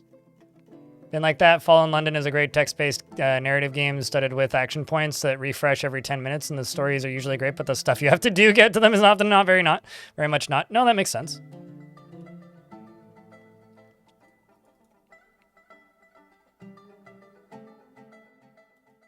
Oh, these are dwarves from the previous fort that have, like, long-standing injuries.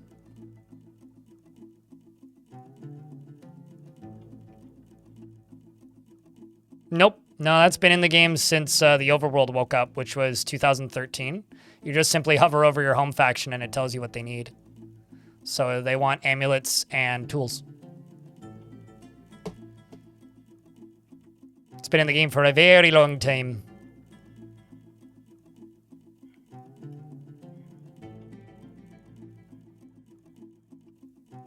Happy to help.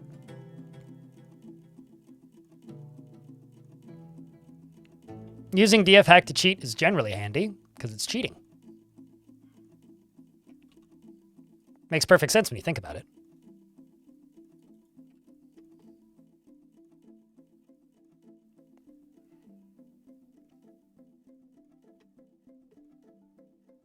Most people like cheating, turns out. Kind of a human nature thing.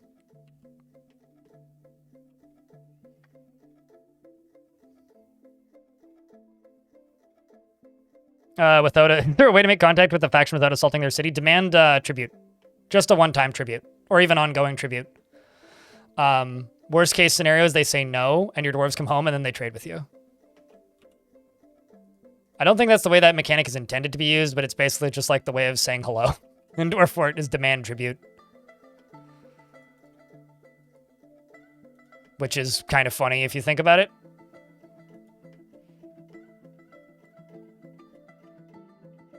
Kind of curious about how many dwarves are actually going to claim these, but...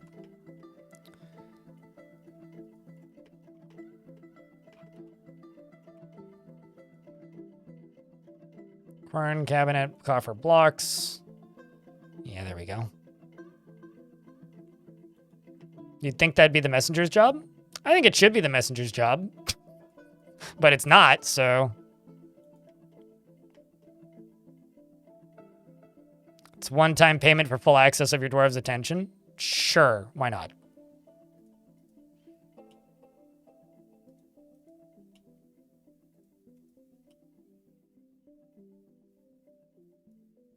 I don't think I should go all the way up to here, actually. Because, like, they go up here. Why don't we just go up to here and then just go out this way? What do you think? I think that works. That makes sense. What does the messenger do? If you've taken over a location, or if you have a, what's it called? If you've either taken over a location or had helixes form because you have a satisfied baron in your fort, then the messenger is used to either request additional workers from that location, or alternatively, it's used to ask for soldiers to return from that location. So right now, I'm right here, right? I took over this cave to get rid of 2 necromancers. If I click on it, I could bring this guy back using a messenger. That's what the messenger does, which I don't actually want to do, but...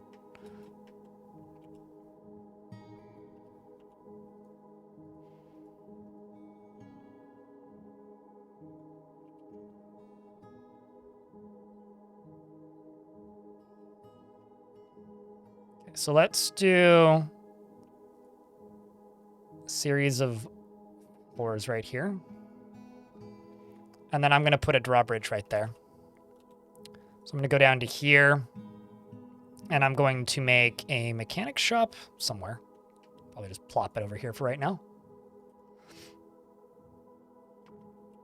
Yeah, it's a pretty obscure mechanic that doesn't have a lot of use. It's like, I guess, the problem with it.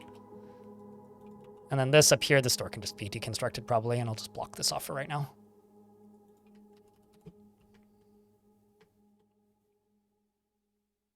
Do I have a favorite non-economic stone? So I can never remember which one's in which menu.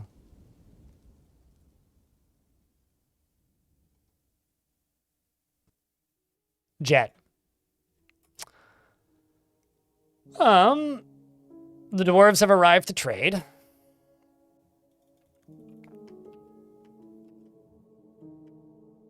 Did I did. I'm sitting here going like, did I deconstruct my trading depot? I did deconstruct my trading depot. Well, that's silly of me. Why did I do that?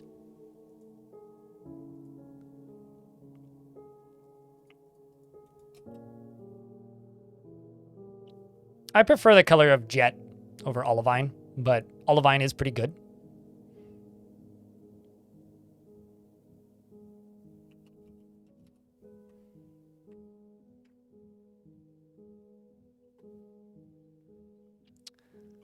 Glass meets with the outpost liaison, and they say, I'm your liaison from the mountain homes. Let's discuss your situation. And I requested pets last year. I'm going to request one of every instrument this year. They want crutches and refined coal. Oh, that's interesting.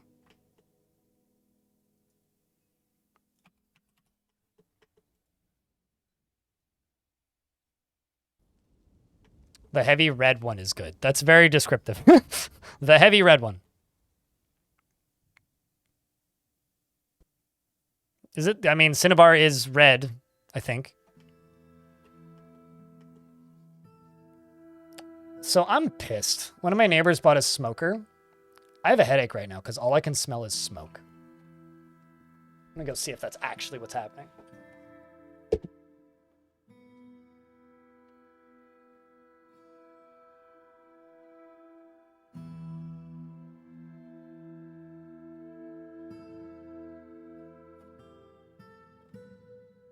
That is, in fact, what's happening.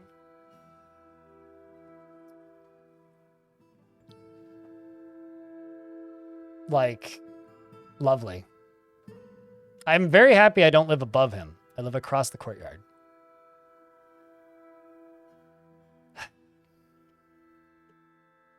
Gonna have to figure out how to complain about that without making the dude want to kill me. Line goes Vile Force of Darkness. Damn right, son! No, it's just, I don't like the smell of smoke. And it does currently smell like well, not like campfire. It's like fake campfire outside.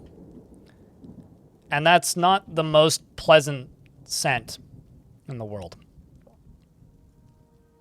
Believe it or not. All right, let's do amulets.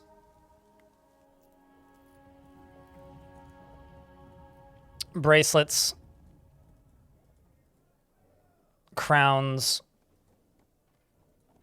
And here's the hopeful thing for me right now. Is I really hope that he just loses interest in it in like 6 weeks, like he tends to with most of the hobbies that he takes on. And then I never smell it again. So I will probably just wait and hope it goes away instead of actually complaining. Because like, I just walked outside a couple days ago and he was just out there on his patio building a smoker. It's like, you realize you live in like a 400 square foot apartment and there's a family directly above you that are currently running an air conditioner that sucks air in. Right above you.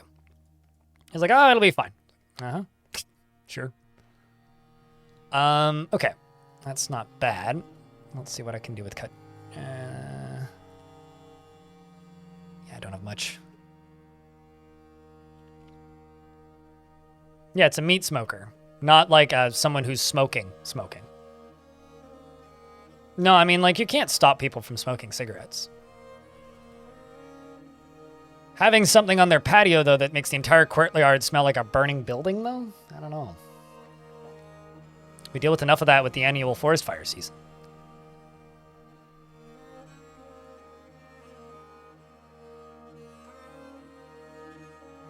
We're allowed to have barbecues, asterisk, if it's not a wood fire barbecue in this building. So it has to be propane. I'll be honest with you. I don't think he's allowed to have a smoker. He just bought a smoker. So it's definitely something I'm going to have to bitch about. Mm-hmm. Admittedly, he also has like a charcoal burner barbecue, which just hasn't been a problem because he uses it twice a year. But I can tell you right now, I can smell this way more than I can smell his charcoal burner barbecue. Maybe someone else will complain about it? Fuck me, I hope they do. The thing is, me and him don't get along already, so it doesn't help. All right, so they brought a bunch of alpacas like I asked for, which is nice. But I don't actually have that much money. I've got 679 dwarf bucks worth of stuffs. So I can buy, like, a ram. I can download some ram. I can buy a sheep. Can't afford any of these alpacas, though. So what I'll probably do is just remove all this and then remove stuff from here until I can just buy the one. Trade. Then let's go, what can I make you that has some value to it? Because there's really not much that I have option to do. I guess there's 2 more gems now, but those aren't super valuable. These are just rough agates. Do I have large gems? I do. Also have more shale amulets, probably.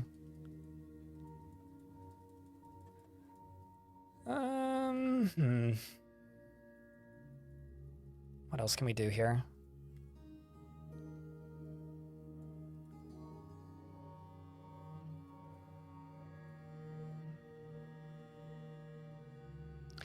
Simply put, like I'm on my building strata, right? The other guy who's on strata with me now, because literally every other person has quit, which is really annoying, and I wish they'd stop doing that, is the kind of person who's just like, you're friends with me, so yeah, I'll just let this rule slide. He's that kind of person. Also, he's smoked his entire life, so he doesn't have a sense of smell. Which is fine for a lot of things until it starts causing like building-wide mayhem. And then it becomes a problem because like person's just like, well, so-and-so said I could. It's like, well, so-and-so doesn't speak for the building. So-and-so speaks for himself, and he says you can. That doesn't mean that you can. So. Which is kind of the dissonant problem there. Okay, so now I'm up to 570. Yeah, I really... All right, well, let's just buy a ram and a sheep then. And I will move the animals into here.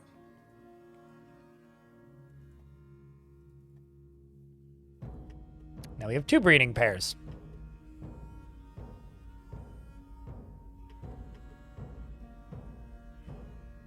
Are more buff than giant elephants. They can carry 5 each.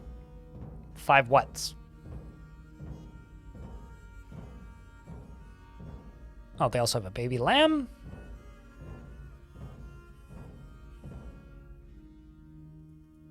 I will leave the elephants outside for now, though. See, here's the thing. His landlord is his dad. There are no like building-wide landlords. Landlords in this building are just owners who rent it out privately. So, and that dude, his landlord is his dad. So.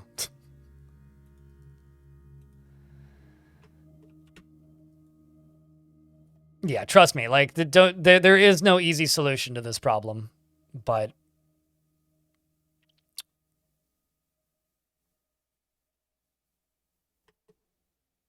if there was an easy solution, I wouldn't be complaining about it. I'm just kind of complaining about it because I'm annoyed. They can carry 5 animals their size. So what you're saying is a yak can carry 5 yaks, but a giant elephant can't carry 5 giant elephants, or a giant elephant can't carry 5 yaks. Also, I haven't seen a giant elephant since version 47. Like, it's been a while since I've seen one.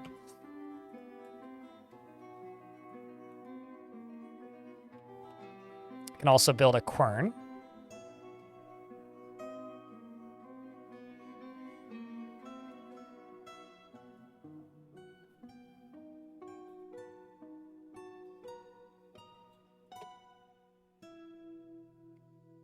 And then we'll just set it to pull from this stockpile. 'Tis the witching hour. It's time for sleep for you. Well, you have a good night, Jade Raucus. We'll be playing this fort again tomorrow, if you would like to see more of its shenanigans.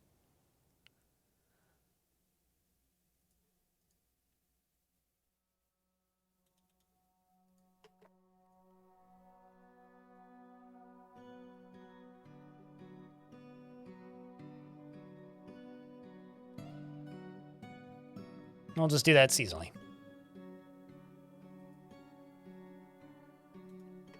Don't they need bags to do that? I think they do. Yeah.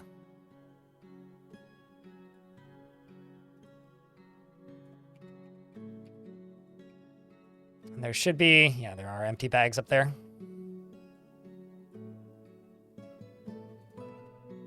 And then you here, you process plants.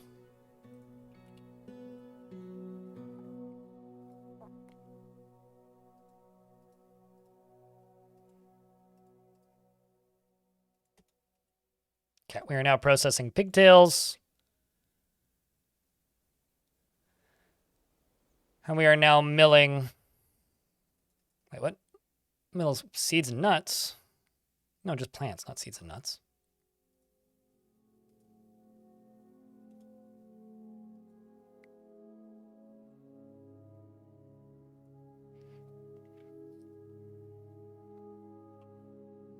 I think a lot of people who watch this stream are international, so it's perfectly reasonable that a couple dozen people are going to pass out around now. Still playing DF alongside the stream. There you go, Hushpool.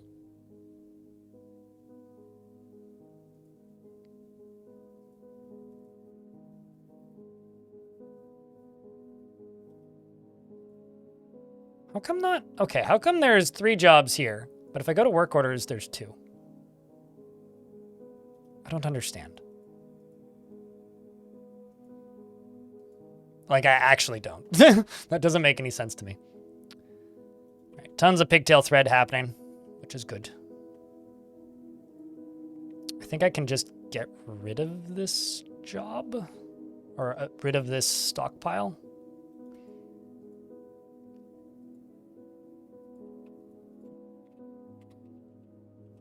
Yes, I can.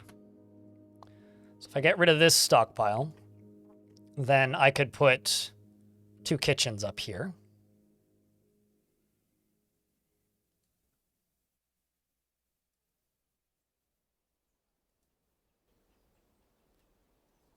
Let's just use these wood logs, like persimmons.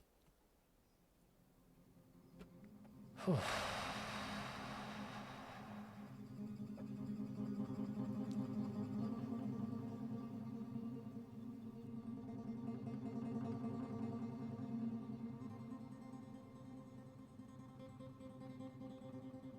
I'm letting my other neighbor know that I'm going to complain about the smoker if this is a frequent thing.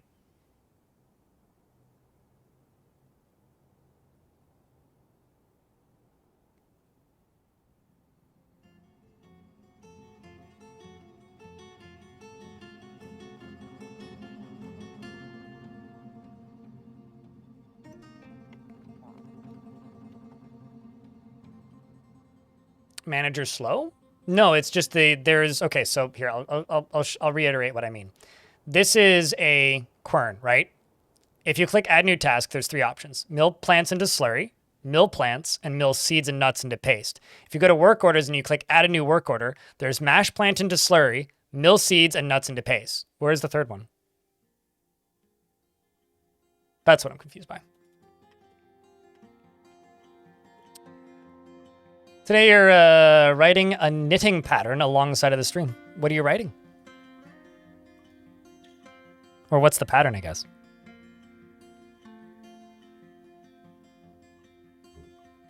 I'm in an ad break. I gotta pause. Give you a new experience each time you play. There's games like that are extremely valuable. Games where you can have a new experience every time. Especially if the developer can make a living while doing that, because it's a difficult prospect. Because if the game doesn't sell that well and they can just play your game forever, it's kind of hard to make a new game for the same audience.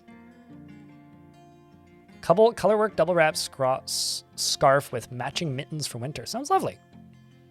Are you doing this for somebody, or like for a client, or are you doing it for yourself?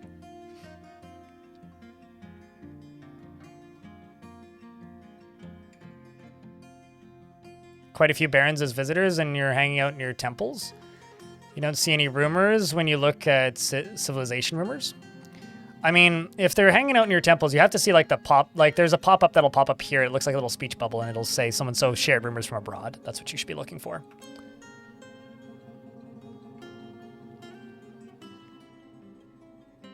I just wish Kenshi was easier to look at. It's the reason I don't play Kenshi. It's because I don't like looking at it.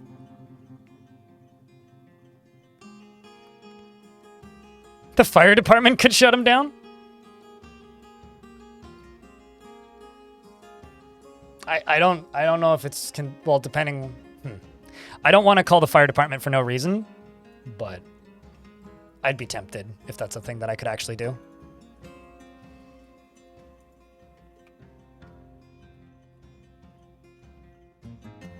I'd rather just go internally. I knew that he bought a smoker before today, just for clarity's sake. One of my neighbors told me a couple days ago, it's like, by the way, so-and-so bought a smoker. And I was like, oh boy, that's gonna cause some friction, isn't it?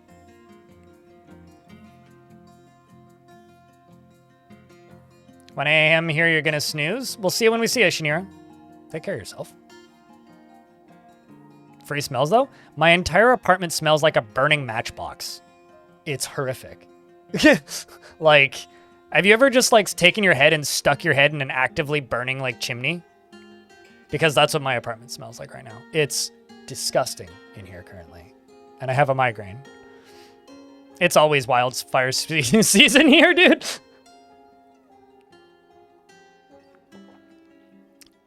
Smokers are the sort of things that you should buy if you know, live in the middle of nowhere and have a huge amount of property.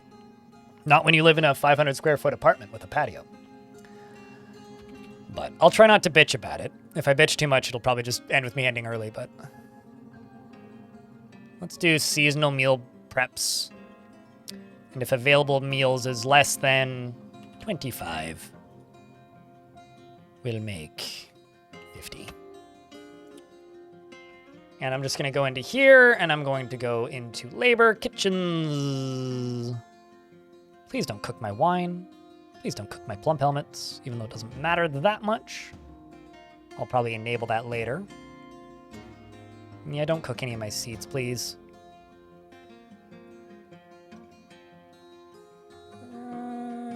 Yeah, I don't really have tons of stuff currently, so...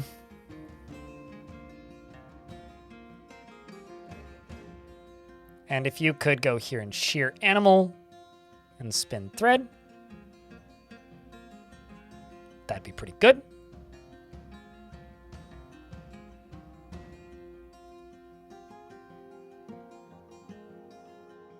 But it blows right into your window.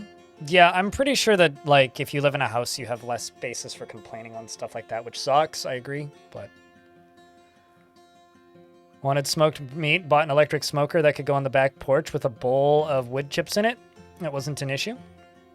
Yeah, I don't know exactly what this is. I mean, like, my brother-in-law has a rooftop patio in his townhouse. And he has an electric smoker, but he runs it on the rooftop patio, so, like, it blows away, right? Smoke go up. I feel real bad for anybody, because, like, for clarity's sake, I'm about 50 meters away from this guy right now. From where I'm sitting. If I was on the floor above him, I'd be screaming at him right now. Some migrants have arrived. I don't know, maybe I'm the bad guy in this discussion, but... Another dwarf from the previous fort. And you brought your wife.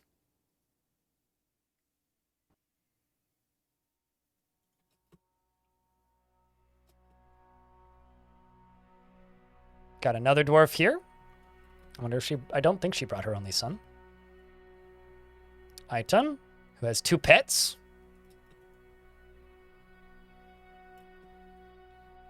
What's that in freedom units? You can do the conversion yourself if you like. I didn't realize that White Mullet had a new sprite. Oh wait, no, never mind. There's just leaves behind it. I was like, why is it all red? You have killed that zombie many times. That's quite the thing there, dwarf.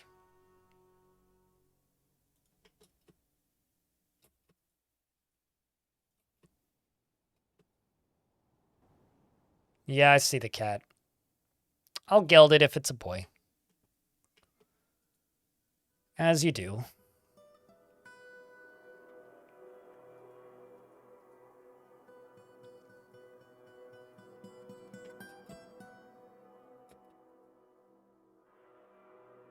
Speaking of things that would need to be gelded if it was a boy, that bunny rabbit.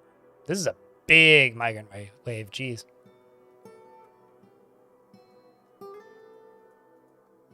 Yeah, like this. This is going to be the first of the biggies, I think. Okay, not that big, but big enough. Population has grown quite a bit. Ah, we have a stoneworkers guild and an engravers guild. Well, it was a matter of time.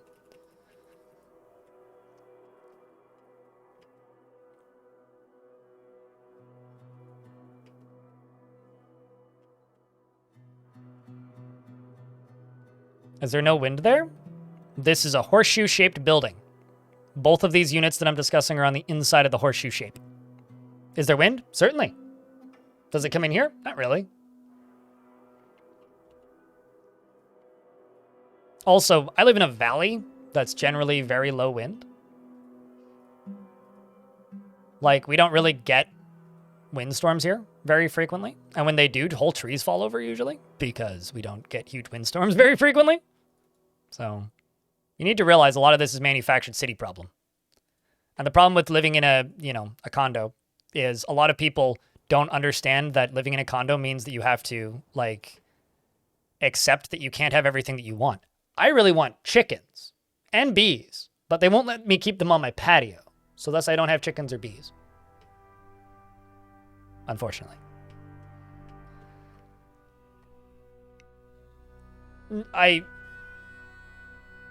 Like I said earlier, I should stop complaining because otherwise I'm just going to, like, hyper-focus on it. So what I'll say is this. I'm going to complain and get him fined because I have the ability to do that. And it sucks because I don't want the guy to hate me more than he already does. But I have a migraine right now. And this is not pleasant. And he doesn't have a job and I do, so. And he doesn't pay rent and I do. The Democratic it's not very democratic. It's mostly an empire. Oh, he is an asshole. I could tell you that. But let's take a peek. Do I have any animals that I need to geld? Kitty needs to be gelded. It's okay. It's still a kitten, so it's the appropriate time to geld a kitty. Bunny rabbit, gosling. I'll go there. Ah, the Hall of Steel has formed. Well, how about this? How about we just place a couple of these? And I go here, and I just type in rock blocks as a group effort. Go into this, cancel that. Go into this, cancel that. And we are spinning thread.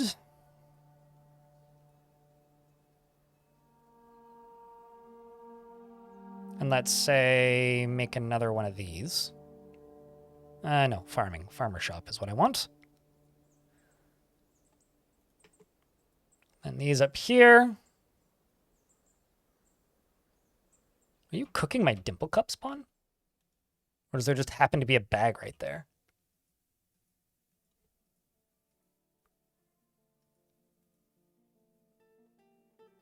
Well, it's not supposed to be cookable, so...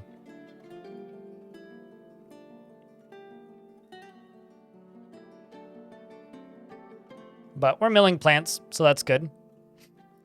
And I should also make a clother area.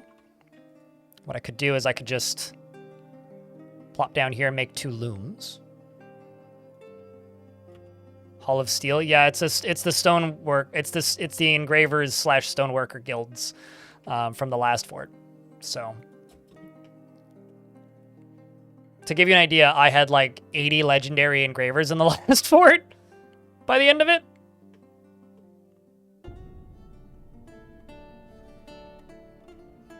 Gotcha, Jory Intel. What's my graphic card and monitor? An NVIDIA 3070 Ti, and I don't know, go to Amazon and type in BenQ 27-inch, and it's the like one that's on Prime. It's the Amazon Choice one, the BenQ brand. It's a pretty good monitor. Quite satisfied with it. Hey, chat, can I get a round of beers, please? Just remember, it's a little bit rude in streams to state that you're going to go watch somebody else. Even if it's true. It's just a little bit rude.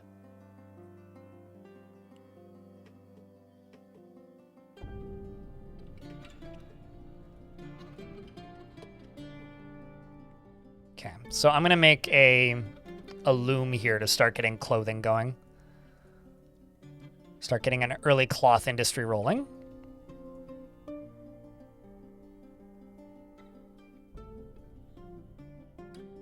Thanks, Chad. Yeah, I don't want to just complain about the stupid smoker all day, but such is the fun of living in an apartment building. Also need to get a butchery industry up and running at some point, but we'll just get this done. I might actually make some hematite blocks, just a few to use sparingly.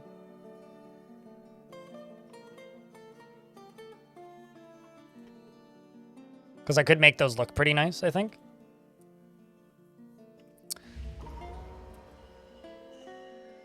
And our first artifact of the stream is starting. 1, 2, okay, so that's 1 bedroom. Is that a bedroom? 2, 3, that is 2. So I'm gonna make some bedrooms going this way. Do not have enough blocks yet. Gotta wait. But that's gonna be the next bedroom plot. Zuntir the planter has been possessed. What the heck do you want? You're an expert bone carver. Oh. Just need bones. All right, well, I guess that means make a butcher shop, streamer. If you insist.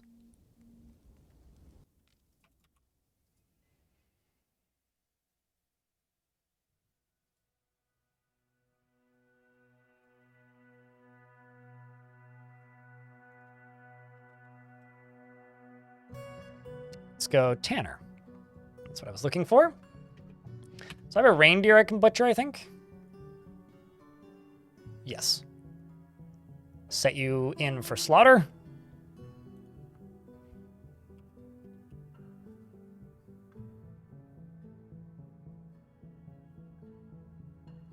Oh, this is good. Good news, chat. The other person who is working in, who's a member of Strata, who I figured probably gave him the okay go, I texted him saying, heads up, I'm about to complain about person's name, Smoker. If this is a frequent thing, my whole apartment smells like a fireplace and I have a migraine. And his response is, what the fuck is he thinking? I could smell it in my bedroom this morning, which means he just woke up because he's retired and doesn't wake up until like 4. So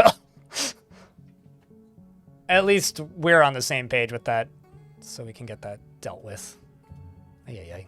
Hey, chat. Sorry to ask you to do a second round of beers just now, but thank you, Ahuna Vira, for the 12 months. Appreciate you greatly.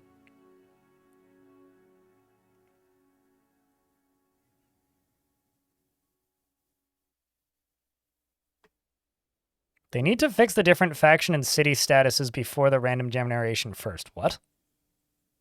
Oh, you guys are talking about Kenshi. I was like, what are we talking about?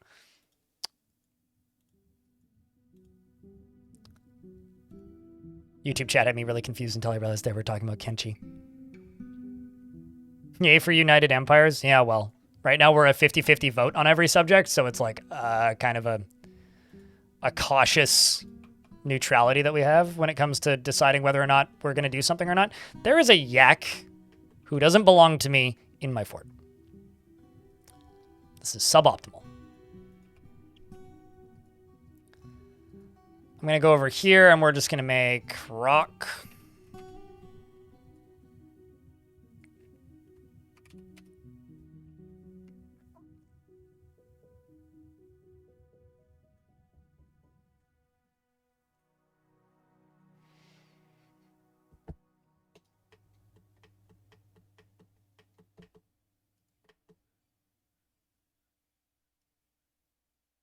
And there we go. We now have a skull, and we can make a totem out of that. This is going to tan the hide. I'm actually curious about how much leather I get out of this one hide, because every animal is different. Glad to catch a stream finally. Well, cheers, Nick. Nikan, the cat? Nikan? Not like Narcan, but with a Y. All right, well, you're going to do that, and I'm just going to pause the game and jump over to... Okay, well, I can't actually queue that up right now. Have you begun doing what you need to do? Yes, you have. Bone Carver. Artifact off the start. Not something you get every day. I should also make a... Actually, before I make this, let's just deconstruct this. I'm going to make a dyer shop, because I want to dye thread.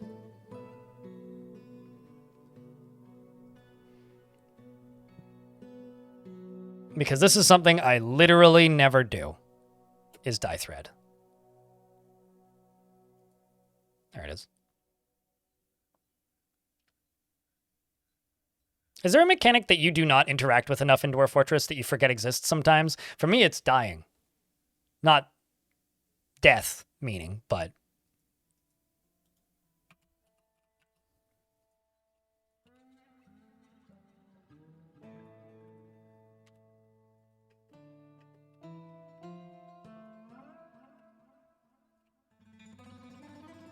Ballistas? Yeah, that's fair. I also tend to forget that ballistas exist in Dwarf Fort. And then people ask if it's like, isn't that more efficient? Isn't it more efficient to use ballistas than it is to use, like, I don't know, insert one of the many ways I defend my fort? It's like, no, it is not more efficient to use ballistas than minecart shotguns.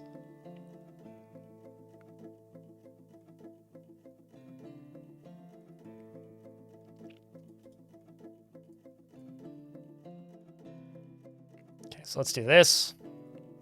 So the reason I'm staggering this slightly is so that they can not, you know, end up making these right angles like this, essentially. So it prevents issues from arising when constructing these.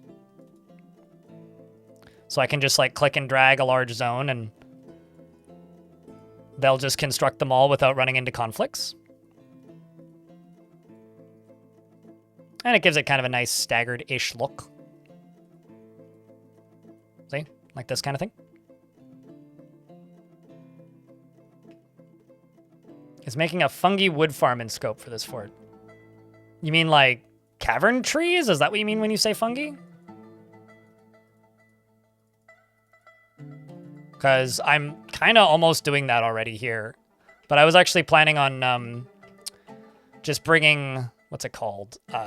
Or doing some cave-in shenanigans once this area is dug out. Oopsies, those are walls, not floors. Doing some cave-in shenanigans once this hall is dug out. And then... sorry, smoke make brain think bad. Then...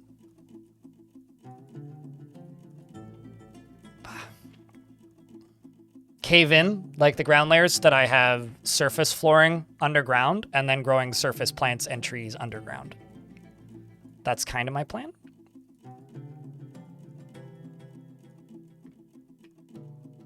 But I could do both. I mean, there's nothing really preventing me from doing that. I mean, the cavern layer is, what, like 3 levels down, I think? It's not that far beneath me. Like, if I just scroll down, I can show you.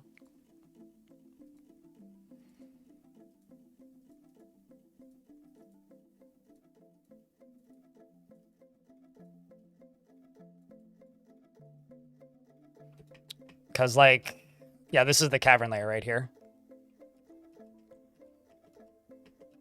And then I don't know where the next one is, but it can't be that far beneath this one. So probably what we're going to do is I'm going to spend a little bit more time digging out this area up here, and then we're just going to go kind of charge down there and start building out that area. Let's actually just do this.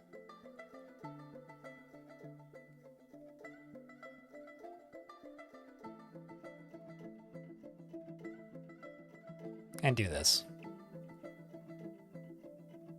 Someone's about to get the crappy small bedroom, although this needs to go away, basically.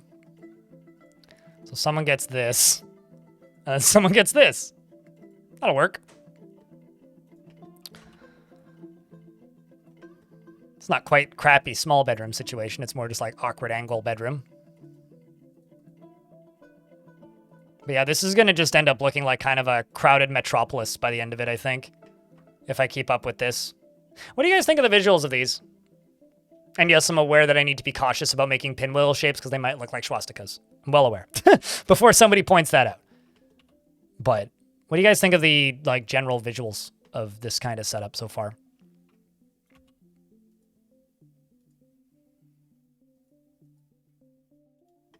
Because like I think it could, especially if like we dump some water down in here occasionally and get little plants growing like this, I think this could end up looking kind of awesome, actually.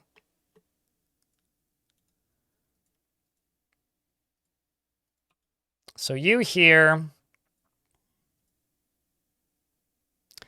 process plants, we'll just say 10 when number of unrotten processable plants is above 10. Just do that.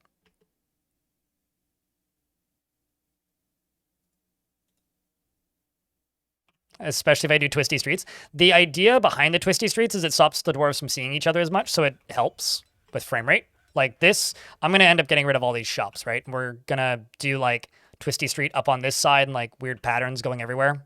So ideally it ends up looking nice.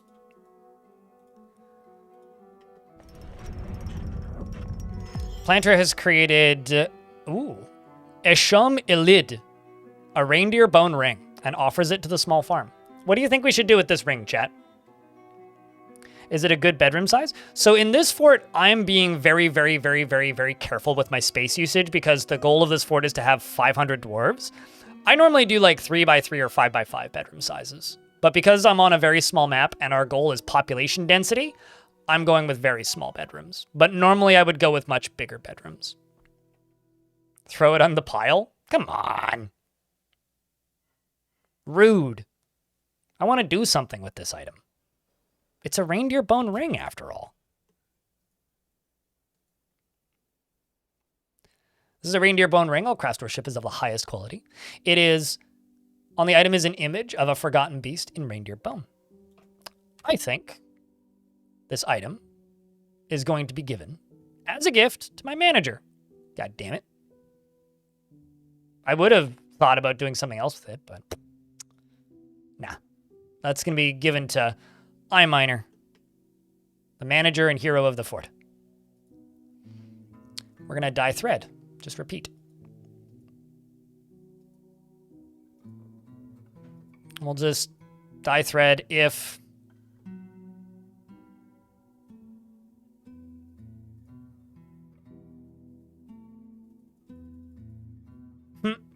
I've got very little dye items, that's for sure.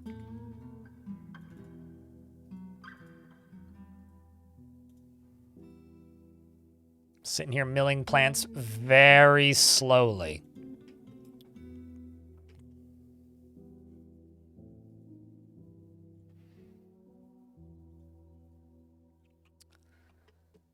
So they're all going to start working on this slowly up here.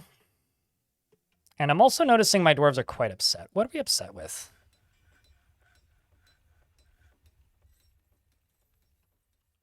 What are we upset with? I'm gonna practice martial art. I didn't feel anything after seeing a dog's dead body. What? My dog died? That's kind of wild. When did that happen?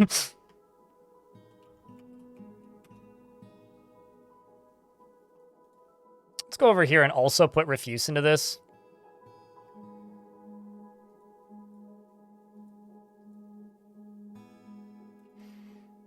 And just go to here and say labor and say standing orders, refuse and dumping. Do gather outdoor remains and put them in that. Yeah, but I don't recall seeing a message of the dog dying, but I guess it did. I have no memory of this.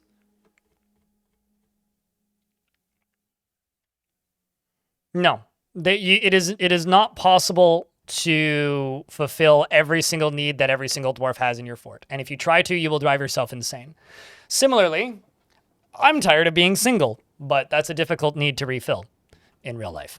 So the reality is dwarves are imperfect beasts, and it's your job to try and compensate for their deficiencies. And their deficiencies sometimes are they desperately crave family, which they do not have.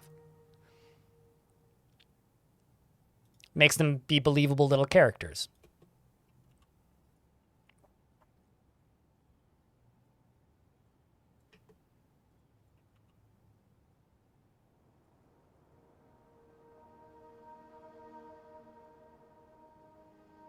So I'm going to make a little, well, maybe not the whole thing, just this area over here is going to be a dining hall.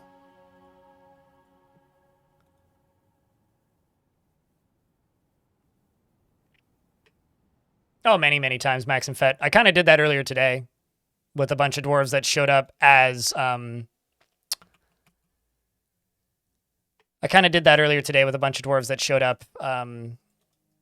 that were necromancers when they arrived. I was like, well, kind of don't need you guys here. I kind of need you guys doing something a little bit more useful to me. Let's make a totem.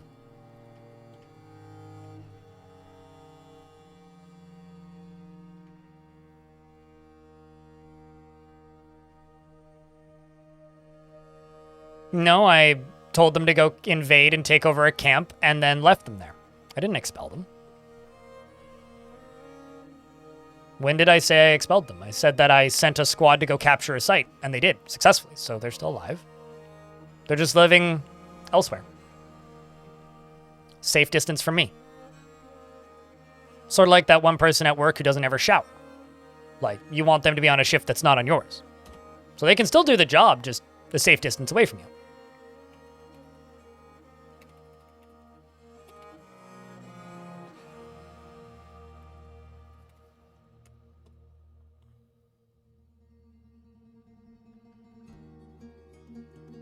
But you don't have to tell their family they aren't coming back. I mean, and their family doesn't have to go with them.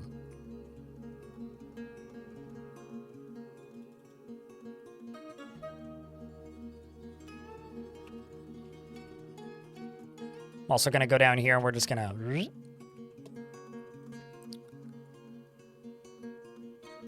So this is a large rat corpse, which I'm just going to dump onto here.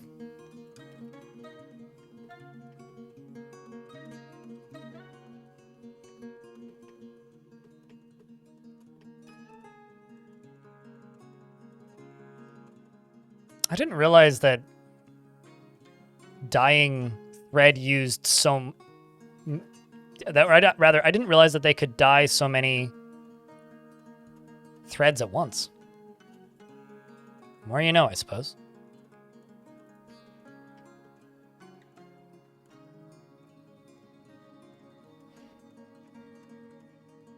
I'm an ASCII enjoyer. I just don't use it because turns out most people who watch Twitch streams don't want to watch ASCII.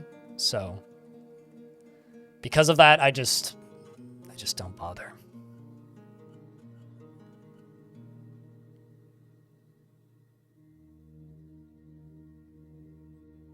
The only rock in the fort right now is shale.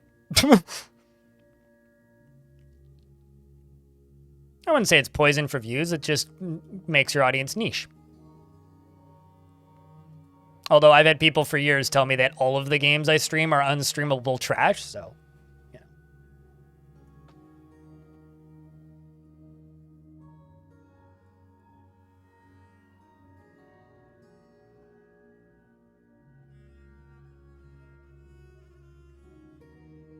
Yeah, the thing is, I kind of don't really have to worry too much about room value, Tommy, in YouTube chat, because we already have multiple legendary engravers.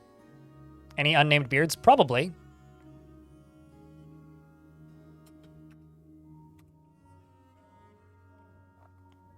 Here, I'll sort by happiest. Feel free to select one of your choice.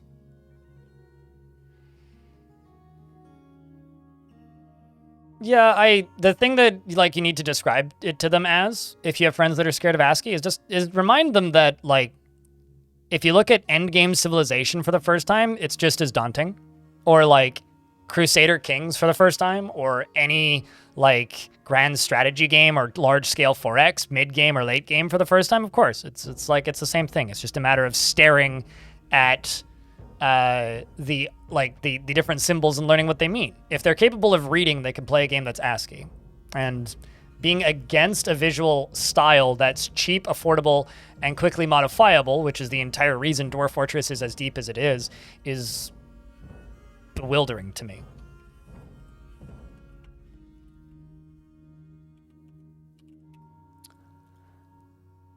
Highton, a Doctrine Seal, is 75 years old and has 2 pets. A kitten, who's been gelded, and a gosling named Ryan. And he does not seek retribution for past wrongs and is very friendly and always tries to say nice things to others. He tends to make a small mess with his own possessions, and he is grateful when others help him out. He tries to return favors, and he tends to think before acting. He doesn't cling tightly to ideas and is open to changing his mind. He has a tendency to go it alone without considering the advice of others, and he has a strong tendency towards forming deep and emotional bonds with others. He is not particularly interested in what others think of him, and he likes to brawl. He is brave in the face of imminent danger. He needs alcohol to get through the working day and is getting used to tragedy. He dreams of creating a great work of art and personally sees perseverance in the face of adversity bullheaded and foolish, and sees working hard as a foolish waste of time, and likes platinum and alexandrite, as well as the sound of the adorable satin, grates, and icahedra, and when possible prefers to consume dingo, squid, and quinoa beer, and maize flour, and absolutely hates fire snakes. He's a former member of the Ocean of Ashes and a former member of the Lion Coven, and is delighted after watching a performance. Remembering watching a performance. Hello, Undeath.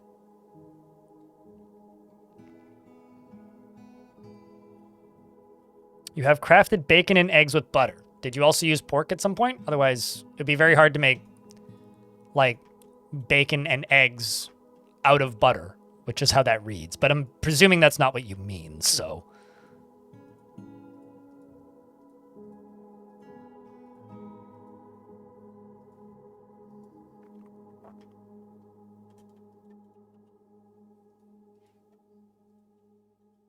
Yeah, we're just waiting on those doors now. This seems like a crappy job.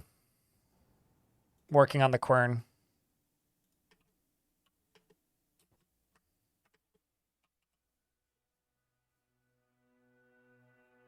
Well, I'll tell you this. Don't try out ASCII. Just play with the graphics on. And then every now and again, swap over to ASCII and have a look at it for a bit. Because I'll tell you this. The reason I have nothing against ASCII, although I get caught up in places right now in this version because I have a slightly slower time having to memorize the buttons because the icons are all different.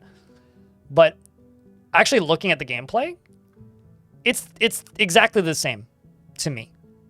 Like, this looks exactly the same, more or less, as this, right? If anything, there are elements of this that's clearer. Like, it's way easier to spot which dwarves are upset because they've got these big, bloody, obvious down arrows flashing, which make them really clear. I think if you're colorblind, this is fucked, and that makes sense. But, like, if you're used to looking at Dwarf Fortress, after a while, it all just kind of looks like Dwarf Fortress.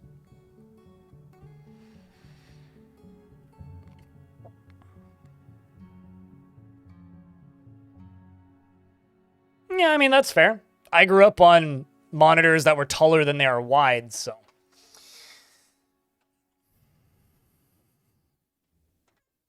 You'd argue that Dwarf Fortress is one of the most streamable?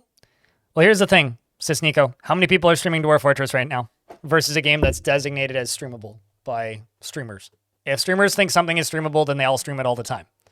If they don't think something is streamable, then nobody streams it, which is why it's very quiet in the Dwarf Fortress directory most of the time. Except for when Robaz decides to be cool. Shoutouts to Robaz.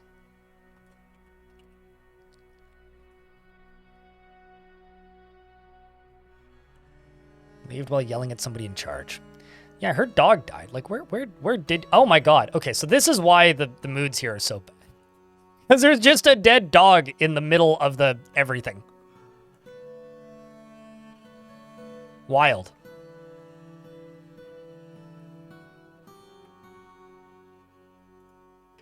That's largely the reason things were dropping.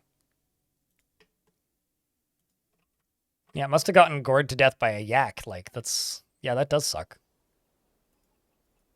Poor puppy indeed.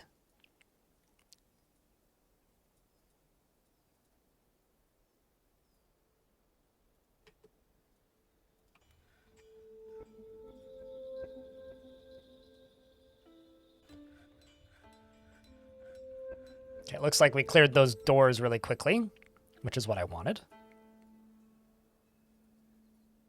So now I can just kind of go around like this.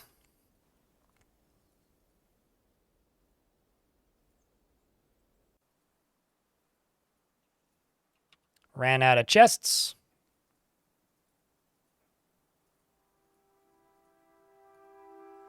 I'm gonna have to make more coffers pretty soon. We'll just wait for the rest of this stuff to all get assembled. I can go down here right now and do this, though. Which will make me 2 bedrooms.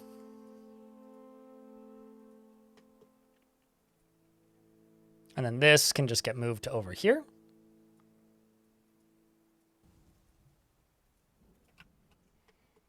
This is just going to get done with time. Give Puppy a grave. I mean, I could.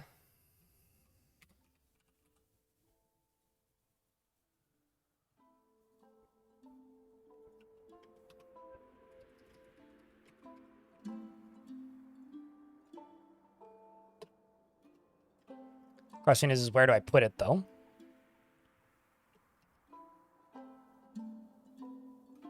Without DF hack? Oh, that's a challenge. With DF hack, that's a pretty trivial thing, but... Question is where do I put it?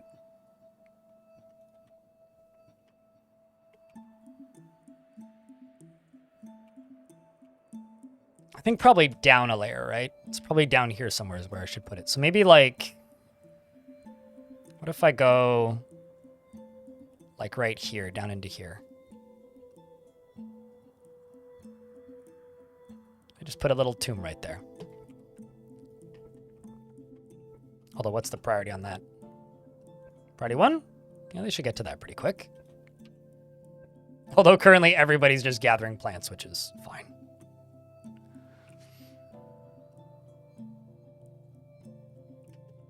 I'm also going to go here, and we are going to make a raising bridge. I don't really want to make a rough one, so let's make a smooth one.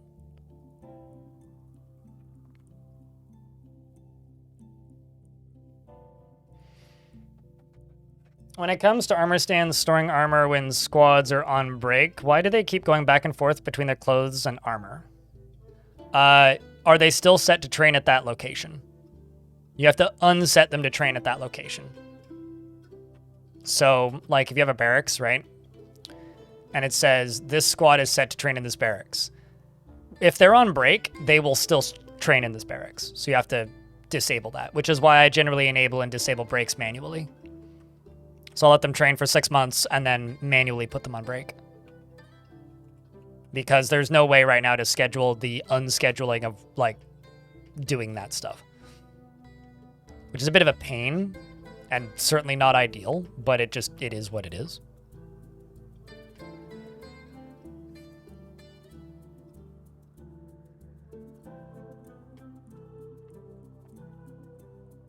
Do you need an armor and stand and weapon rack? If you want them to store their armor in there and not on a stand and not just leave it on the floor, yeah.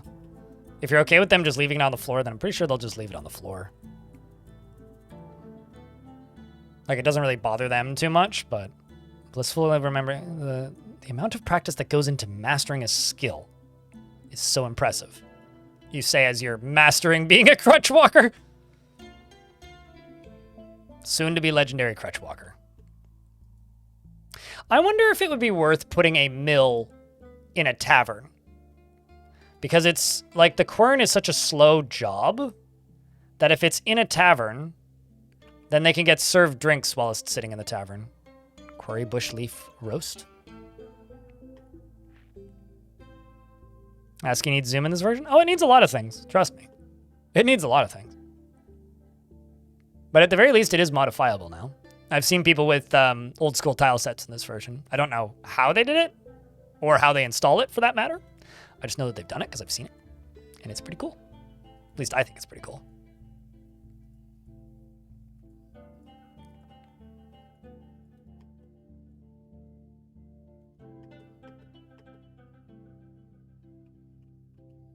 Okay, so these up here, I can put one final door on this, and probably a bed if I have one laying around. I don't. So then I'm just going to go up to here and do this. So we'll just assign all of these until I don't need any more. Sweet. And then down here, just going to go plop one of these down. And then that can be doggy tomb.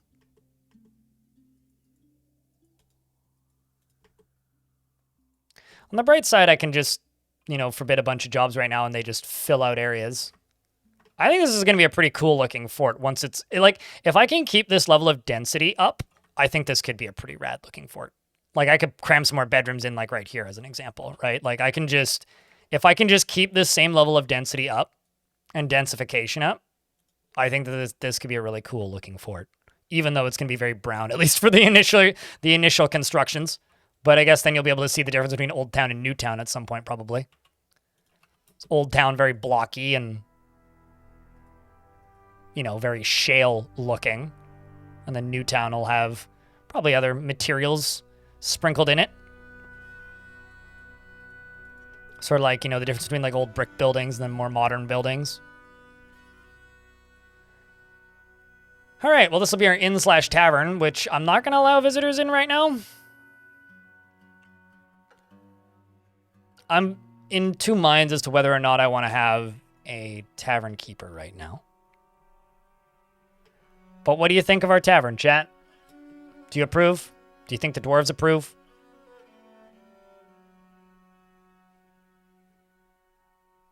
And how are we feeling about this fort challenge so far? I mean, we're going to start getting hit by enemies at some point, but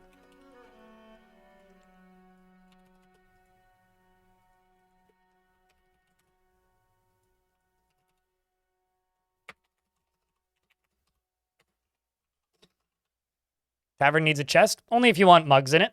It doesn't need it. I would say that the chest is optional.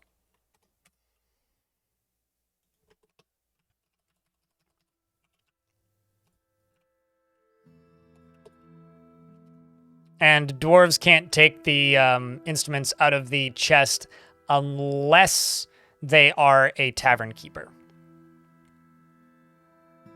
Looks a bit bleak. Yeah, certainly bleak. I'll agree with that. Scholarly Frog, thank you very much for the raid. Jack, can I get a round of beers for the Scholarly Frog? Appreciate you. I'm going to go top off my water. I will be back in 2 seconds, Jack.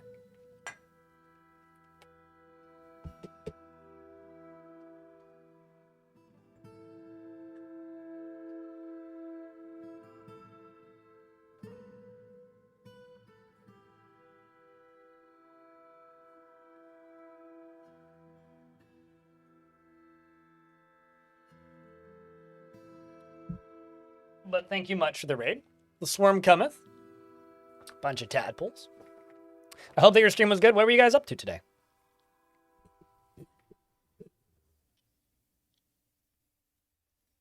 There's a funny pun in that name, Two Men. The goal is to have 500 dwarves, yes.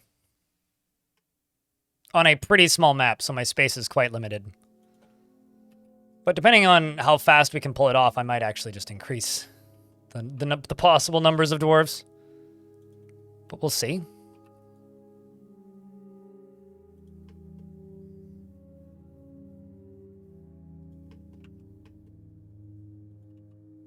And then we're also going to do this. But yeah, it does certainly look very brown right now. I'll absolutely give you that.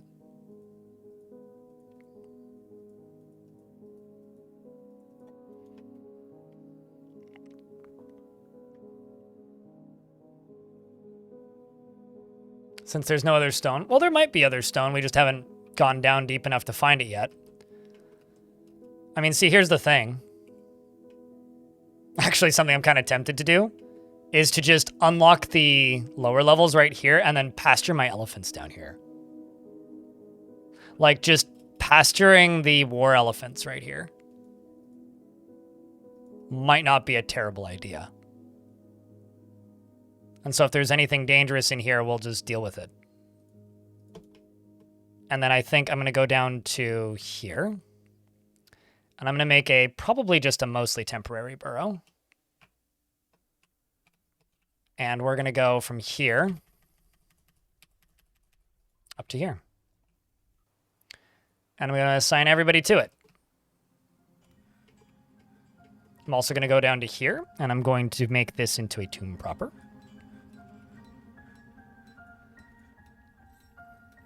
I just want to paint that onto there.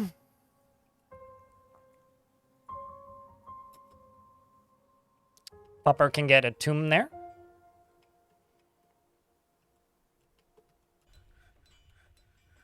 Ah, would you look at that? It's a giant mole.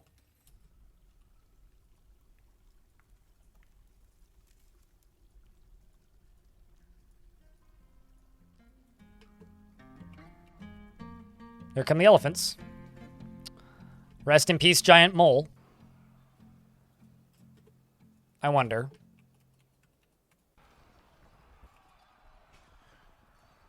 It may be able to just be butchered. We'll see. Nope. It's too mangled. Well done, elephants.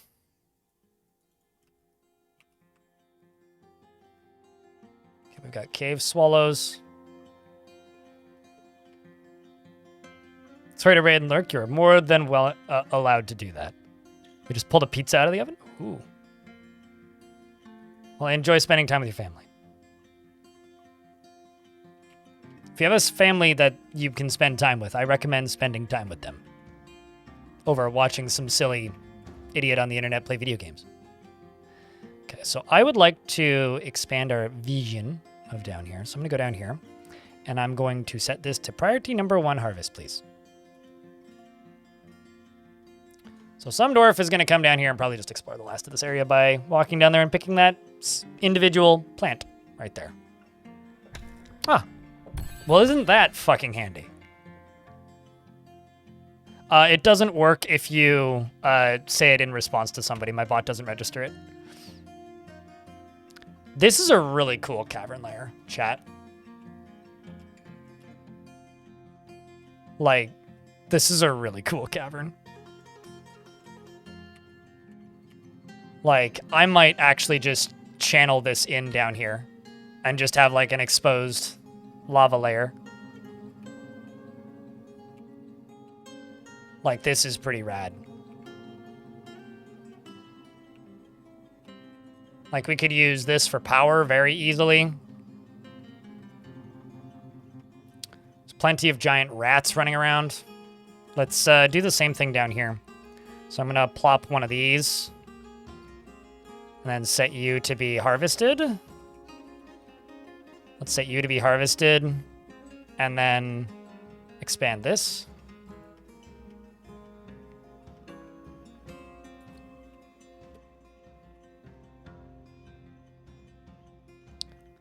How any creature is just annoyed when choking on smoke? Underground, never mind your skin boiling or anything.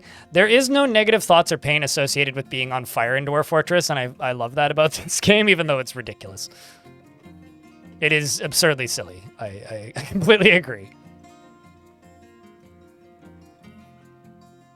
Hello, Fairfolk Cryptwave. Thanks for the good times, y'all.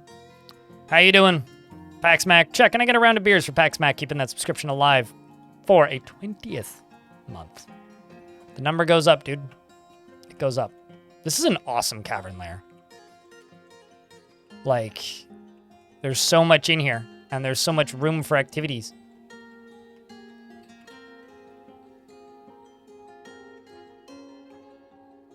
There's only a few more spots I need to check, but I don't actually think I can get over to this side. I could, however, maybe chop this down. Plop this in the burrow.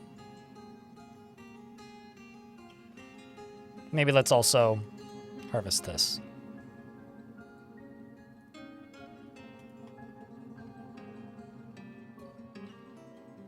Bigger number, better person. So does that mean if your name was PaxMac55, you'd be better than PaxMac54? I think it's a fair question to ask.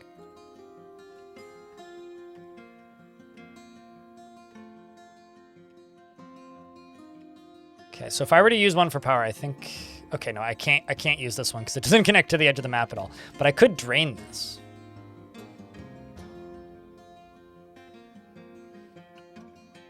One of the edges on the tree. And do you need to put one of the edges of the tree in the burrow? Oh, so they can stand next to it? No, I don't. No, you don't. You just need to set the tree itself as it. So the only area left is basically down here. Which I'm going to set to this plump helmet. The thing is, there's just way less. There's only one dwarf in the fort who can harvest plants. Or there's only one dwarf in the fort that can chop down trees, whereas anybody can harvest plants, so it just takes a while for their... Takes longer for the job to queue up. That's the issue.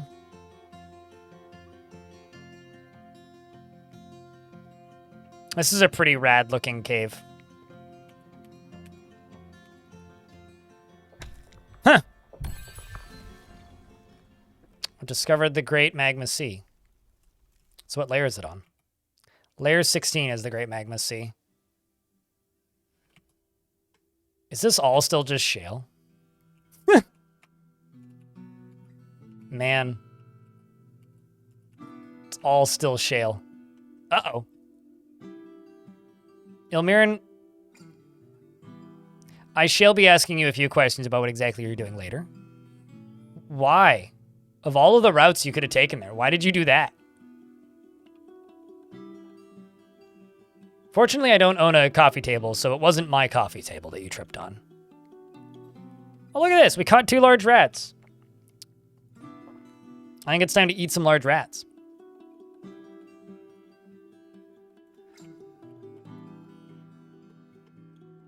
I'm also going to put a lever right here.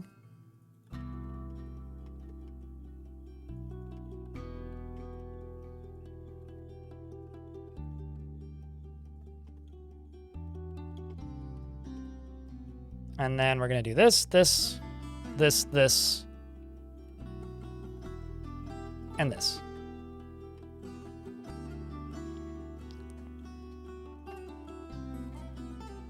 You wanted a jacuzzi?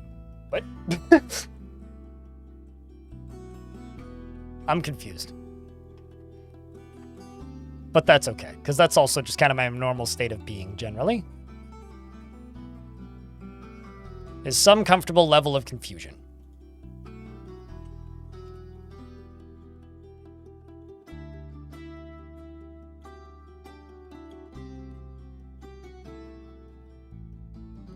Yeah, we'll just set both of those.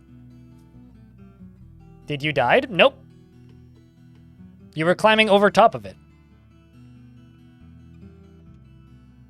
I mean, you were making some questionable pathing choices, but you didn't die. Now you're just preparing a meal. Out of giant mole heart. Long yam plants and 2 pieces of salad. That actually is almost that's a balanced meal-ish. Giant mole heart, long yam plant, and a celery. And then you forgot halfway through what you were doing and went and did something else. As for why, I don't know. Anyway, it's okay, because Doran's got it. You like making trap pits for enemies to wander into? There you go.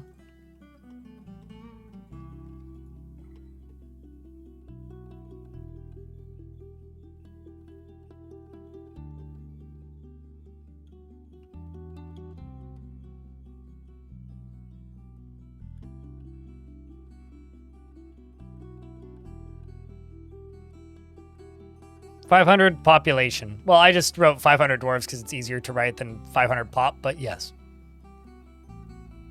I wanted people to, you know, get the gist the first time. So I'm going to approve the Stoneworkers Guild. I didn't approve the Engravers Guild.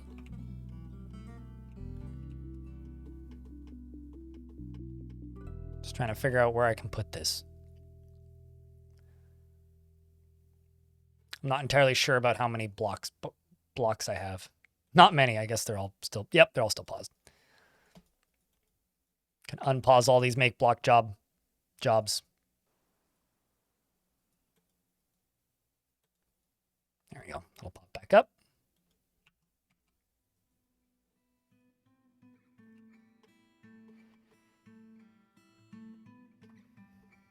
Only then your fortress gets wiped out by the frame rate tanking due to a dragon or something breathing fire. You just need to wait for it to rain, though.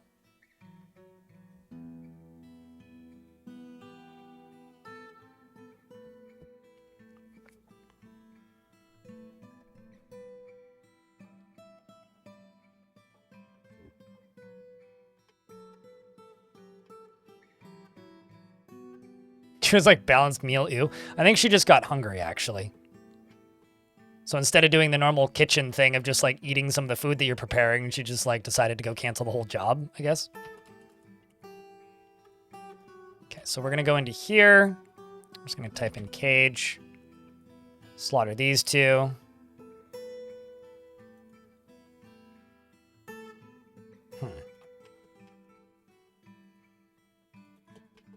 Let's go travel over to the tavern. Why don't you, dwarf?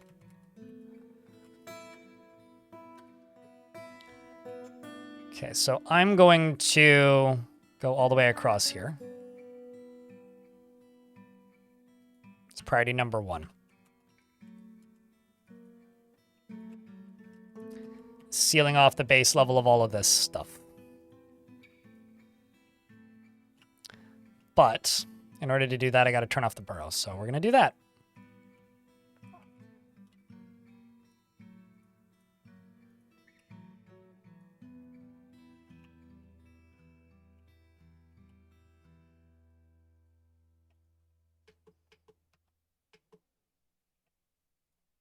And all the way along there. All the way through to there. You know, actually just digging straight through this wall may actually be the best way to do this.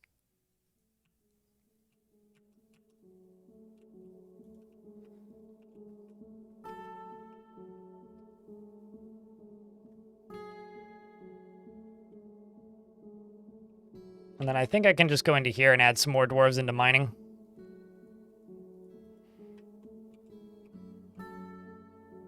Although I'll need to make some more mining equipment sooner rather than later.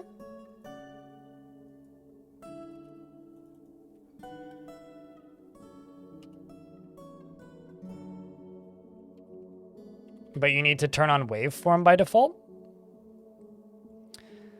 I'll be honest with you, I'm actually pretty happy with Kdenlive. I just don't like the speed at which it renders, which kind of sucks, but I do actually quite like the way it... I like its workflow process. My issue with Blender when I tried it last is it had no default plugins, and there was like no plugins for it that I could find, but it was also pretty new at the time, so I'm sure that's the sort of thing that's improved or will improve if it hasn't.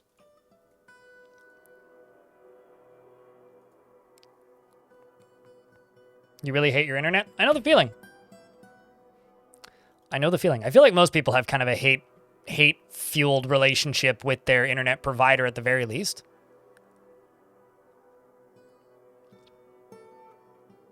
So chat, I've got a question for you. This is a hypothetical question.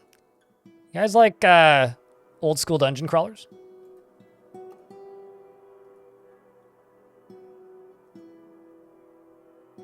Just a hypothetical question.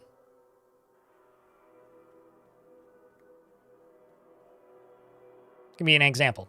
Legend of Grimrock. Probably the most easiest one. Or like, you know, Eye of the Beholder or Wizardry. Daggerfall's a real-time game though, so not really Daggerfall. Well, Daggerfall also is Daggerfall grid-based? I don't think it is. Fuck, I like haven't looked at Daggerfall in a long time.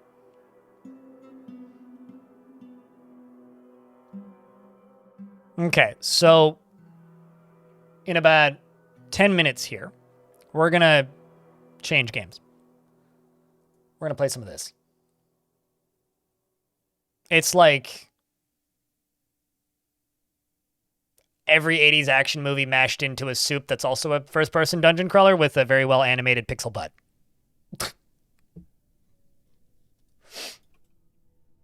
So we're gonna play some of that. I'll tell you this, even if it's not your kind of shtick, the soundtrack slaps.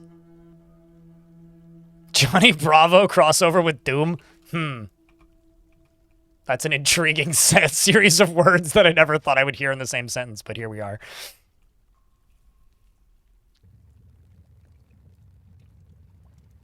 I think I'm going to try and completely lock down this cavern layer, but the lower ones, I will not.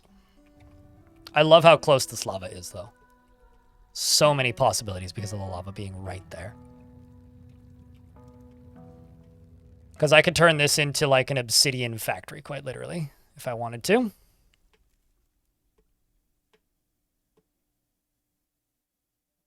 Where are the WOD creators when you need them? Making video games in the Doom engine these days, mostly. I mean, Supplice came out recently. I say recently, but I think that was like over a year ago now, wasn't it?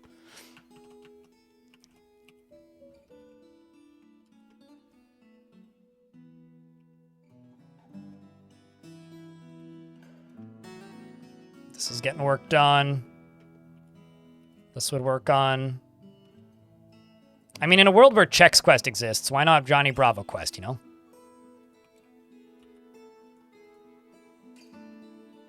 I don't know what's better, the fact that Chex Quest exists or the fact that they remade Chex Quest. I'm not sure which one's better. I said a well-animated pixel butt. You heard me. You heard me exactly as I intended to be heard, exactly what I said, correctly. Congratulations on your hearing exam. You have passed. And I guess my enunciation exam. I suppose I have passed as well. How do I get subtitles on my stream? Go to Google and type in OBS subtitles plugin. And then read the links and go to the official website, OBS project forum link. It ties into Google voice to text. So it's basically just text to speech. But Twitch has had compatibility for plugins for a while. Twitch just doesn't do it natively, so you have to use a plugin to do it locally, or use a an online service. And this one just pings Google basically, and then displays it on stream. It's quite useful because if you're recording video, it saves it as a subtitles track. So you get the separate subtitles track. So if you're like editing video or stuff, it automatically populates your subtitles.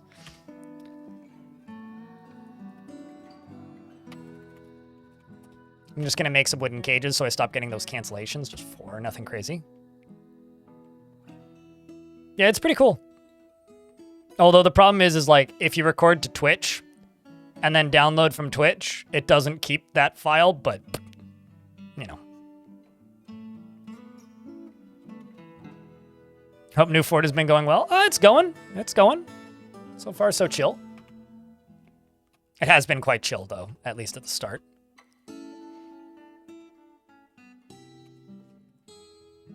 I'm just currently locking down a cavern layer mostly. I don't know if I'll fully lock it down.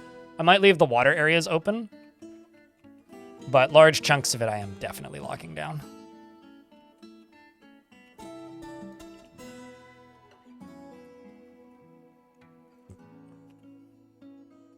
Okay, who's pissed?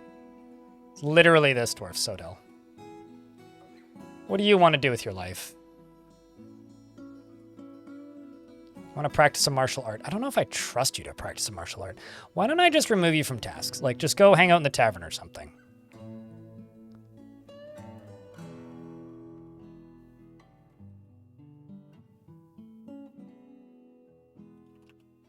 You right here. I'm going to link the lever up to something, which is this. So this will then be able to be shut, so we can lock the front door. So screaming shut the front door is a valid thing to say.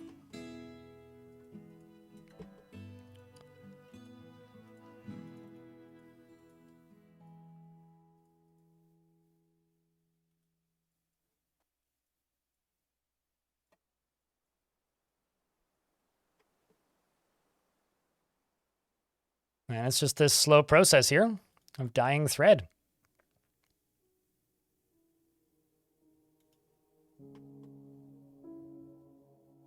Will only be assigned a drink, at least until they cease being super pissed. It makes it easier for them to attend meetings and have less bad thoughts, which is good. I mean, everybody in this fort has bedrooms, which, like, it took forever for the other fort to have bedrooms. Like, everybody has a bedroom.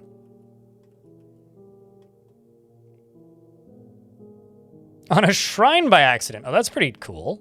What's in this shrine?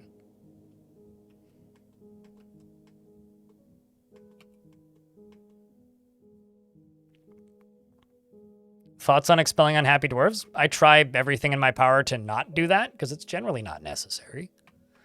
It's sort of like taking a sledgehammer to a glass jar that's whining at you slightly. It's like, maybe figure out what the glass jar wants to be put in it instead of, like, smashing it, you know? Like, as an example here, like,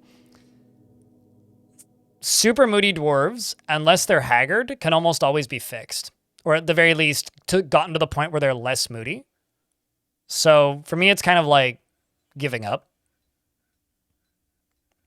How do I feel about using a dwarf catapult? I don't.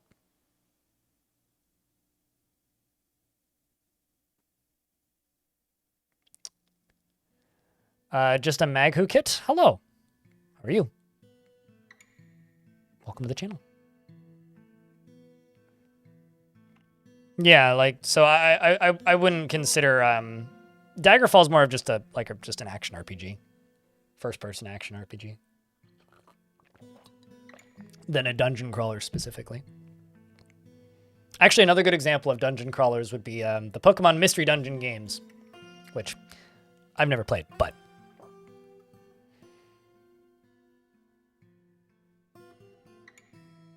you dislike even-sized embarks for some reason. You like having your fort being in the center.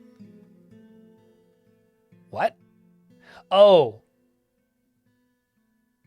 Wait. So for you, like 3x3 minimum, basically, is what you're saying. So that you have like a specific lease. That's like some next level shit. Wow, that was fast. Claimed a craft store shop and immediately began a mysterious construction. Just grabbed a piece of hematite. Iron is making a artifact. Best of luck, Iron.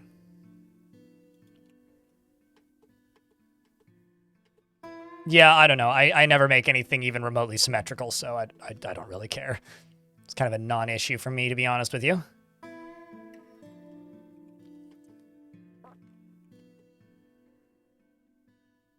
You're a creature of habit? Habits are boring, though.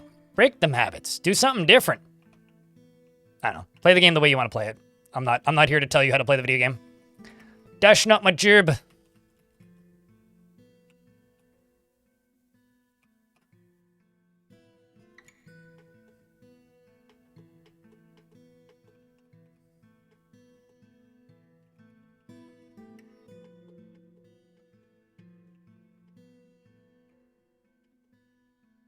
Okay, so I'm just going to get them to dig along here.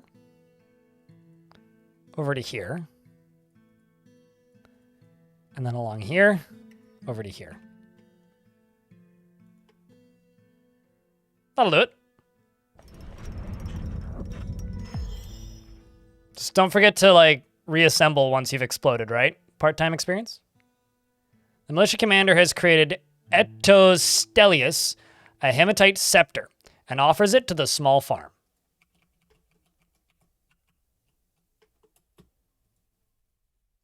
This is a hematite scepter. All craft store ship is of the highest quality. It menaces with spikes of hematite.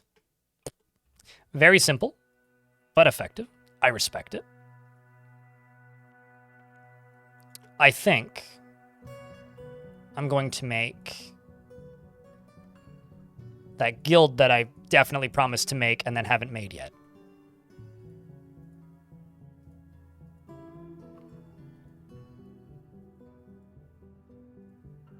It'll be a Stoneworkers Guild.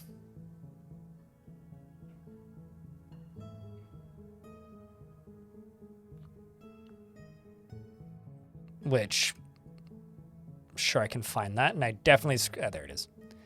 Right up at the top. And then just go into here and type in pedestal, and we'll throw that in there.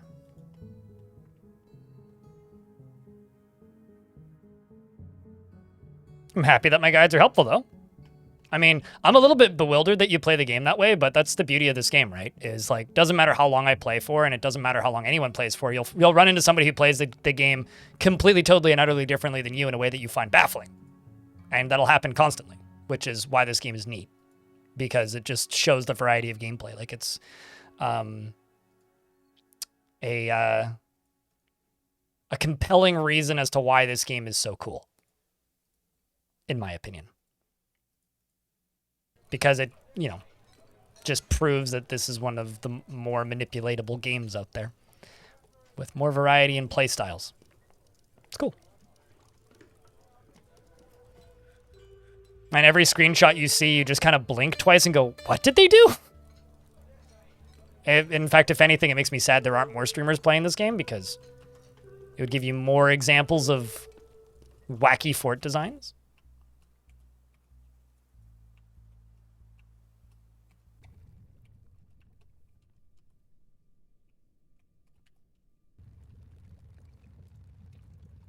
Okay, so all the way across there. It's basically just this back area, essentially. So I can cut through this once they're done mining through all this. Then I can put some walls here. And then that's this entire cavern. This is a really awesome little cavern. I love how much open space is in here. This is very convenient. I had no idea that was there. So this is super cool. Very happy to see this here. These water sources are also super useful. Specifically like this big one. Actually, I would say this one is the most useful because I could very easily use this as a power source because it'll just flow in from here and we can just like channel it through here and then this way and then I can filter the power up into here no problem. So that's a huge deal. But yeah, I'm already running an industry that I literally never do. I'm dyeing clothes, chat. I don't do this. This isn't something I do. Like, at all. It's all midnight blue with dimple dye, after all. Yeah, it's just something I don't do. Usually some rare loot, sometimes artifacts. Is usually what is in shrines outside of adventure mode. But yeah, chat, that's it for the new fort for today. I think we've made some solid progress. What do you think? I think this is some pretty dope progress. But we'll be picking this fort back up tomorrow. And, but for now, it's time for us to go play something new. So, if you're sticking around, could I get a round of beers? If you're tuning out, that's okay, but I do ask you really kindly if you could leave the stream up, that would be awesome. And for Twitch viewers, if you want to say goodnight to the VOD people, you can do that by saying, see you later, VOD, or bye, VOD, or whatever.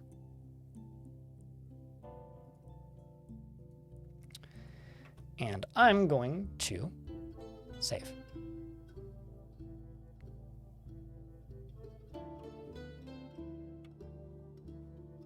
You know, buying shit. Exactly.